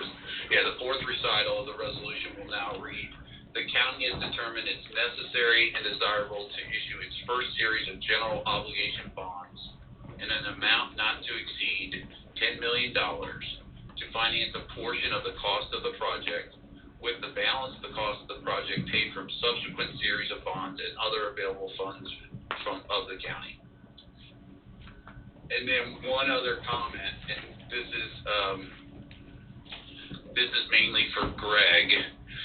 If we sell on Monday the 5th at 10, generally, more often than not, there'll be a premium, and then we'll have to resize and figure out how, as Greg was just mentioning, we'll have to resize and get the right number for what the bar amount will be.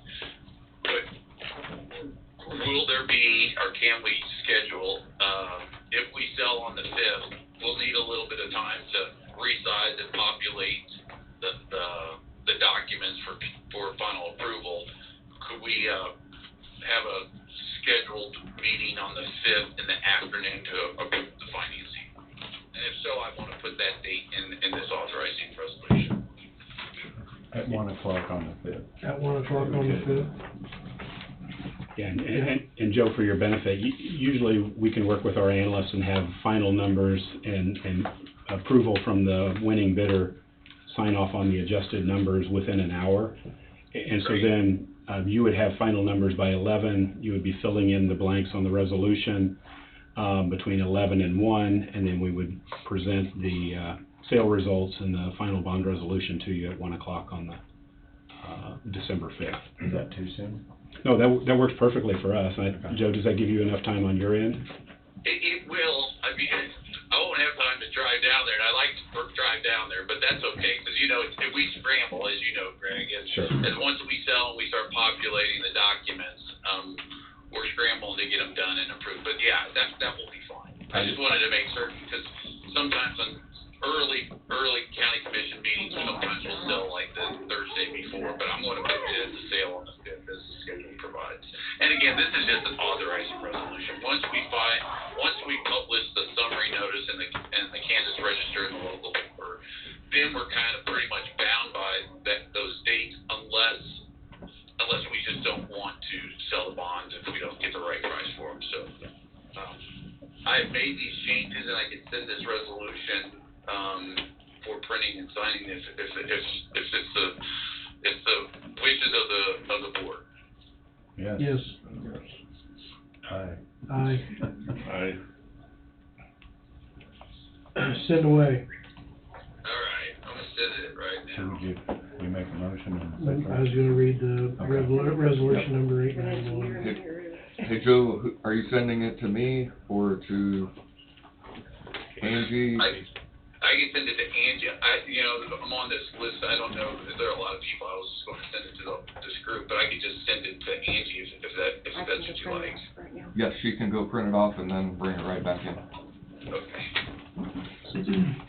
All right, here we go.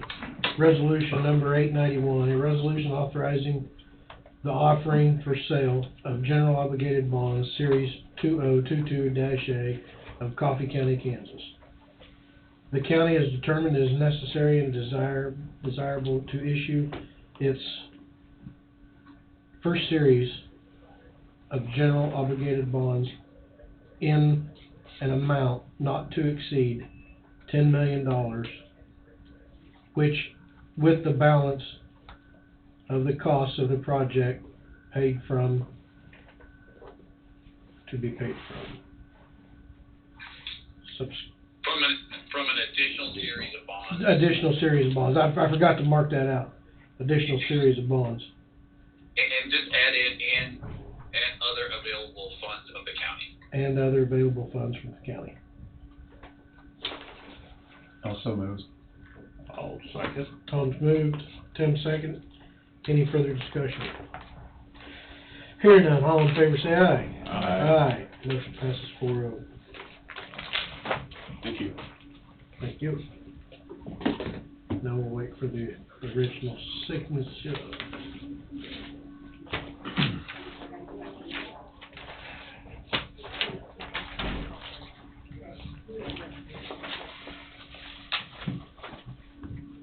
Hey Joe, did you make sure the Chiefs wasn't playing that fifth Monday Night Football? Or Sunday Night Football? Be the fourth. Be the fourth? That's a good point. That's a good point. Late night? Well, I wasn't at the game, but I did watch it, and I was a little bit, my son was out in Colorado, and he was texting back and forth, and I thought it was not looking good, but we pulled it off, so it was good. It was good fun. That was something else. Yeah, something else, isn't it? Those are the best kind to win. Yep. I told my son this morning that they won, and he's like, "Oh, I'm gonna have to watch it," because he stayed till halftime. And I said, "Just watch from the fourth quarter on. That's all that matters." They have the 3:30 game that day.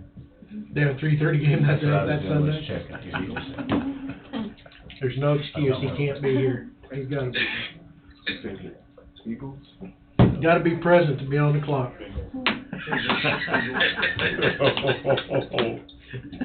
Uh-oh. Understood.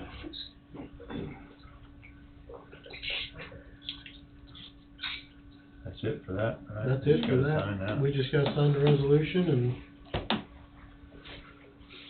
and more of that. Here's the changes if you guys wanna.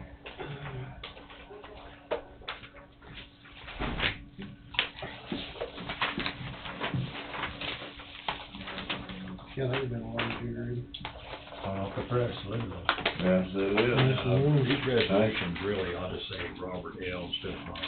Well, I didn't make it, Joe did, but we can fix it. If you want to change it. You really probably should. I've I got signed it. them Robert L. Okay, I can change it, I just need to go reprint it, but look at it and make sure the changes are there, and then I'll make a rubber L, and then you can sign it. Just need one copy of the Okay, yep. original. And although he's not here to sign it, it does say Tom meets the Don meets. Oh, it is. Okay. Tom meets his name. Way to go, You Joe. want me to change that? Andy's gonna change it right now. Okay. Deduct it from your pay. You're not here, so I guess that's okay. Won't cost you anything.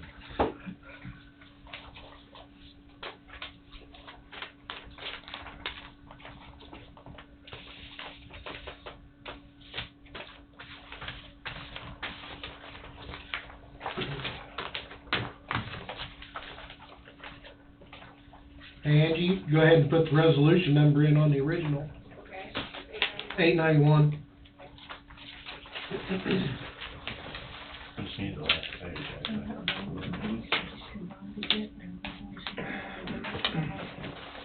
Wade was supposed to have something with the resolution for the housing.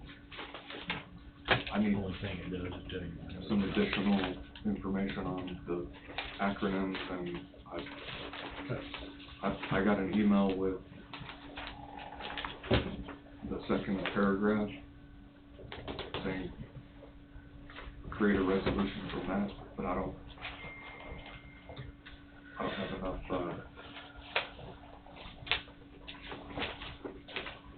background, so I need to talk to Rhonda, and I can get that done probably pretty quick. If she asked you about it at lunch, but you'll get back with her. Okay. Is it hot in here, is it just me? It's hot. Okay. That's what I thought earlier. Something about spending millions of dollars. Made me sweat a little bit. You pretty much already spent it. Yeah. Yeah. I'm just trying to come up with.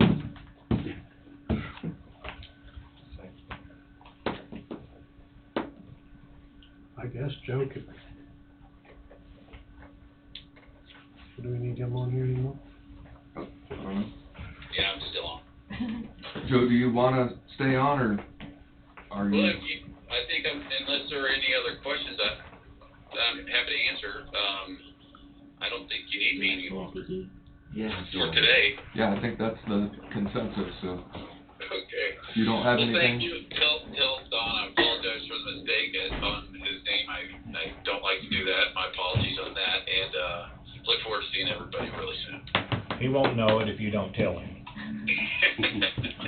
I'm gonna tell him. I will tell him. My apologies. Yeah, we'll see you in due course. Okay. Thank you, sir. Thank you. All right. Bye-bye. How many trucks you can buy? 10. 10? 10. No? Could you buy 10? 10 million? You're gonna run about 200,000 each. 200,000. 200,000 each.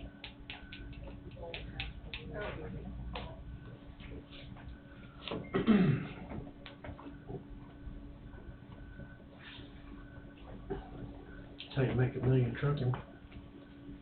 Start out with 10. Yeah.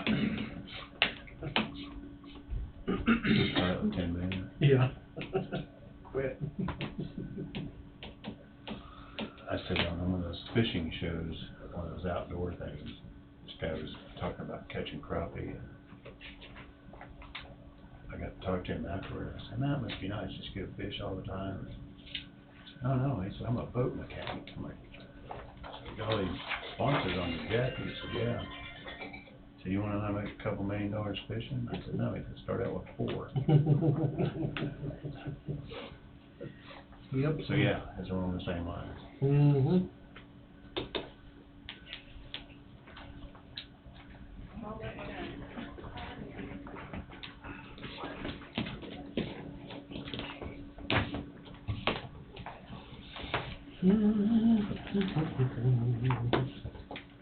Back to the employee 900-page handbook.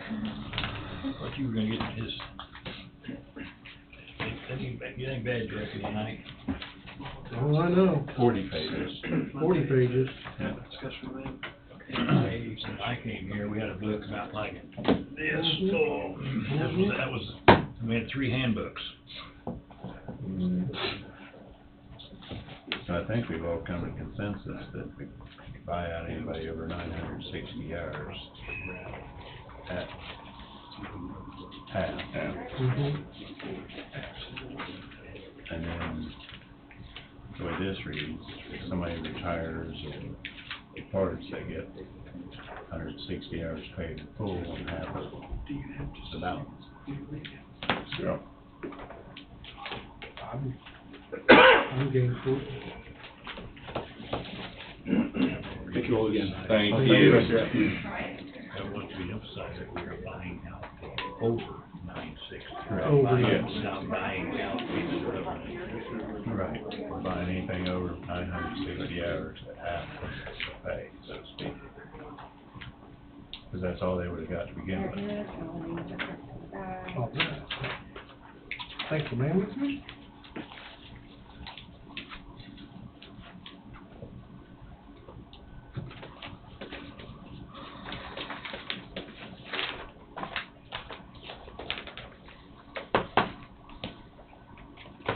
Sorry about that, still. Still says Bob. Oh, gosh, did I?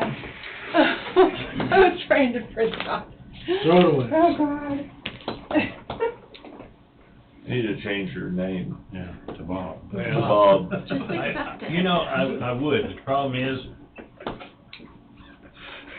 sometimes I spell it backwards, and it's still okay, so. And I don't like that, spelling it backwards. 3 letters is very common. She got mine corrected. Well, that's what's messed her up. She got Don's age and your age, she forgot Bob. He's only got a couple months left, 3 months left. Well, I've never used Bob as commissioner. It's signing in. Yeah. So what we need to do to get that to Christina and Well, then I was having printer problems, so it all happened just because you're on the Clearly, you would just like your signature, Jesse. Yep. I'll sign it a little neater this time, I guess.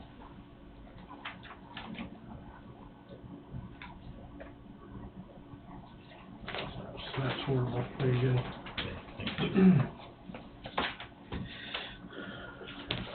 Have we started that short-term disability? No, that won't be till July, right? Yeah. July? Yeah, because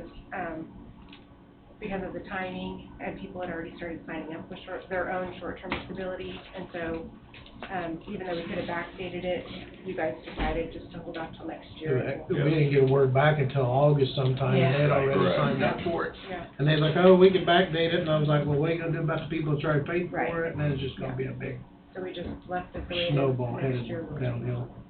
For sure. So really, this deal about the sick leave pay, you can't really do nothing about it until that's in place? That's kinda true. Kinda true. Mhm.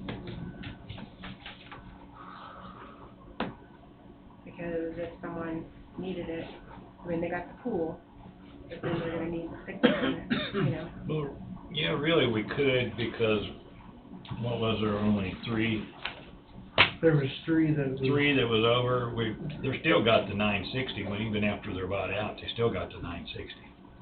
Yeah, there's a bunch, only had like a couple hundred, 150. We're not doing anything. We're not buying them out. No, true. But they don't have the cushion anyway. They may not have enough, If one of them came down ill, they wouldn't be enough. Well, they wouldn't be Because it's forgiven. what is it, 240 or something, or wait, what is they would run out. 960. Yeah, they would run out of time anyway. Yeah, they'd run out of time regardless. We're not taking anything away from them, and they would run out of time no matter whether we started 6 months or a year from now, if they didn't have the time. So you're saying adopt this now and get rid of the pool, and buy everybody out of the 960? Mhm. Yeah, because it wouldn't affect anybody else, because they don't have the time anyway. Get rid of the pool before the short-term disability takes effect. Well, no, the person could go ahead and run it. We could run with what hours are in it. When they're gone, they're gone. How That's many one way- hours is that? That's one way to get rid of that pool. About 500, and so yeah, I mean, it's whatever would be left, yeah, nobody else would add to it. And in the meantime, See, we're it's gonna- still rarely used. We're gonna put a It's number. rarely used. Yeah, She's there's gonna maybe put a one number person on that. potentially that will be using it, maybe in the coming months, that had already brought it up, but other than that, We're gonna put a dollar figure to that to apply it over to the short-term disability. Or that was my idea. Yeah. Just put a value on the pool and roll it to the short-term disability funding of that. But you can still do it. It's still good if there's It'd be anything less left. hours, less value that you got rolling over, Mhm. If there's anything left. if there's anything left. If it's gone, it's gone. But it doesn't matter, even if we weren't doing the short-term disability. When the pool's gone, it's gone. Right. Yeah. I mean, other than buying out above this 960, we're not changing a thing for anybody. Correct. Yeah, we're not taking anything away, not changing. We're not changing No. anything. The vast majority there are very few with over 500, really. I mean, there's several, but not everybody. very small amount was owed, 960 or above.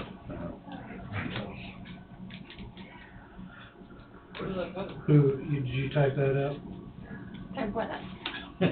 No, I think she didn't. No, I was not even typing. She wouldn't be worth the darn in the courts, would she? Hey, I was listening, I just didn't type it. She just putting it right here in a little ring. That's what you did last week. Go ahead and type it now. Agreement, they move to cap Huh? sick leave at 960 and pay out or buy out All above 960? All above 960. At half rate. Half. rate. Because, I don't know if you were in on some of that conversation, but the way the policy manual reads, you get 100% 160, and then half of anything over 160 when you leave. So that's why anything over 960 is paid half. So that you get the full 160, or do you take not 160 off and then you get half? No, not the way There, this reads. yeah, because it's been done 2 or 3 ways. Not the way that reads. Okay, I mean, I did, yeah, No, it says, It's like the Constitution, don't read into it any more than what it reads. yeah. shall be paid for all unused hours, sick leave up to 160 hours or accrued hours. It don't In change. excess of 160 hours shall be paid at half Right, the yeah. ending day rate. Okay, you're right. In reality, by doing this way, everybody's gaining 160 hours. Yes. That they normally would have been given away. Right, They're gaining. right. That would be So correct. it's everybody's advantage. Yeah, because the old way was you Lost deducted 100. 160 Right. hours, and then you got paid. This way, they're actually gaining when somebody comes in and complains, oh, you're taking, no, you're not, you're gaining. If you would have lost it. That's true. Did you get the motion drew up for me yet? Move to cap sick leave at 960 hours and buy out all above 960 hours at half rate. Yeah, That is exactly what you said. I'll make the motion. Where's it coming from? Oh, Yeah. Where's the money coming from? Richard's raising his hand, he's got. Richard's money. account. Richard's Yeah, got I it. got the money. According to what you said, if I have 970 hours, you're paying me for all half, all 970. We're paying you for, I understand what you want, but she says everybody over 960 will redeem it half. of over the 960. Yes. So you get the full. Anybody 960? You told me not to read anything in, it specifically said.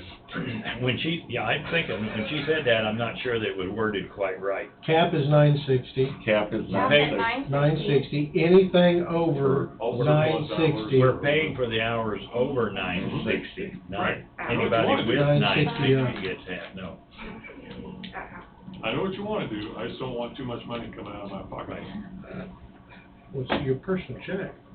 That's gonna be 10 hours at half the rate.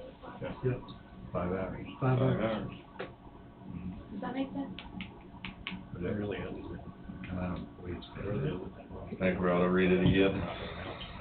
I have, Sick leave of 960 hours, period, because that and can create something. It really is. And then, They won't let take, All let them hours check. above 960, Get it out of here. and we reimburse that. We're gonna take Yeah. all hours above 960. Take it from our,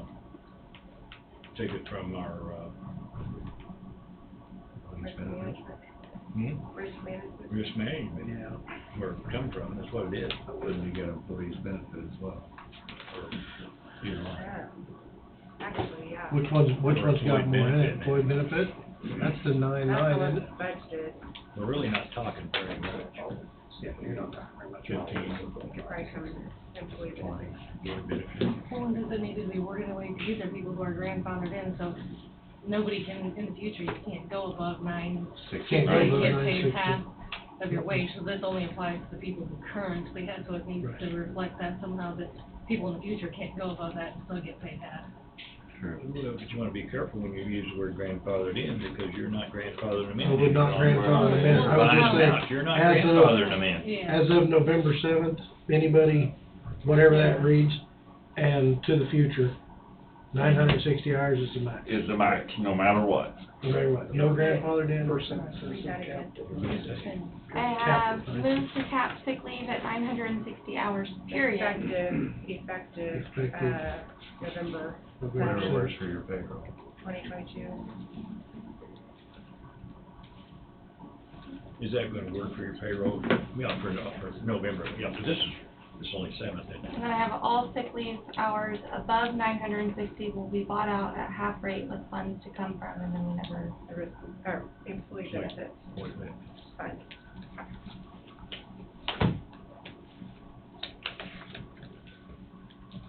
I think that was an answer Christina was waiting on as well. I hope it was. One other question she had. It wasn't, Is that just for sick leave, or was that vacation too? that was just sick leave. And that's all you're handling, right? No, we discussed There was vacation, something wasn't in there here something on vacation? Well, we changed the years, so years 1 through 4, it was at a certain amount. 120. Yeah. Okay, that's already changed That's already on here done, then, yeah. so we changed that. And that's what we had on the email, right? So I think the sick leave, yep, Was the only thing on the email? it's done. What about Did you get a second on that? Oh. Oh, It's in sorry. yellow. Sorry, we had you moved, didn't you? Yes.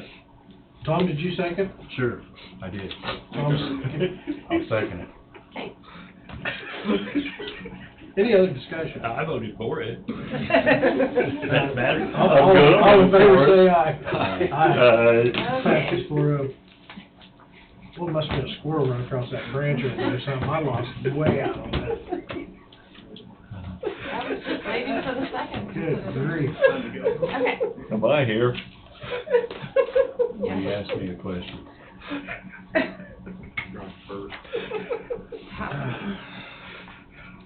Okay, but we need to emphasize this for all the employees that are watching. That change we made today is the only change. The rest of this handbook is still the old handbook, because employees are thinking, every time when we make a change, they think everything moves to a new handbook when we talk about something. And there are people starting to some employees, I don't know how they even have them, but are starting to combine some of this stuff together. Well, It's creating problems. This handbook is the one that's still a work in progress. This is a work in progress. It has not I taken know it. effect yet, except for the motions you've made. Right. When it takes effect, then that will be their handbook. Right. They need to realize that. What do we need to do on that? On what? On page 28, it's in yellow.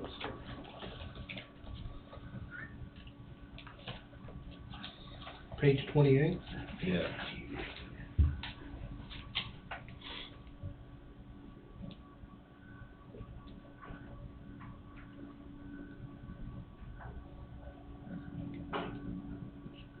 It says, what's it say? You got it said.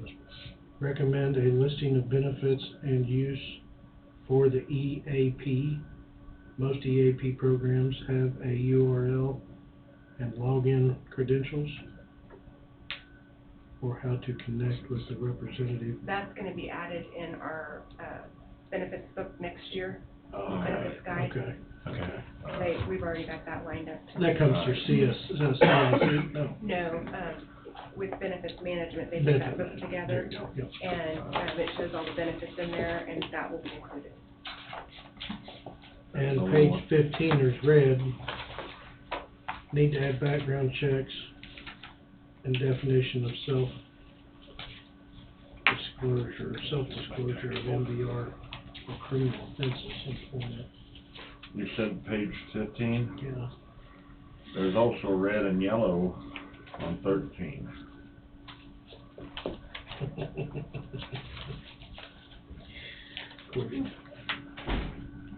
Oh, that's 22. Oh, you said 13? Yes. Going the wrong way. Oh, there's one red. media But I relations. thought we'd already discussed that, all the files are gonna be in the clerk's office.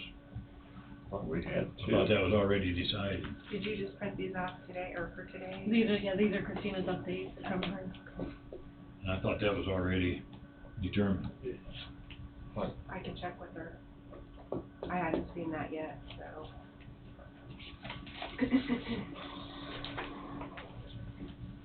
Yeah, we were supposed to address that sick leave today. Yeah, that was the only thing she had asked of me.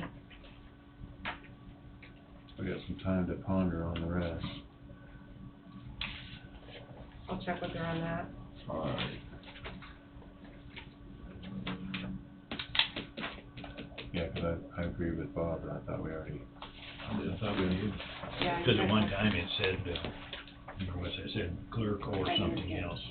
You're Okay, there you go. And we changed that.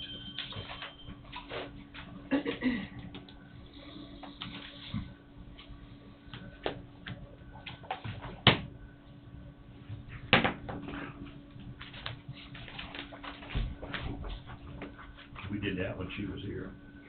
Yeah. Thought we did.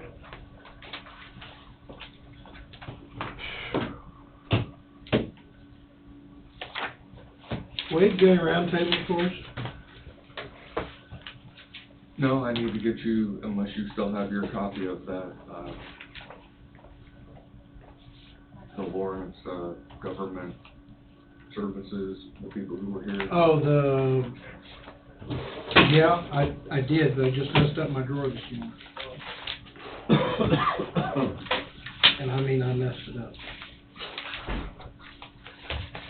I've got a copy in my office if you want me to get it, but it's ready to move forward with. That's one I kept trying to get past last week.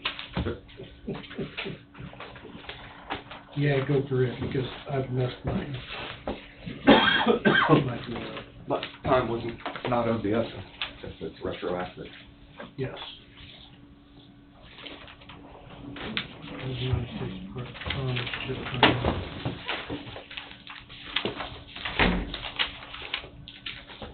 Yes, Western Consultants do business governmental assistance. I got it,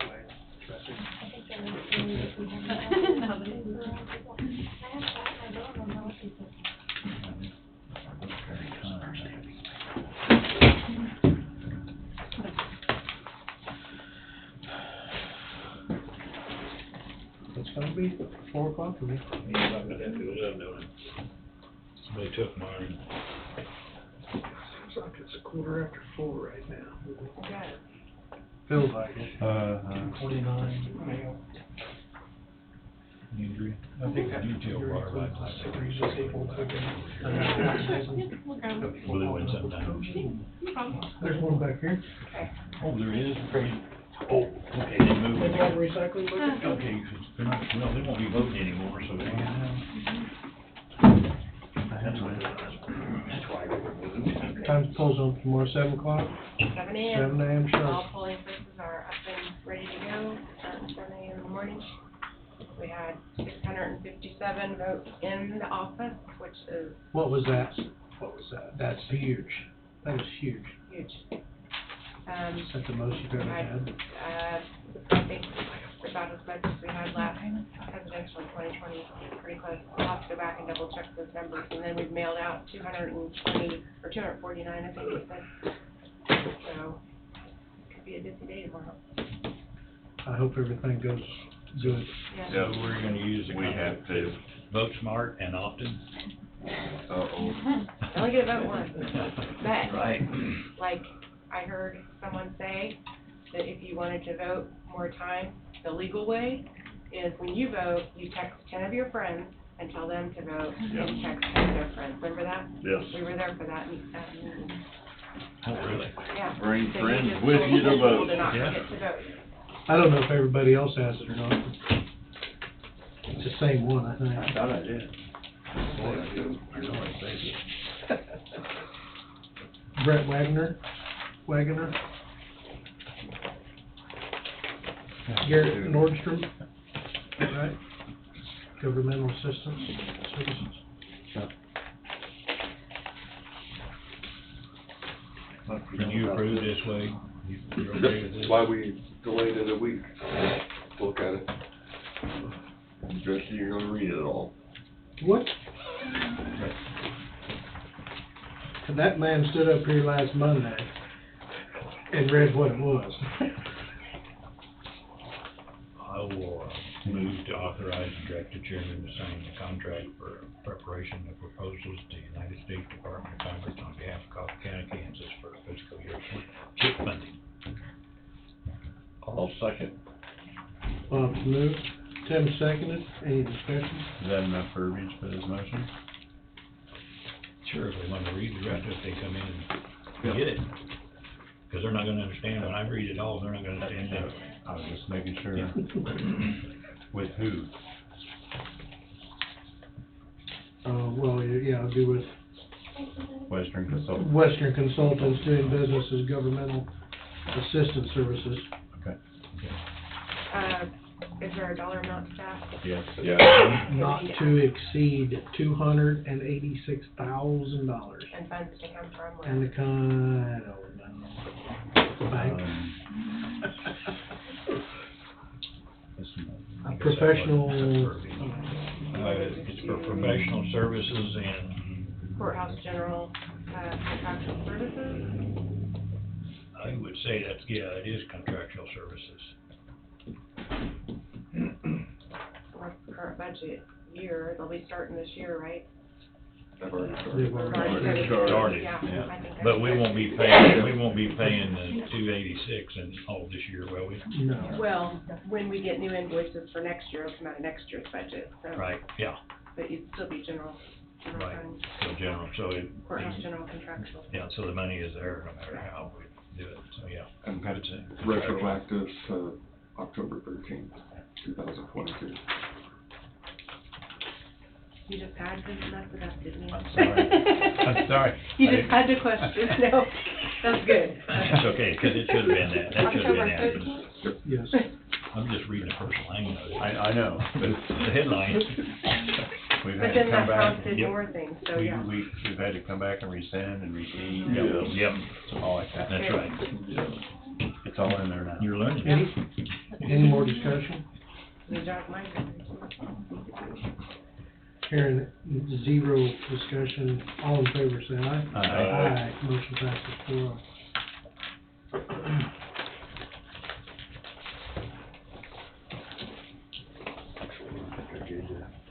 Actually, that's, I don't think it,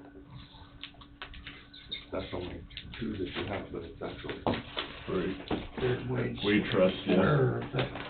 Yes, Angie, you have to sign, you have to sign that too. won't you? Bob, you wanna look at all three All three what? pages? He missed a page. The printer, frankly, today's, This is kind of like passing a bill and then reading it. except for you looked at it last week too. Yes. They do that. Yes, you- I had the original from last week, so. That's why I wanted to do it last week, so we did it That's how you pass a today. That's bill. how you pass the bill. Cover it up.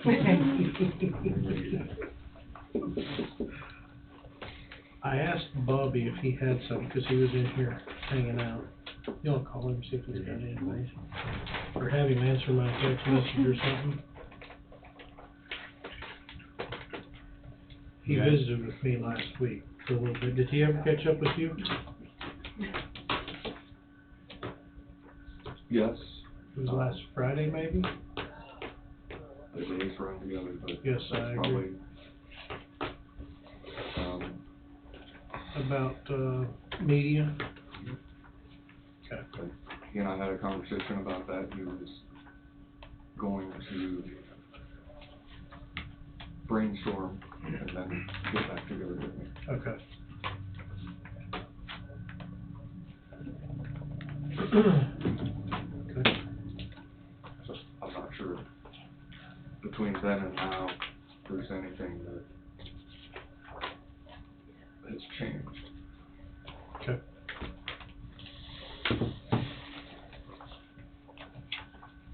Give him a couple minutes. And we should use the product. Yeah, he didn't pass a red line yet. You can So do we better than had- that clock change. Yep. thought Michigan was gonna muff it there. at the Dimmer as beginning the of that day game. goes on. They did. Well, I thought they were all the way to the end. They've been, very good with halftime adjustments. Which historically has been something they haven't been good at. I didn't watch the whole game, I just watched part of it, and I didn't Who's that? feel productive. Michigan Michigan. played, Rutgers. And Ohio State had a little difficult time with Northwestern. Mhm. If you watch the ball on that air attack offense, when you have 30-mile-an-hour winds, the ball really doesn't do what it's Supposed to do. It doesn't do what you want it to do?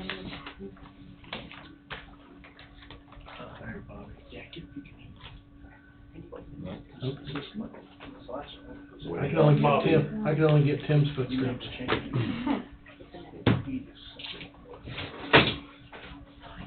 We'll give Bobby a few minutes, see if he's got anything, if not, we'll out. You don't have any, executive sessions or anything like that? Nope. Do you wanna go ahead and block off 1 PM on whatever, December 5th? Yep. Put that on the agenda? Yep.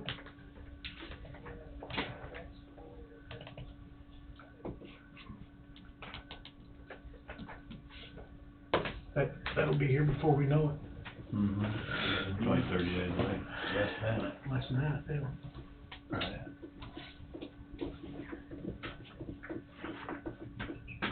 Christmas, right around the corner. Be forcing that. Must be busy if we didn't answer Must be back right busy. away. If nobody has anything else, we will adjourn at 3:23 p.m.